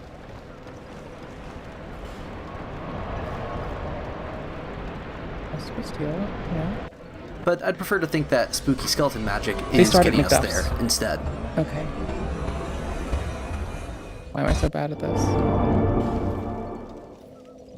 There's nothing to really say about the placement of areas like the Painted World, the Northern Undead Asylum, and the Kiln.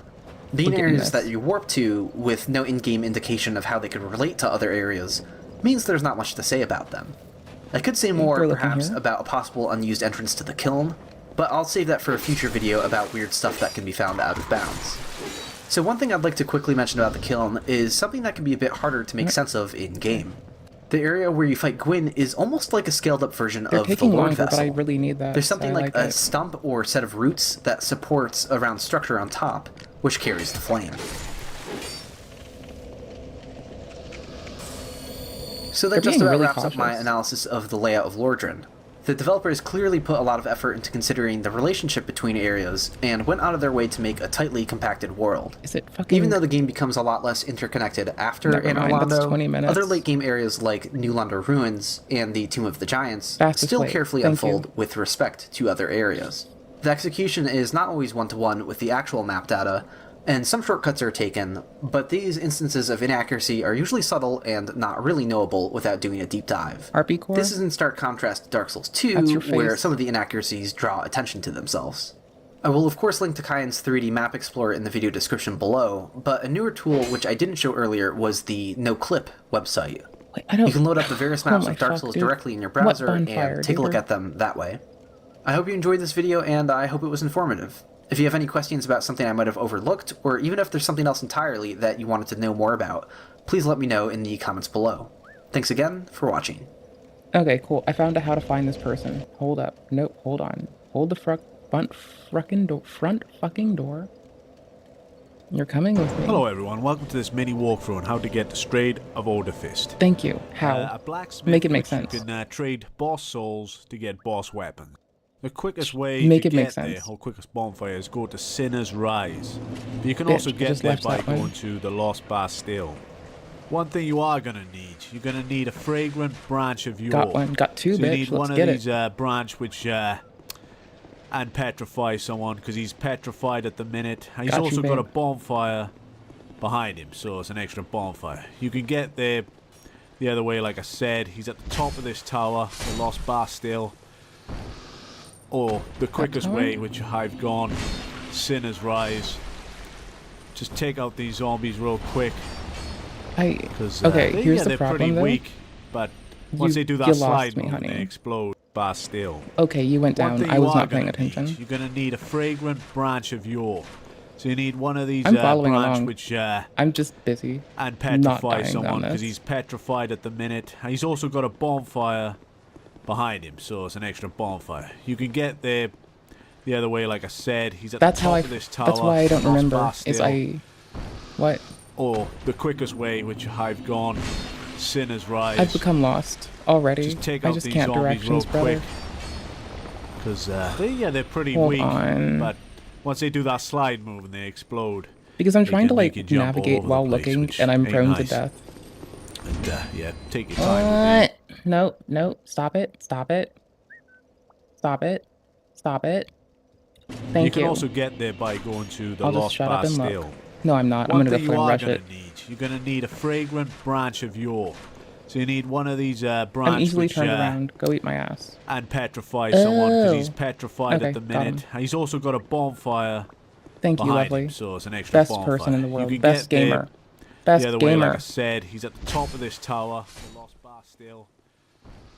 Best gamer alive. The quickest way, which I've gone, Sinner's Rise. Just take out these zombies real quick. Nope. Okay, yes. True. They're pretty weak, but once they do that slide move and they explode, they can make you jump all over the place, which yeah, they can, and I kind of forgot about that. Yeah, take your time. Thanks, Bibbs. What a fucking hero. What a champion. Okay, I'll do the zombos. What he does, you can basically trade boss souls to make boss Wait, weapons. aren't we all zombos? Game with the giant blacksmith. He's one of the yeah, we all are. Don't fuck with me. Alluring Skull. Oh shit, I got hit by the other dude. Weapons. There's also another one. Sick. And he sells all Alright, sorts of dope. It was upstairs. I was not paying attention because I was fucking up. Oh yeah, it was. Yeah, no, these are the explodey babies. We don't want their fucking problems. Nuh-uh. Wait on. Use the fragrant they protected us from myself. Yes. And let's see what he has to say. Because presumably they would have killed him too.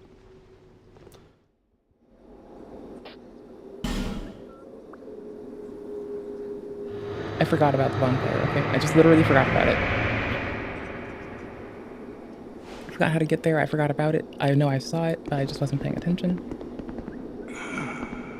Fuck with a bitch that doesn't have memory issues, bitch. A wandering sorcerer of sorts.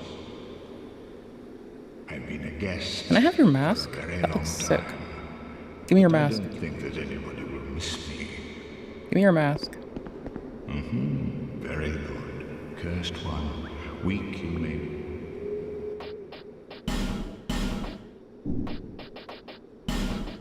Flame weapon. Boof.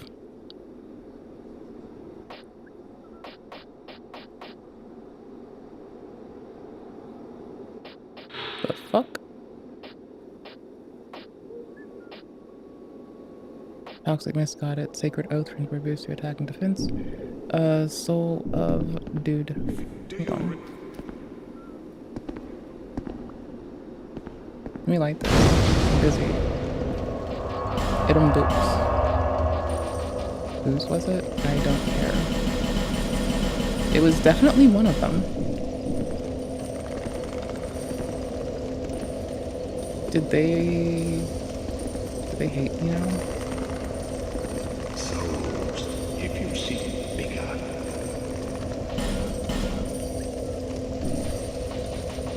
It was the one thing I know I can afford. I want this, but we can't do it yet. I'm gonna grab it. No, I'm not. What was this? Soul of some dude. Soul of your face. Okay, the rest of the dudes haven't moved yet. I'm being a fucking goober.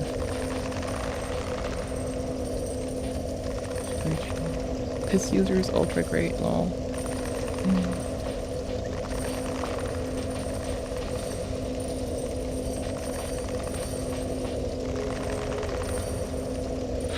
What?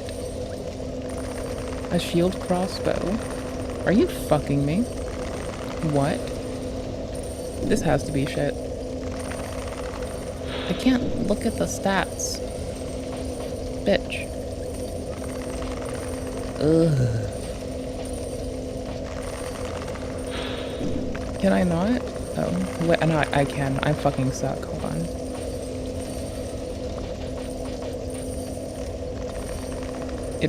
It weighs 8. Okay. I don't care. I do care, but I don't care. Smelter could go bye-bye real quick. I was seeing if there was a, like, a substantial... Ooh, wait, hold on. Oh, that's a lance, never mind. It is 18 dex. Halberds are nice, and I will eventually have enough fucking for that. Enough fucking... lol. 22, 25... Oh, Pyram... I already have Toxic Lance, just get out.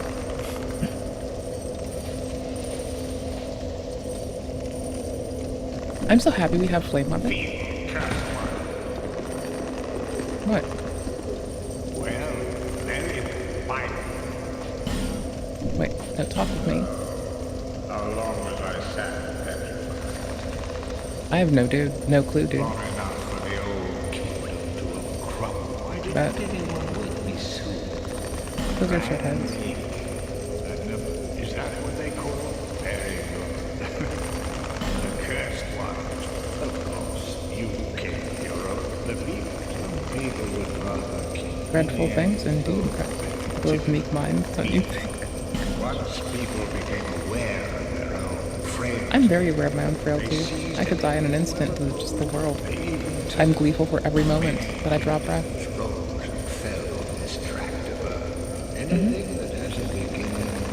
Has an end. Base doing cool. We like this dude. This dude's a motherfucker. Yeah. I like Quail Egg. She's fun to kill. I know it's not like... I know Quail Egg isn't the person who did it. She was the last one for me to murder.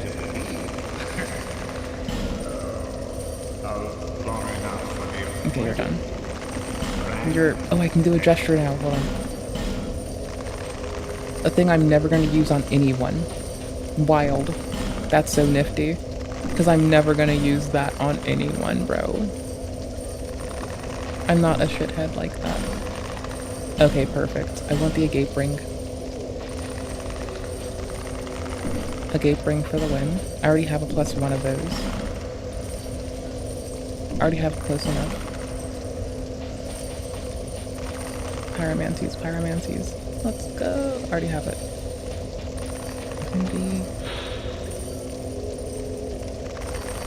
Interferes the manifestation of emotion, perhaps hate. I don't care at the moment for any of these. Sunlight Blade would be great.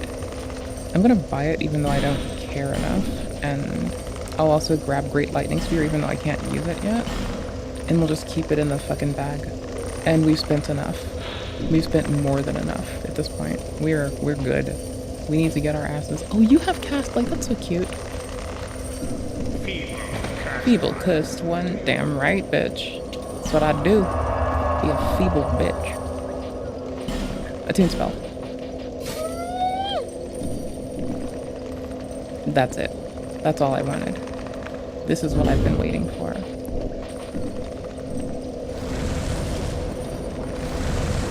That was the one. That'll do. That'll do.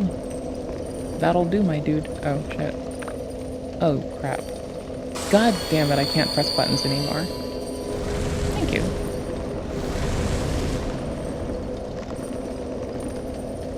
That's all I wanted. Now I'm happy. Happy as. Don't want shit else in the world. Good as fuck. See why I went with straight sword? It's because I'm a reasonable person who realizes that, like, between Mailbreaker, Rapier, S-Stock, this one's Babe. What? How do I open it?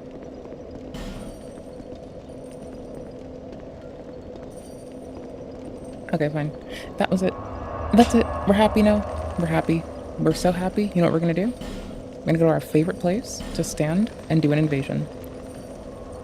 We're gonna roll up on a... I'm gonna put these points into stamina first. We're gonna go roll up on somebody. My main goal in life is to blow up and act like I don't. Nah, my goal is to, like, not blow up and still not know anybody, to be fair. Because I'm reasonable. I'm happy with what I have in life. I don't need shit else. Then stop showing it, you goober. How many? Just one? Okay, sick. I mean, I do want to do this. Oh, I'm fucking goober blood. I could go for a little bit more indie. Okay, okay. Let's actually be reasonable and keep grinding our health on this one. Let's remember that this is the one character that I'm being... Oh, wait, no, I went strength for a reason. Don't ask. But yeah, we already have a bonus of that witch's soul now. Hold on. I forgot. Now we have 2 witch's souls. Or 2 lost sinner souls. Get in my belly. What? Dupes for the win, bitch. We send dupes to the fucking grave. I'm gonna put the rest away before I, like, because I will hold this. I will stand in Majula, and I will stand by the blacksmith, and I will legit be in bed on the Steam Deck, right? Okay, cool. Yeah, I don't want to use those when I'm asleep, because I will, like, roll onto the goddamn thing, and it could actually be a fucking problem. That's fine and all, but, like, so you know. That's why those hours go up. It's because I'm classy. God damn it.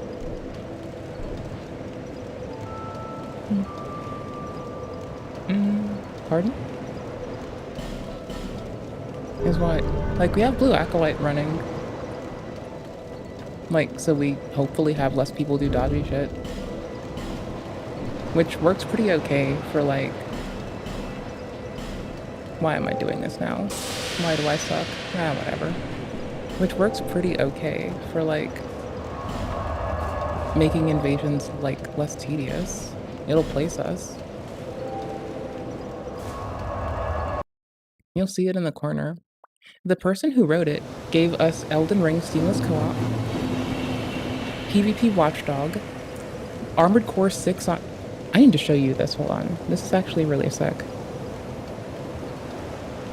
Okay, this is a little tangent. I've been, like, actually really just impressed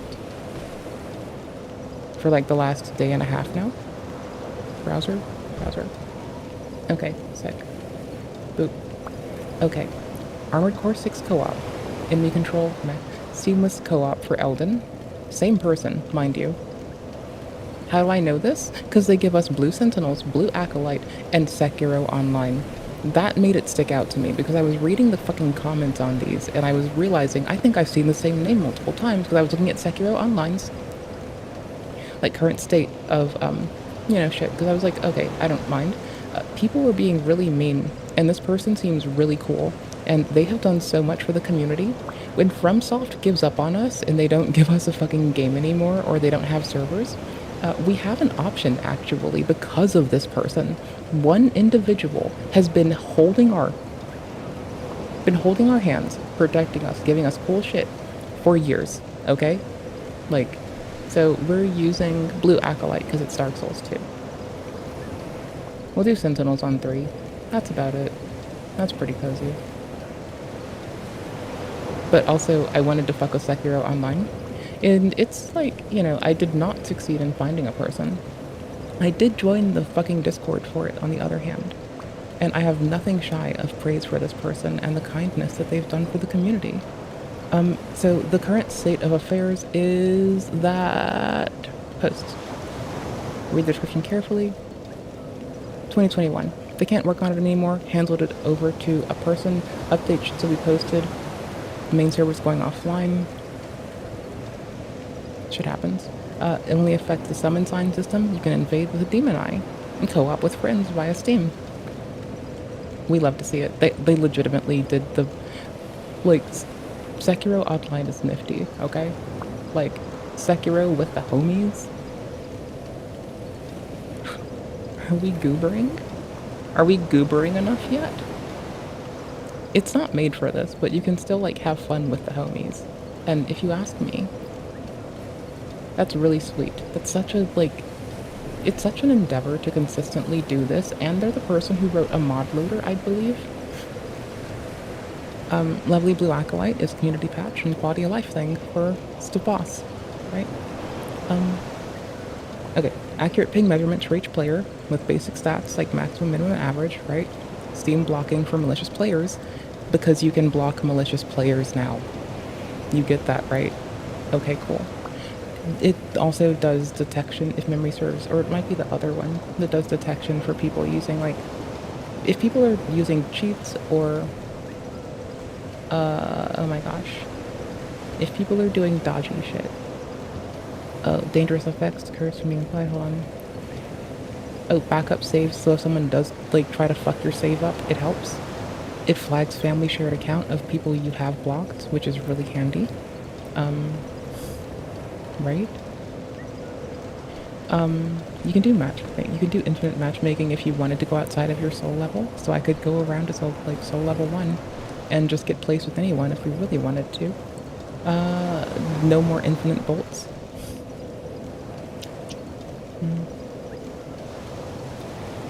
Just saying. Oh, and you can set the boot volume of the game. Moreover, like, no, they've, and like, genuinely, if I'm understanding correctly, because I was digging really deep into Soulsborne's, like, into Soulsborne community shit, like, the last couple days. I've been, like, digging really deep, okay? Like, I'm really, really proud to see this shit in our community. I'm really, really fucking ecstatic. I just rolled up here, bitch. I don't have shit to say, but I just rolled up. And I have a lot of fun here. And when they did the old Dark Souls remastered PvP Watchdog, which, you know, there's another option now. The PvP overhaul. But, you know, this is like up until quite recently.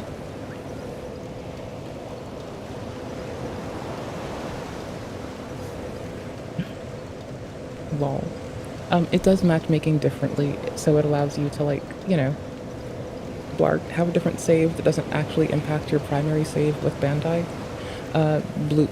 It's similar to seamless co-op for Elden, genuinely.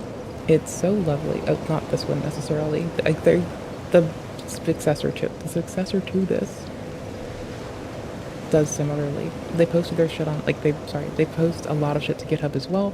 Everything is mostly sourced there. I found the open Souls community shortly after, and have just been, like, reading my ass off into a knot. I could not be happier. I think it's nifty. I'm chill with this. Like, in terms of the just quality of life to, like, you know, not have people do mean shit to my save is nice. So, again, this is what picked up after them. I can link this to you as well. Hi. I have, like, over the last 3 days, I have taken a pause in the stream and our otherwise shit to just remark about how outstanding this is, in my opinion, of a cool project. Anywho's, built-in anti-cheat spanning functionality is removed, fixed a lot of bugs both from its hold up.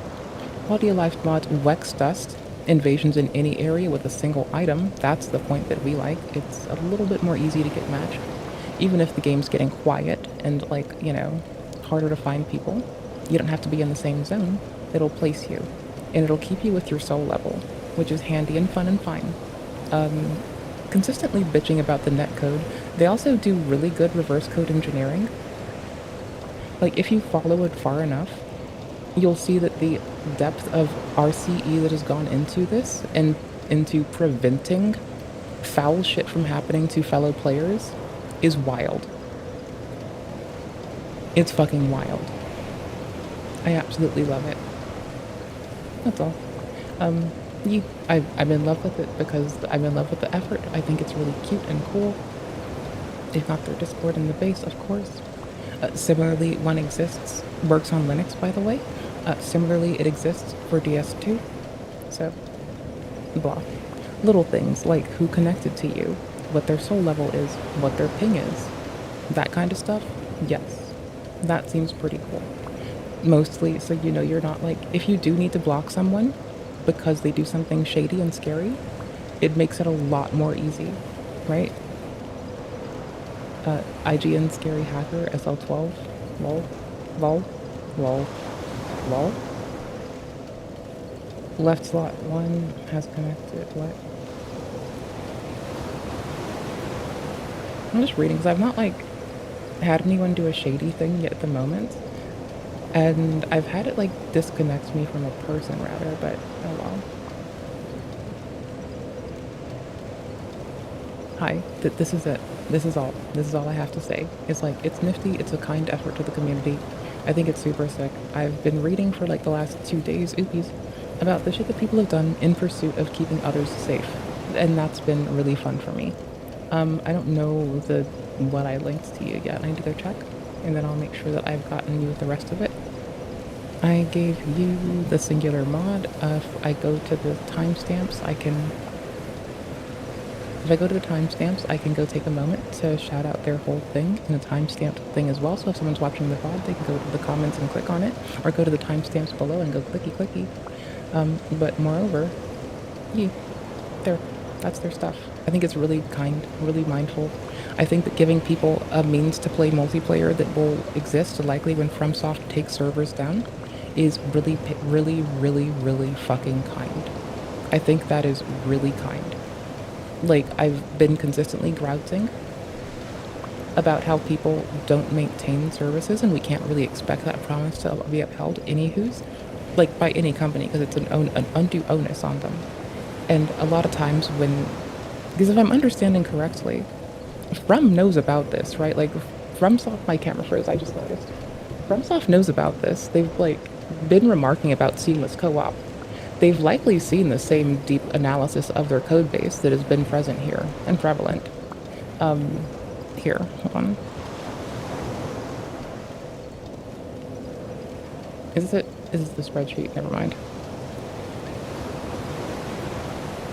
I've been reading a lot, okay? They publish a lot of their findings as well. They've published a lot of their findings to the extent that things that could have caused players to crash and their games to not fucking function anymore they've tried to make effort to stop it from happening. Because there are vulnerabilities inside the game that do leave your computer quite vulnerable, and there are people who are working really hard to prevent that from happening and getting exploited. I like that. I, as a person who likes red team and blue team shit, find this to be genuinely outstanding, heartwarming, lovely. I will link it to you all in chat, as well as in our lovely dovely little comments if you're there. Not our comments, our what's the word? Our thing dinger.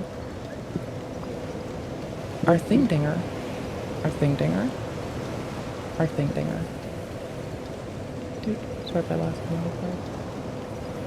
Well, it was already last modified. Okay. I'm just seeing when when publication's been popped in here. Rollback, disconnects, anti-cheat, anti-cheat. Maybe. What do you document here? They've been documenting cool stuff.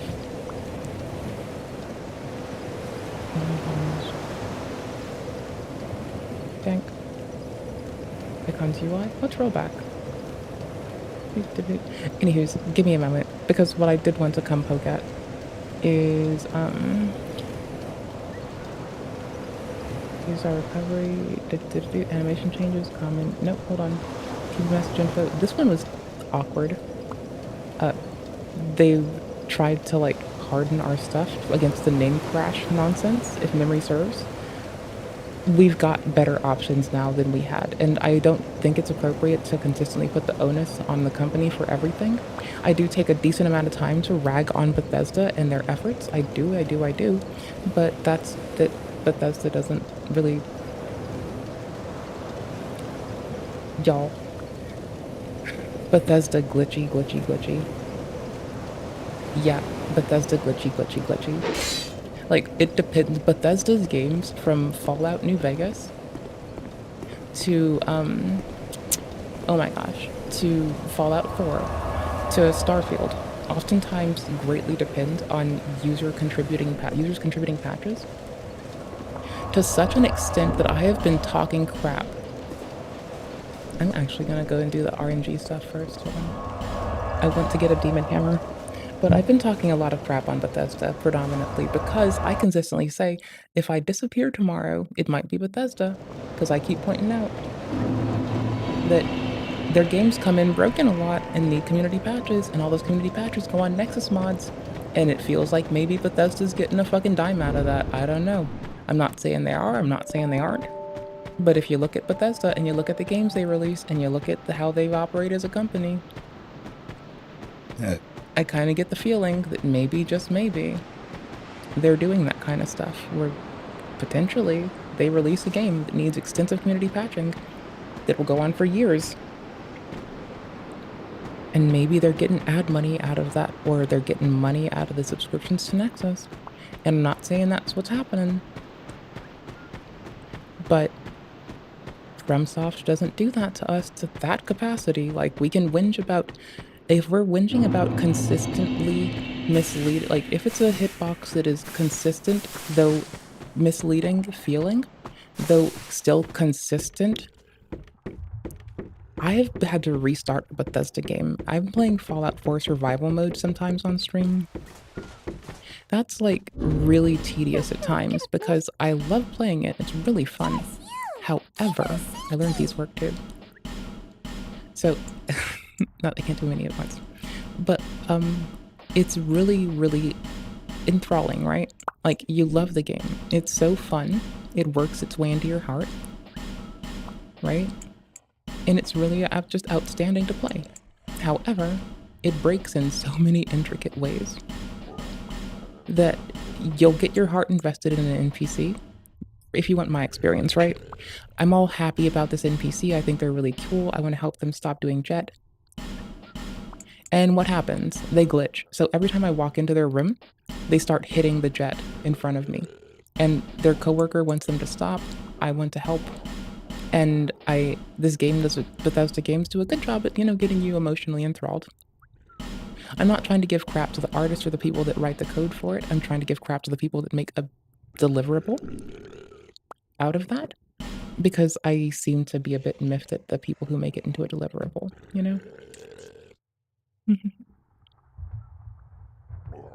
Oh, I was scrolled up. You don't care what team someone is on as long as they can be the big spoon.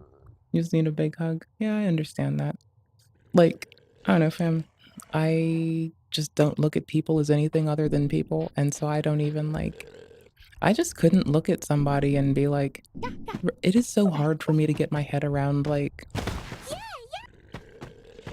there's so much that I don't look at people as hot or anything. I don't see that in people. I just see people as people. And I never really gave much of a fuck beyond that. So it's just wild. It's just wild. Yes, you! Whoosh.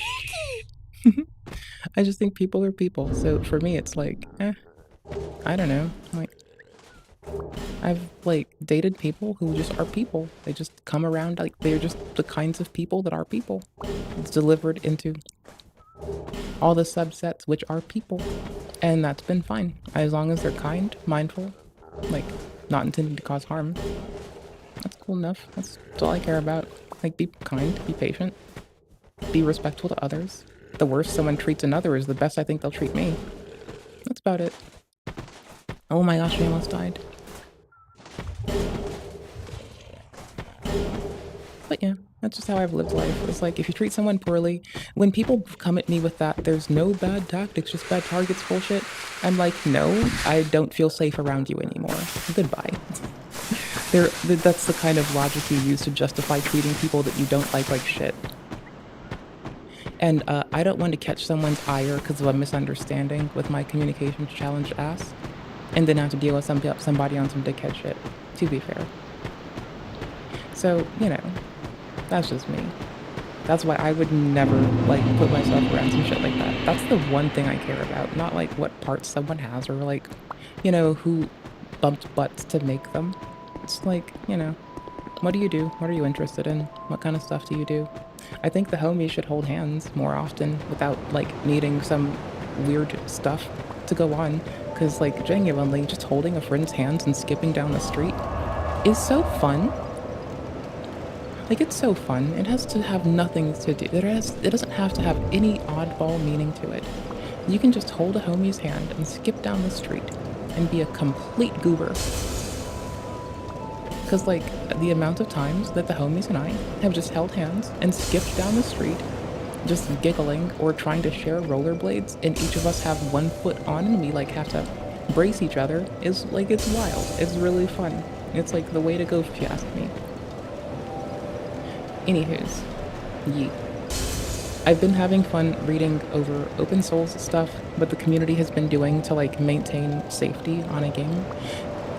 You know, even on games where it's, like, less likely that we'll get active updates for things, or, you know, when it might go down for months. I find it really, really cozy and impressive that people are putting their energy and effort and time into such a thing. I also like to put my energy, effort, and time into, like, you know, being present, being patient, and trying to enrich the world I'm in and not detract from it. Like, the last thing I want to do is, like, roll up in any capacity and just make it harder on someone or worse on someone. I'd be remiss. I'd probably hate myself, honestly. I would definitely hate myself. That would be the thing that got me. Oh no, I got another one of the— I want to wear one in each hand. I'm gonna put one away just so I'm safe. Put this one away. Keep that. Keep this. This is wild. This is fucking wild. Nullify back hits. That's wild. That's some stuff, dude. That's epic. I still want to spec enough for Saint's trousers, but I don't care enough. Like, if I respec, maybe. I hope I didn't mess up and put them in the wrong place.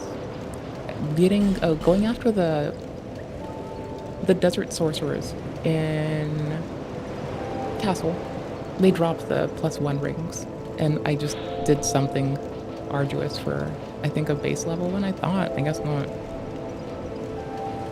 I'm glad we have the agape ring now. I can stop my soul level from going up when I want to. I can, like, take time to be patient and find when that would be most efficacious. I do want to occasionally split our shit and run the Saints set. It is kind of like parts of the Saints set. I don't always want to wear the hood we have. We're just gonna read things quick. Oh. Blah, blah, blah. Increase the number of souls acquired. Oh yeah, I will keep that in inventory just because reasons. Just so, like, you know, I'm probably going to be playing 3 at night when I'm, like, you know, laying in bed being a goofball.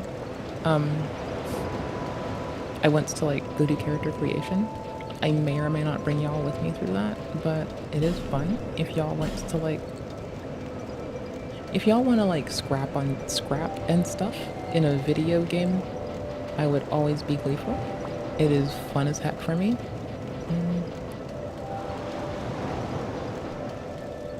I don't know. I like fights. I like fighting.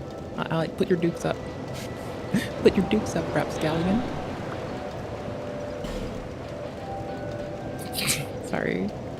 I have way too much fun saying, and I quote, put your dukes up, rapscallion. I'm not gonna stop it. It makes me a little happy goober. I'm just gonna have our pyromancy in our bag. It literally doesn't hurt. It's 50, 14 we can spec to soon-ish. Soon-ish. Not quickly, but soon-ish. I'm going to split some of us to Faith, of course, so I can, like, you know. Not just this, but, like, I will eventually have, like, a second slot occupied. But if you were curious, the one thing we're doing is, like, trying to avoid getting hurt by, like, mean people who do mean stuff. That's about it. That's it. That's good enough for me. If I haven't blathered too long, I get excited and I can blather. You'll live. Worse things have happened.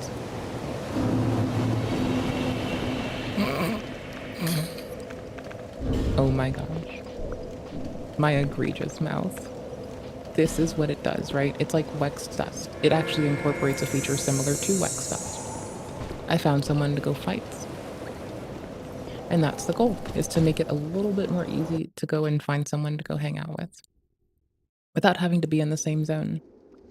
So we got boofed over here to Undead Crypt. Which, you know, I dig it here a little bit. I'm gonna righty-ho them. I guess they're being sneaky. I'm gonna righty-ho again. I don't know. Oh, they're busy. I'm gonna go jump over so they don't, like, so they get money off of it or something. Hold on. Hold on. I'm gonna get it in time this time. Got him! Got him! Got him! Got him! Woo! I want to do something useful. I just want to be useful. I just want to be useful, okay? I just want sportsmanship and to be fucking useful. I want to bow at my opponents. I want to, like, have fun. And I want to, like, keep doing that, because that's fun for me. Wasn't I gonna go spend this on a level or something? What? Yes, I was. I can't count. Oh, 200? Oh, hi then. Hold up. We're gonna go do character creation if I feel like it.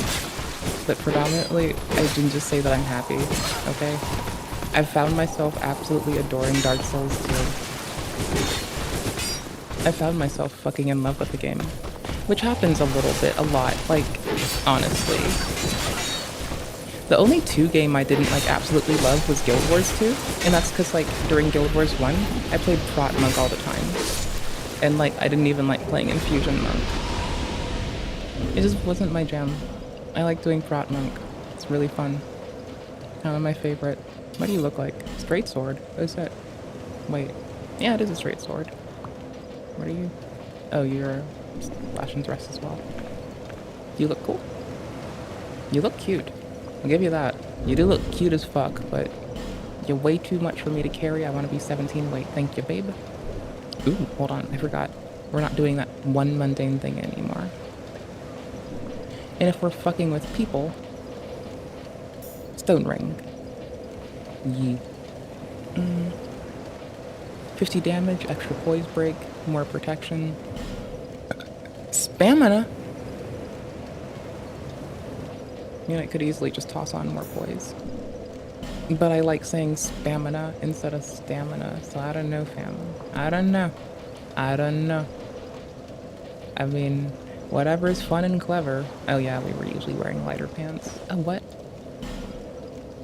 These are the lightest pants we can have access to, right? Oh, what? How do I sort on this game again? Can I sort on this one? I keep bouncing between games.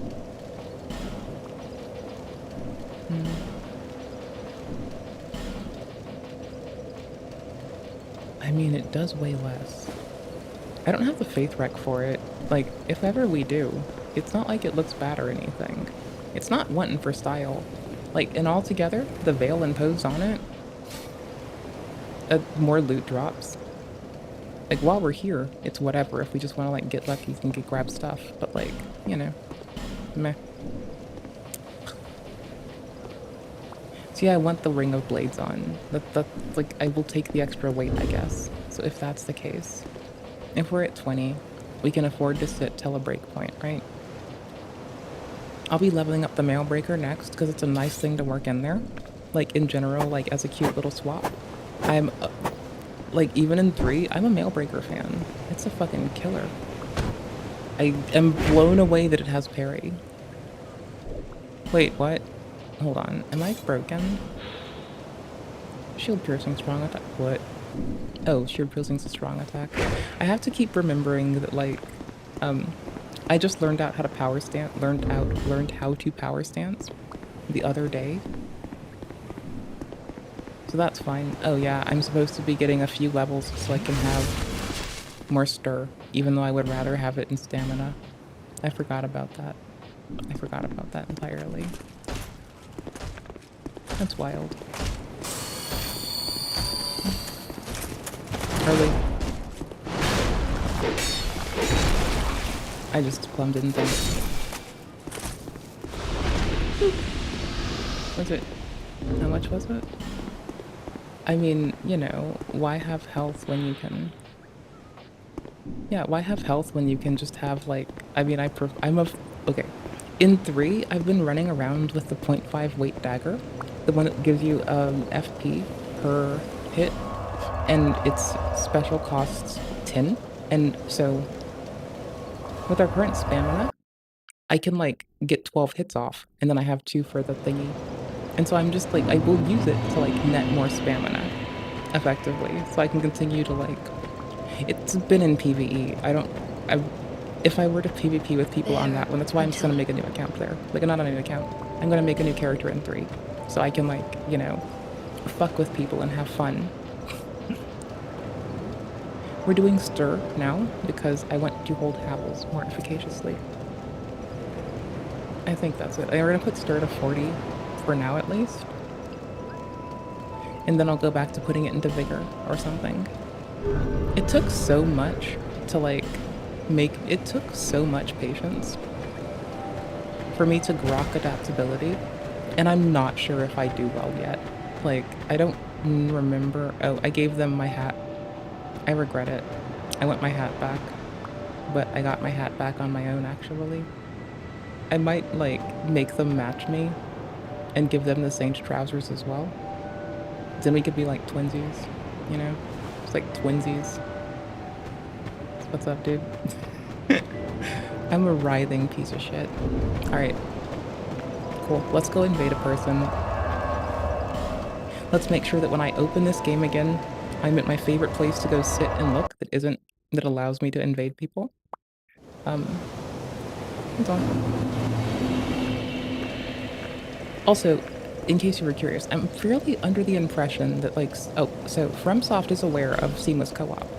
They're aware of the quality of life stuff that, like, this one cool creator continues to drill out. Like, it's pretty sick.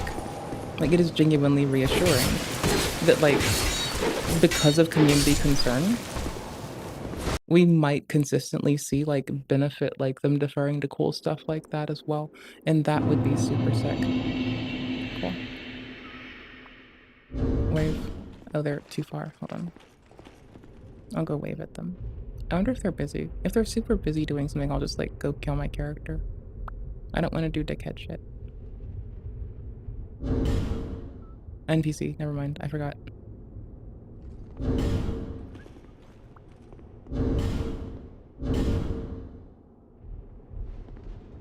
Can I bow at you first? Okay, are we friends now? I'll put my weapon away. If we're friendly, I'll just put my shit away. Oh, it's a beautiful arena. Oh, I get it. It is a pretty arena. My first time with Flame Sword. Let's get it.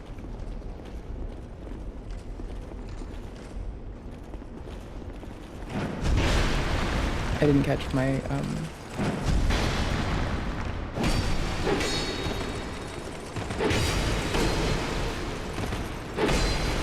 stamina.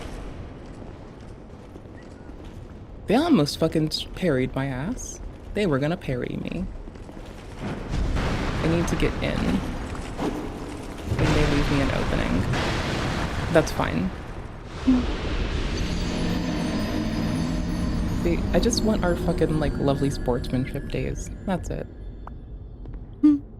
Oh, but anyways, I'm under the impression, from what I've been reading, that From is gravely aware of, like, the quality of life stuff, like Blue Acolyte, Blue Sentinel, and Seamless Co-op. To the extent that our lovely everyone is aware, actually. Our director is aware. Everyone. It's super sick. Like, I am quite under the... And from what I've further read, there's someone patiently reading through all of the fucking network of... Not every network event, I'm sure, but, like, there's people patiently and manually parsing through, like, the shit that they observe and record. And if you read that RCE stuff that I've been doing, they do actually report back on mods that are utilized by the user base. And so this is kind of the coolest thing that I can imagine, is we're in a world where the quality of life thing is actually a benefit. It's not an undue onus we're placing on them as a community to consistently serve us the way we want to be served. And it works out pretty all right. I like that one part, right? That we as a community can support each other without putting more onus on the people who make stuff. As a person who likes to write code and shit, it's really nice to see that, like, the only thing that breaks my heart is that the person who's been writing Sekiro Online, Seamless Co-op for Elden, PvP Watchdog, they take a lot of bullshit because people are like, why don't you update this thing? And they're like, but it works. And then people are like, but I want updates. And they're like, but it works though. And they get, like, genuinely, it seems like a decent amount of crap from people who may not know to, like, be patient with them, or may not have that experience to be patient with them. And I'm not here to harp on those folks, right? Like, I'm fairly sure that, like, they're just people doing their life, trying to be okay, not sure what's going on, and they'll learn and grow as they learn and grow. And yeah, that's it. I know. That was my take on stuff. There's my Soulsborning shit for you if you were curious. I'm sorry I blather a lot. You'll fucking live. Righty-ho! Righty-ho! I just wanted to bow first. I'm not trying to be a butthole on sight.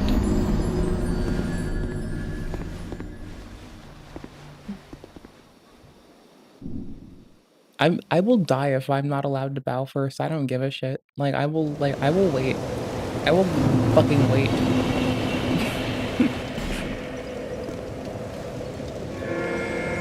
What? What? I said sportsmanship, goddammit. I'm here for it. Like, good game to all. And that's what I'm gonna do. So, they have... Okay, I think my font doesn't display their name because I set it to be Farah code for Blue Acolyte and Blue Sentinel. Because I'm a goober. Oh, no, it's not done.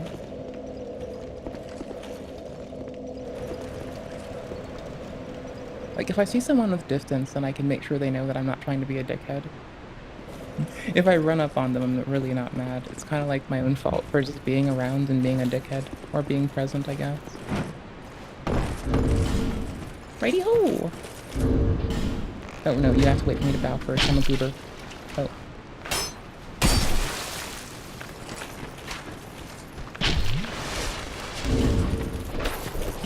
I'm letting them do that first. I don't want to get in their way. I'm not going to do dickhead shit. I want them at their best, not them mad at stuff, and not them frustrated. Can I knock the NPC off? I can't knock them off. Oh gosh. What's their health like? Fuck it. Give it to them. Fuck it. They deserve better. Fuck it.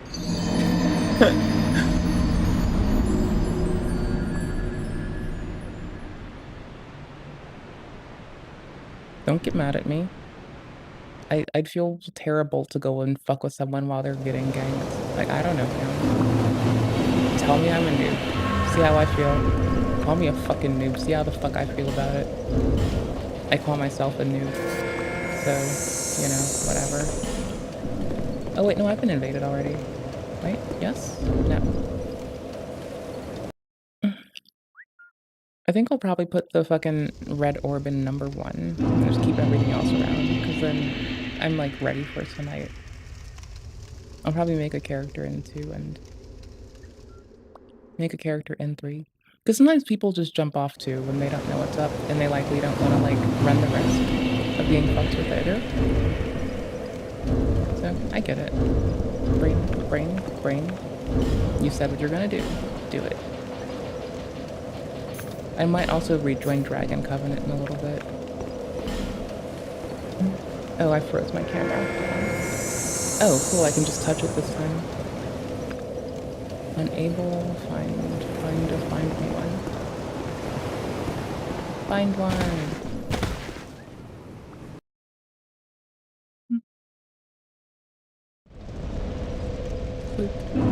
It can't give you more detailed spec or stats, but like, I don't happen to God damn it. I don't happen to like have everything bound appropriately. My keyboard is kind of shit, to be fair. It's a 66%, so that part's fine. Oh, then Vess, I'll trust you that it's probably sleepy time for everyone.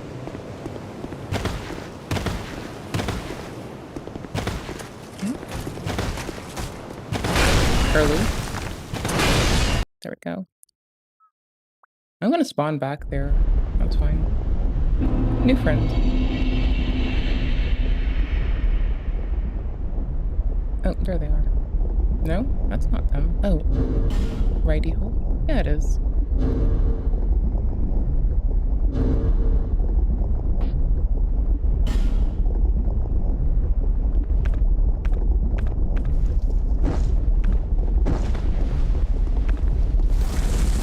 Boop, I'm bad at life.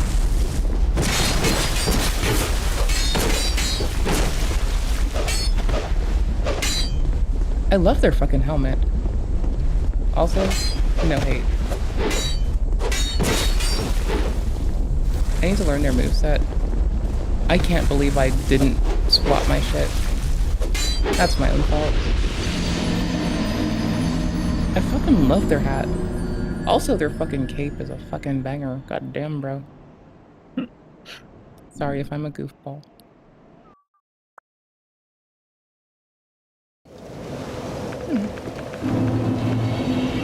Okay, I've forgotten how to do my weapon swaps because I keep bouncing between Elden, Dark Souls 3, and Dark Souls 2. It's a miracle that I haven't picked up Sekiro again. Watch me. I didn't know that happened.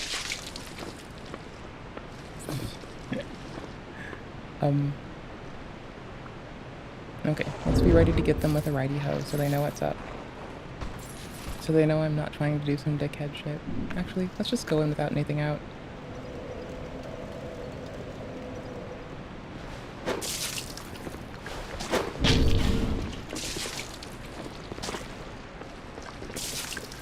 Wait. Oh, they're line of sighting them. That's pretty fucking pro. I dig that. Respectfully. Does it not stop? Okay. I'll just do what they want to do. Oh, can we go here? I don't want to get you hit. I'd feel bad. Boosh. Okay, I'm sorry. I'm the happiest bitch alive right now.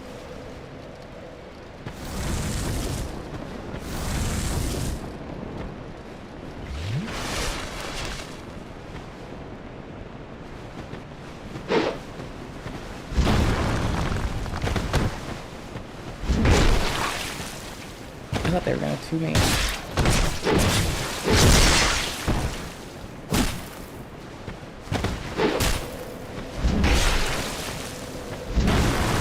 The latency got me. That's fine.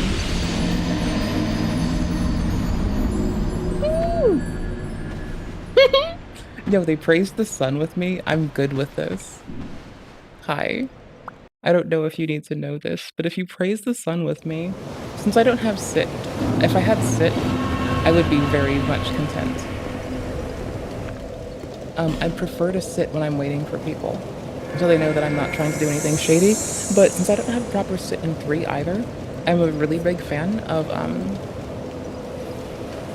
I'm really new to 2, by the way. But if I don't have sit, I'm a big fan of the, like, lay down with your arms and legs splayed out in that one.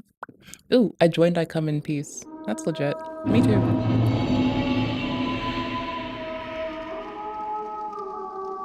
This way, probably.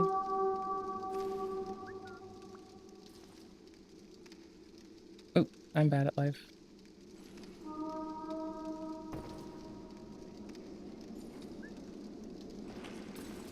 Let's assume it's this way? Let's turn it up so we can lock the fuck in. They'll be louder than me when I get to them, but, you know, for now. Nope, not this way. Oh my gosh, why would I? Never mind, I'm a goofball. I hear them.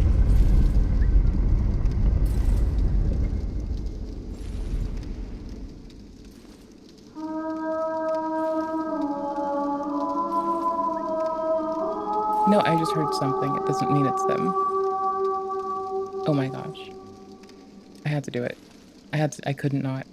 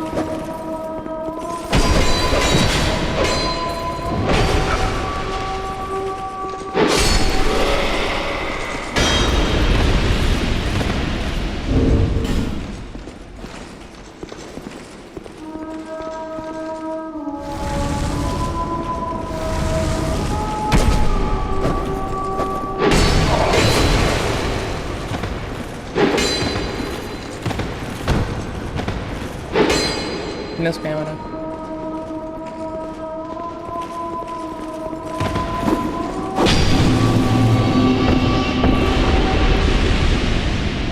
I came in peace. They came with violence. Oh, I need a bell. It's fine. I would also come with violence. If I were in, like, I don't know. I zoned out. It's fine. I get distracted a lot.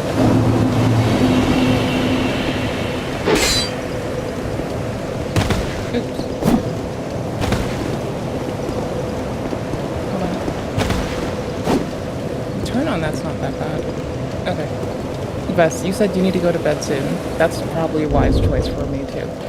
So even if I just kind of sit around and do character creation on 3 so I can, like, you know, have a character that I'm not wearing only master's attire with minimal health to not get one shot. Yeah. I can, like, actually just go play with people and not be a detriment to their fucking experience. That's pretty sick. To be fair, I don't mind inviting people as is. Like, blah. I just wanted to do, like, stuff with groups of people, and I'd feel like a massive letdown to groups of people, you know? I feel like I don't wanna fuck anyone stay up. That's it, you know? I'm a needy bitch. If I ruin someone's day, I'm gonna needy bitch myself to fuck off.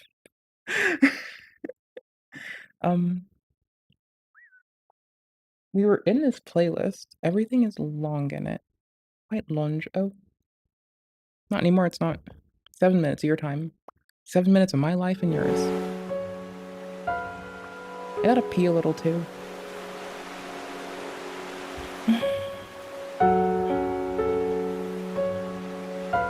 Time travel side by side. Ooh. I don't like AFK reacting to people. I'm going to this one time, purely because I have to tangle very bad. I'm going to make sure you have the link if you're here, or if you're watching the VOD. Thank you so much if you're watching the VOD. I don't deserve your kindness. I'm going to pop the timestamps in it right now so I don't forget right now. That way, if you're on YouTube, now or later, you'll know what we watched, when we watched it, what we did, and why. You'll even see me, like, trying to shout out people who do, like, Soulsborne modding shit to keep the community safe. Because between Blue Acolyte, Blue Sentinel, and PvP Overhaul, I'm fairly sure that we're, as a people, trying to not cause an undue burden on the developers of our products that we all love and adore. Okay, I really have to tinkle. I feel terrible going AFK while I'm doing this. I'm so sorry. I want you to be well. I'll be right back. Thank you all so much for being you.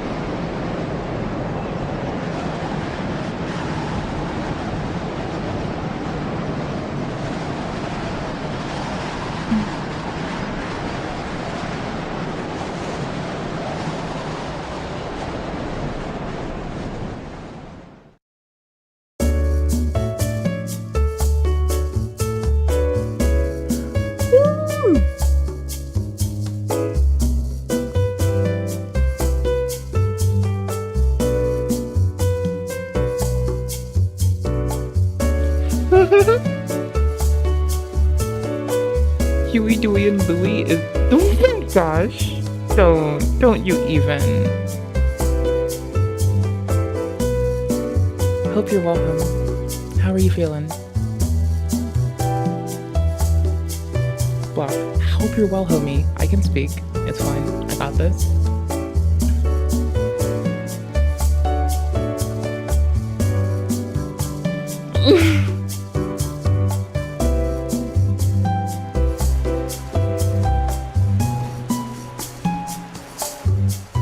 Oh, she's the best puppy.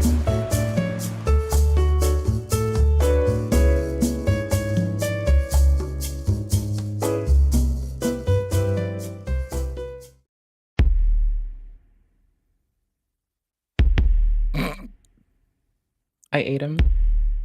He's in my belly.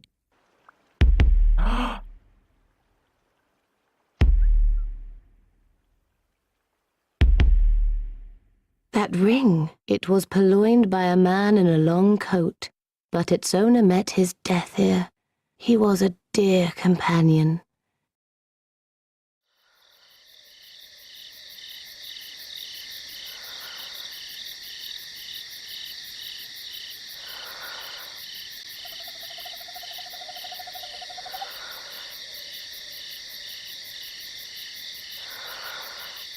Oh my gosh. Outstanding artwork. Okay, I'm not mad that I left us with that. Alright. Invests at bedtime. You goober. I'll trust you. You're probably right. I recently learned about a tool. Don't tell me it's not, because... Don't tell me it's not bedtime, because I'll do character creation, goddammit. Don't give me a reason to do character creation. Here, I'll make sure you all have this too, just in case. Just in case. Either way. That way nothing can stop you. That way we're immortal. Anywho's, let's assume Homeskillet's there and doesn't want to type, yeah, do one more. Let's assume where that. you can use AI to generate photorealistic renderings I'm gonna of do character human creation. faces. It can Then I'll sometimes get work pretty offline. well for video game characters, and I haven't seen anyone take a crack at the cast of Dark Souls yet, so let's give it a go. Quick disclaimer, this AI is pretty narrow in that it 10 needs minutes of something our that life. looks a lot like a human face in the first place. So I know some of you would love to see some of the weirder creatures I'm go off through this too. process, and I Launch do in have a 3. few examples that will push the system to its limits. But you're not going to see... Oh my gosh, by the way, before I get too started, bouncing between Dark Souls 2 and 3 has made me shitty at Elden Bling. Belden Bling? Honestly, Dancer was really fun, like, that's one of my favorite fights in 3 currently. Like, it's so fun. Then again, I was, like, in the mood to be awake and stuff. Oh, you're using WGet? What? What are we doing? Experiment type WGet, these up something. What are we? Okay, you're grabbing a shape predictor for face landmarks. Okay, you're unzipping it. Gotcha. Here's an image path. Oh, you're loading staticky images. And here's your library. Align image, align face file path. What? Oh, sick. I wonder what it yields. See what happens to non-humanoid or masked characters. For our first reveal here, let's take a look at patches. Okay, so this might look a little uncanny to some viewers, but that's not bad. It's trying. His face became a lot pointier by the time you get to Dark Souls 3, so if you're coming from that game, this might not feel like the patches you know, but I think it's a pretty good representation of Dark Souls 1 patches. I mean, it's patches. I don't give a fuck. As long as he's happy and safe. And fucking me over, because apparently that makes him happy. This is what I Screw do, it. my friend. I'm here for it. Let him destroy my The life. Crestfallen Warrior also gets a pretty solid conversion. Well, what do we have here? You must be a new arrival. Let's see how Dusk handles. Brother. I purposefully left the Crown of Dusk equipped, hoping it'd give her some really screwed up hair. But the AI saw right through my ruse and just got rid of it. Okay, that's kind of I'm getting a bit of a Winona Ryder vibe here. You know what? It seems that my time it's hard is to look at done. faces, but damn, I May think the you're right. great flames guide thee. Okay, launching 3 for character creation. But on the subject of the AI not knowing what to do with the headpiece, here's the axe-wielding Forest Hunter. The face came out pretty excellent, but that hair is something else. I'm gonna make a pyro. Let's Because take I a wanted look to at a couple more. I wanted to learn the magey shit that goes on 3 anyways. If I'm gonna fight against it, I may as well learn it. So I'm gonna make a pyro. Any disagreements? The Forest Hunters. I don't know why I was expecting someone looking like Bjork coming out the other side, but I think the software came up with a more appropriate interpretation. Turning it off. Oh, I got it. Never mind. And here's this guy. I don't have anything to say. I don't think anyone cares about this guy. Back to some named characters. Really bomb. Here's Petrus. Oh, just make the face into a kick me sign. Please just make the face into a kick me sign. Please make it into a kick me sign. Oh my gosh, my HDR just took a shit. I forgot. Hold on. ds2 is eating a butthole. 1 second. It's gonna do it again. It's gonna do it again. It's gonna do it again. I'm sorry. There we go. Did it break OBS? Not entirely. Let's go. I don't know what I was expecting. I'm getting some Anton Chigurh vibes, which Maybe I guess is appropriate for this monster. What's the most you ever lost on a coin toss? My heart for this man. And Rhea. This pompous jerk trash talks our appearance, so I appreciate the AI downgrading the quality of her clothes. Who are you so uncouth as to lack such judgment? For Griggs, I was kind of expecting a Jesse Eisenberg, but that's not quite what we got. I regret meeting you under such compromising circumstances. At least we both made it back unscathed. Now, there's a lot of NPCs whose faces... You ever notice when... Oh shit. Hold on, I accidentally lost the OBS for Twitch. 1 second. Hey YouTube, hold on. Let me get them back. Let me get them back. Hold on. I have to run 2 OBS copies because currently this is how we roll. Launch anyway. I'm not leaving them for this part. Restart stream. Close the backup copy. Hey Twitch, sorry, I accidentally broke one of the things. Okay, now my camera's just buggy. Okay, there's only 10 billion things that can go wrong tonight. It's okay. Between my camera being broken, that's just a constant thing right now until I can fix it. We can't see too clearly, or even at all. But there's nothing stopping us from using debug to spawn in as them, and simply taking their helmets off. So here's a closer look at Big Hat Logan. And, yeah. I will return to Firelink Shrine. Logan's so charming. So that I may impart my sorcery. We'll also remove the hood from Laertius to reveal his hair, and here we go. Beautiful hair. I'd like to imagine this is the look on his face after you refuse to tell him where you got your pyromancies from. You can actually pinpoint the second when his heart rips in half. I see. I suppose I was mistaken. In any case, I definitely trust you. And here's Quelana. I don't know what I was expecting under the hood, but the realistic version is pretty cool. I am Quelana of Izalith. I am not often revealed to walkers of flesh. For Witch Beatrice, I don't really have anything to say. It's another reasonable interpretation based on the source. Yeah. Though the AI seems a little inclined to maybe round out the chin a bit more than it should on some of these characters. We can also take a look at Unmasked Oswald, and dear God. Just so you know, I'm on cloud 9 right now. It is only human to commit a sin. What a charmer. What a fucking charmer. I love their hair. I'm not going to go through every character that has a helmet, mostly because I think viewers don't have any expectations for them to begin with. But nonetheless, here's a handful more. It turns out the Crystal Knight is pretty handsome under there. Everyone's handsome, goddammit. The same goes for the Crestfallen Merchant from Sense Fortress.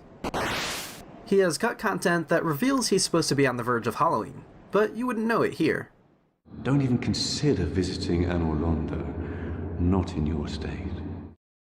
Here's Siegmeyer. He's just as jovial as you'd expect. So? They changed him a lot, didn't they? Didn't they? Did they change his hair color? Hold on. I'm gonna fuck this. Hold up. I'm gonna figure this out. Get to the bottom of it. Let's talk about Solaire. He's a good friend, but he's really dumb. But his himbo status is about to get cemented. We love him. Here he is without his helmet, and here's his real-life version. If I didn't know better, I'd think you had feelings for me. Oh no, dear me. Pretend you didn't hear that. So it's no surprise that the AI does an okay job for most NPCs like this, since they're all constrained to being built like the player character and have to have these human features. But there are also some unique enemy and character models that show their face as well. They change his hair? Starting with Guinevere, I think we'll get better results if we get her to... Oh, you mean the person that you put an arrow through to win the game? If you put an arrow through this person, you win the game. Open her eyes first. They normally stay closed by default, and there are some unused talking animations we could trigger, but it's easier to just force a T-pose. Much better. I know we've seen Siggy without a mask on. And we're off to a good start here. O chosen undead, I am Guinevere, daughter of Lord Gwyn and Queen of Sunlight. Here is Quailag. Quail egg. It kind of works. Welcome, bringer of meat. Quail egg. The children of chaos are hungry. Quail egg. And her sister gets a pretty decent treatment as well. I mean, she's supposed to look sickly, so that works for me. Hold on. I didn't want to go to, like, find him on the other... They did change his hair color. That's what I was fucked up by. Is his hair color changed? So, and the eyebrows. I can't look at faces that good, but I can tell pretty eyebrows a mile away. Those are pretty-ass eyebrows. God damn it. Hold on. Wait, there's more. You have a salty bitch on your side now. Or something. You have a salty bitch. I don't know what you're gonna do with that, but... Dark Souls 1... Dark Souls 1 Unmasking. Wait, what? Bruh. Bruh. Bruh. Am I fucking ignorant? No, I'm an ignorant bitch. I'll shut the fuck up. But hold on. But wait, there's more. Eek. Nope, come here. Get your ass over here. No, I can't tell. I'm bad at faces. We're good. Never mind. Oh, wait, what? They darkened his hair and they rounded out his eyebrows. Don't fuck with me. And his mustache is like a different color too. Hair color just changed throughout. This is a nice auburn, and then we go to like a really pretty black hair. Also, dude is old as fuck, mind you, and just looks happy as shit. That's what we like to see. I love you all, Oodles. I hope you're well. Quailag, my dear sister, the eggs, it hurts. They've gone still. But things are going to start going downhill from here.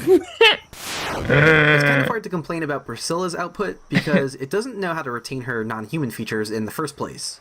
So yeah, it's not great, but what can you expect? Better work. This land is peaceful. Its inhabitants kind. This land is peaceful. Its inhabitants kind. This land is peaceful. Get the hollows. Get the fucking just random ass hollows. This land is peaceful. Its inhabitants kind. Did you know her tail makes a beautiful dagger? Kieran actually is built like the player character, so you can take her helmet off no problem. But I didn't mention it earlier because they never customized her look. These are the character creation sliders at default, essentially. And without further guidance, the AI assumes a more masculine appearance. Okay, so I've got just 5 more, but they might qualify as nightmare fuel. So consider this your warning. Okay. Andre of Astora. Don't fuck up Andre. He is the blast.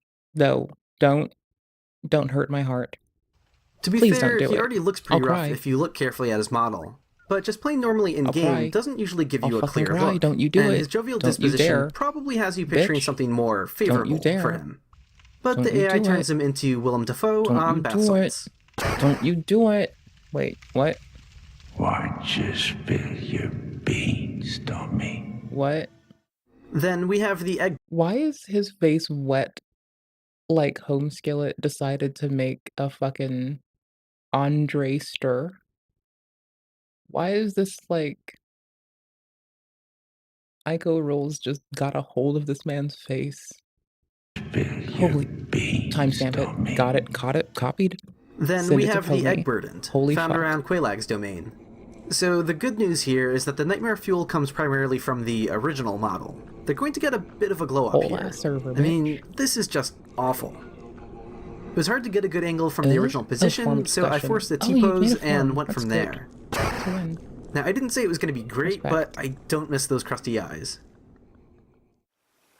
Marvelous Chester was interesting to experiment with. You can't remove their helmet because they're a unique enemy model and there's nothing behind the mask. But I figured the mask itself has some human features, so why not give it a try? But without seeing enough of the upper portion of his face, I couldn't get it to work.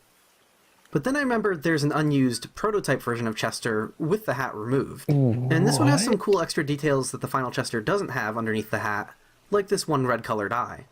The AI felt comfortable enough working with that, and gave us this. We are both strangers in this strange land, but at least now there are two of us. Okay, I'm gonna put it back. I couldn't get the AI to recognize the ghosts of New Londo Ruins, but then I remembered to check the baby the female ghost is carrying. Why if you haven't seen it before, yes, there's a baby there. Why would you It's what shoots lightning at you. The baby's the focus? Holy shit. And, okay, I guess. Based. That's a cute baby.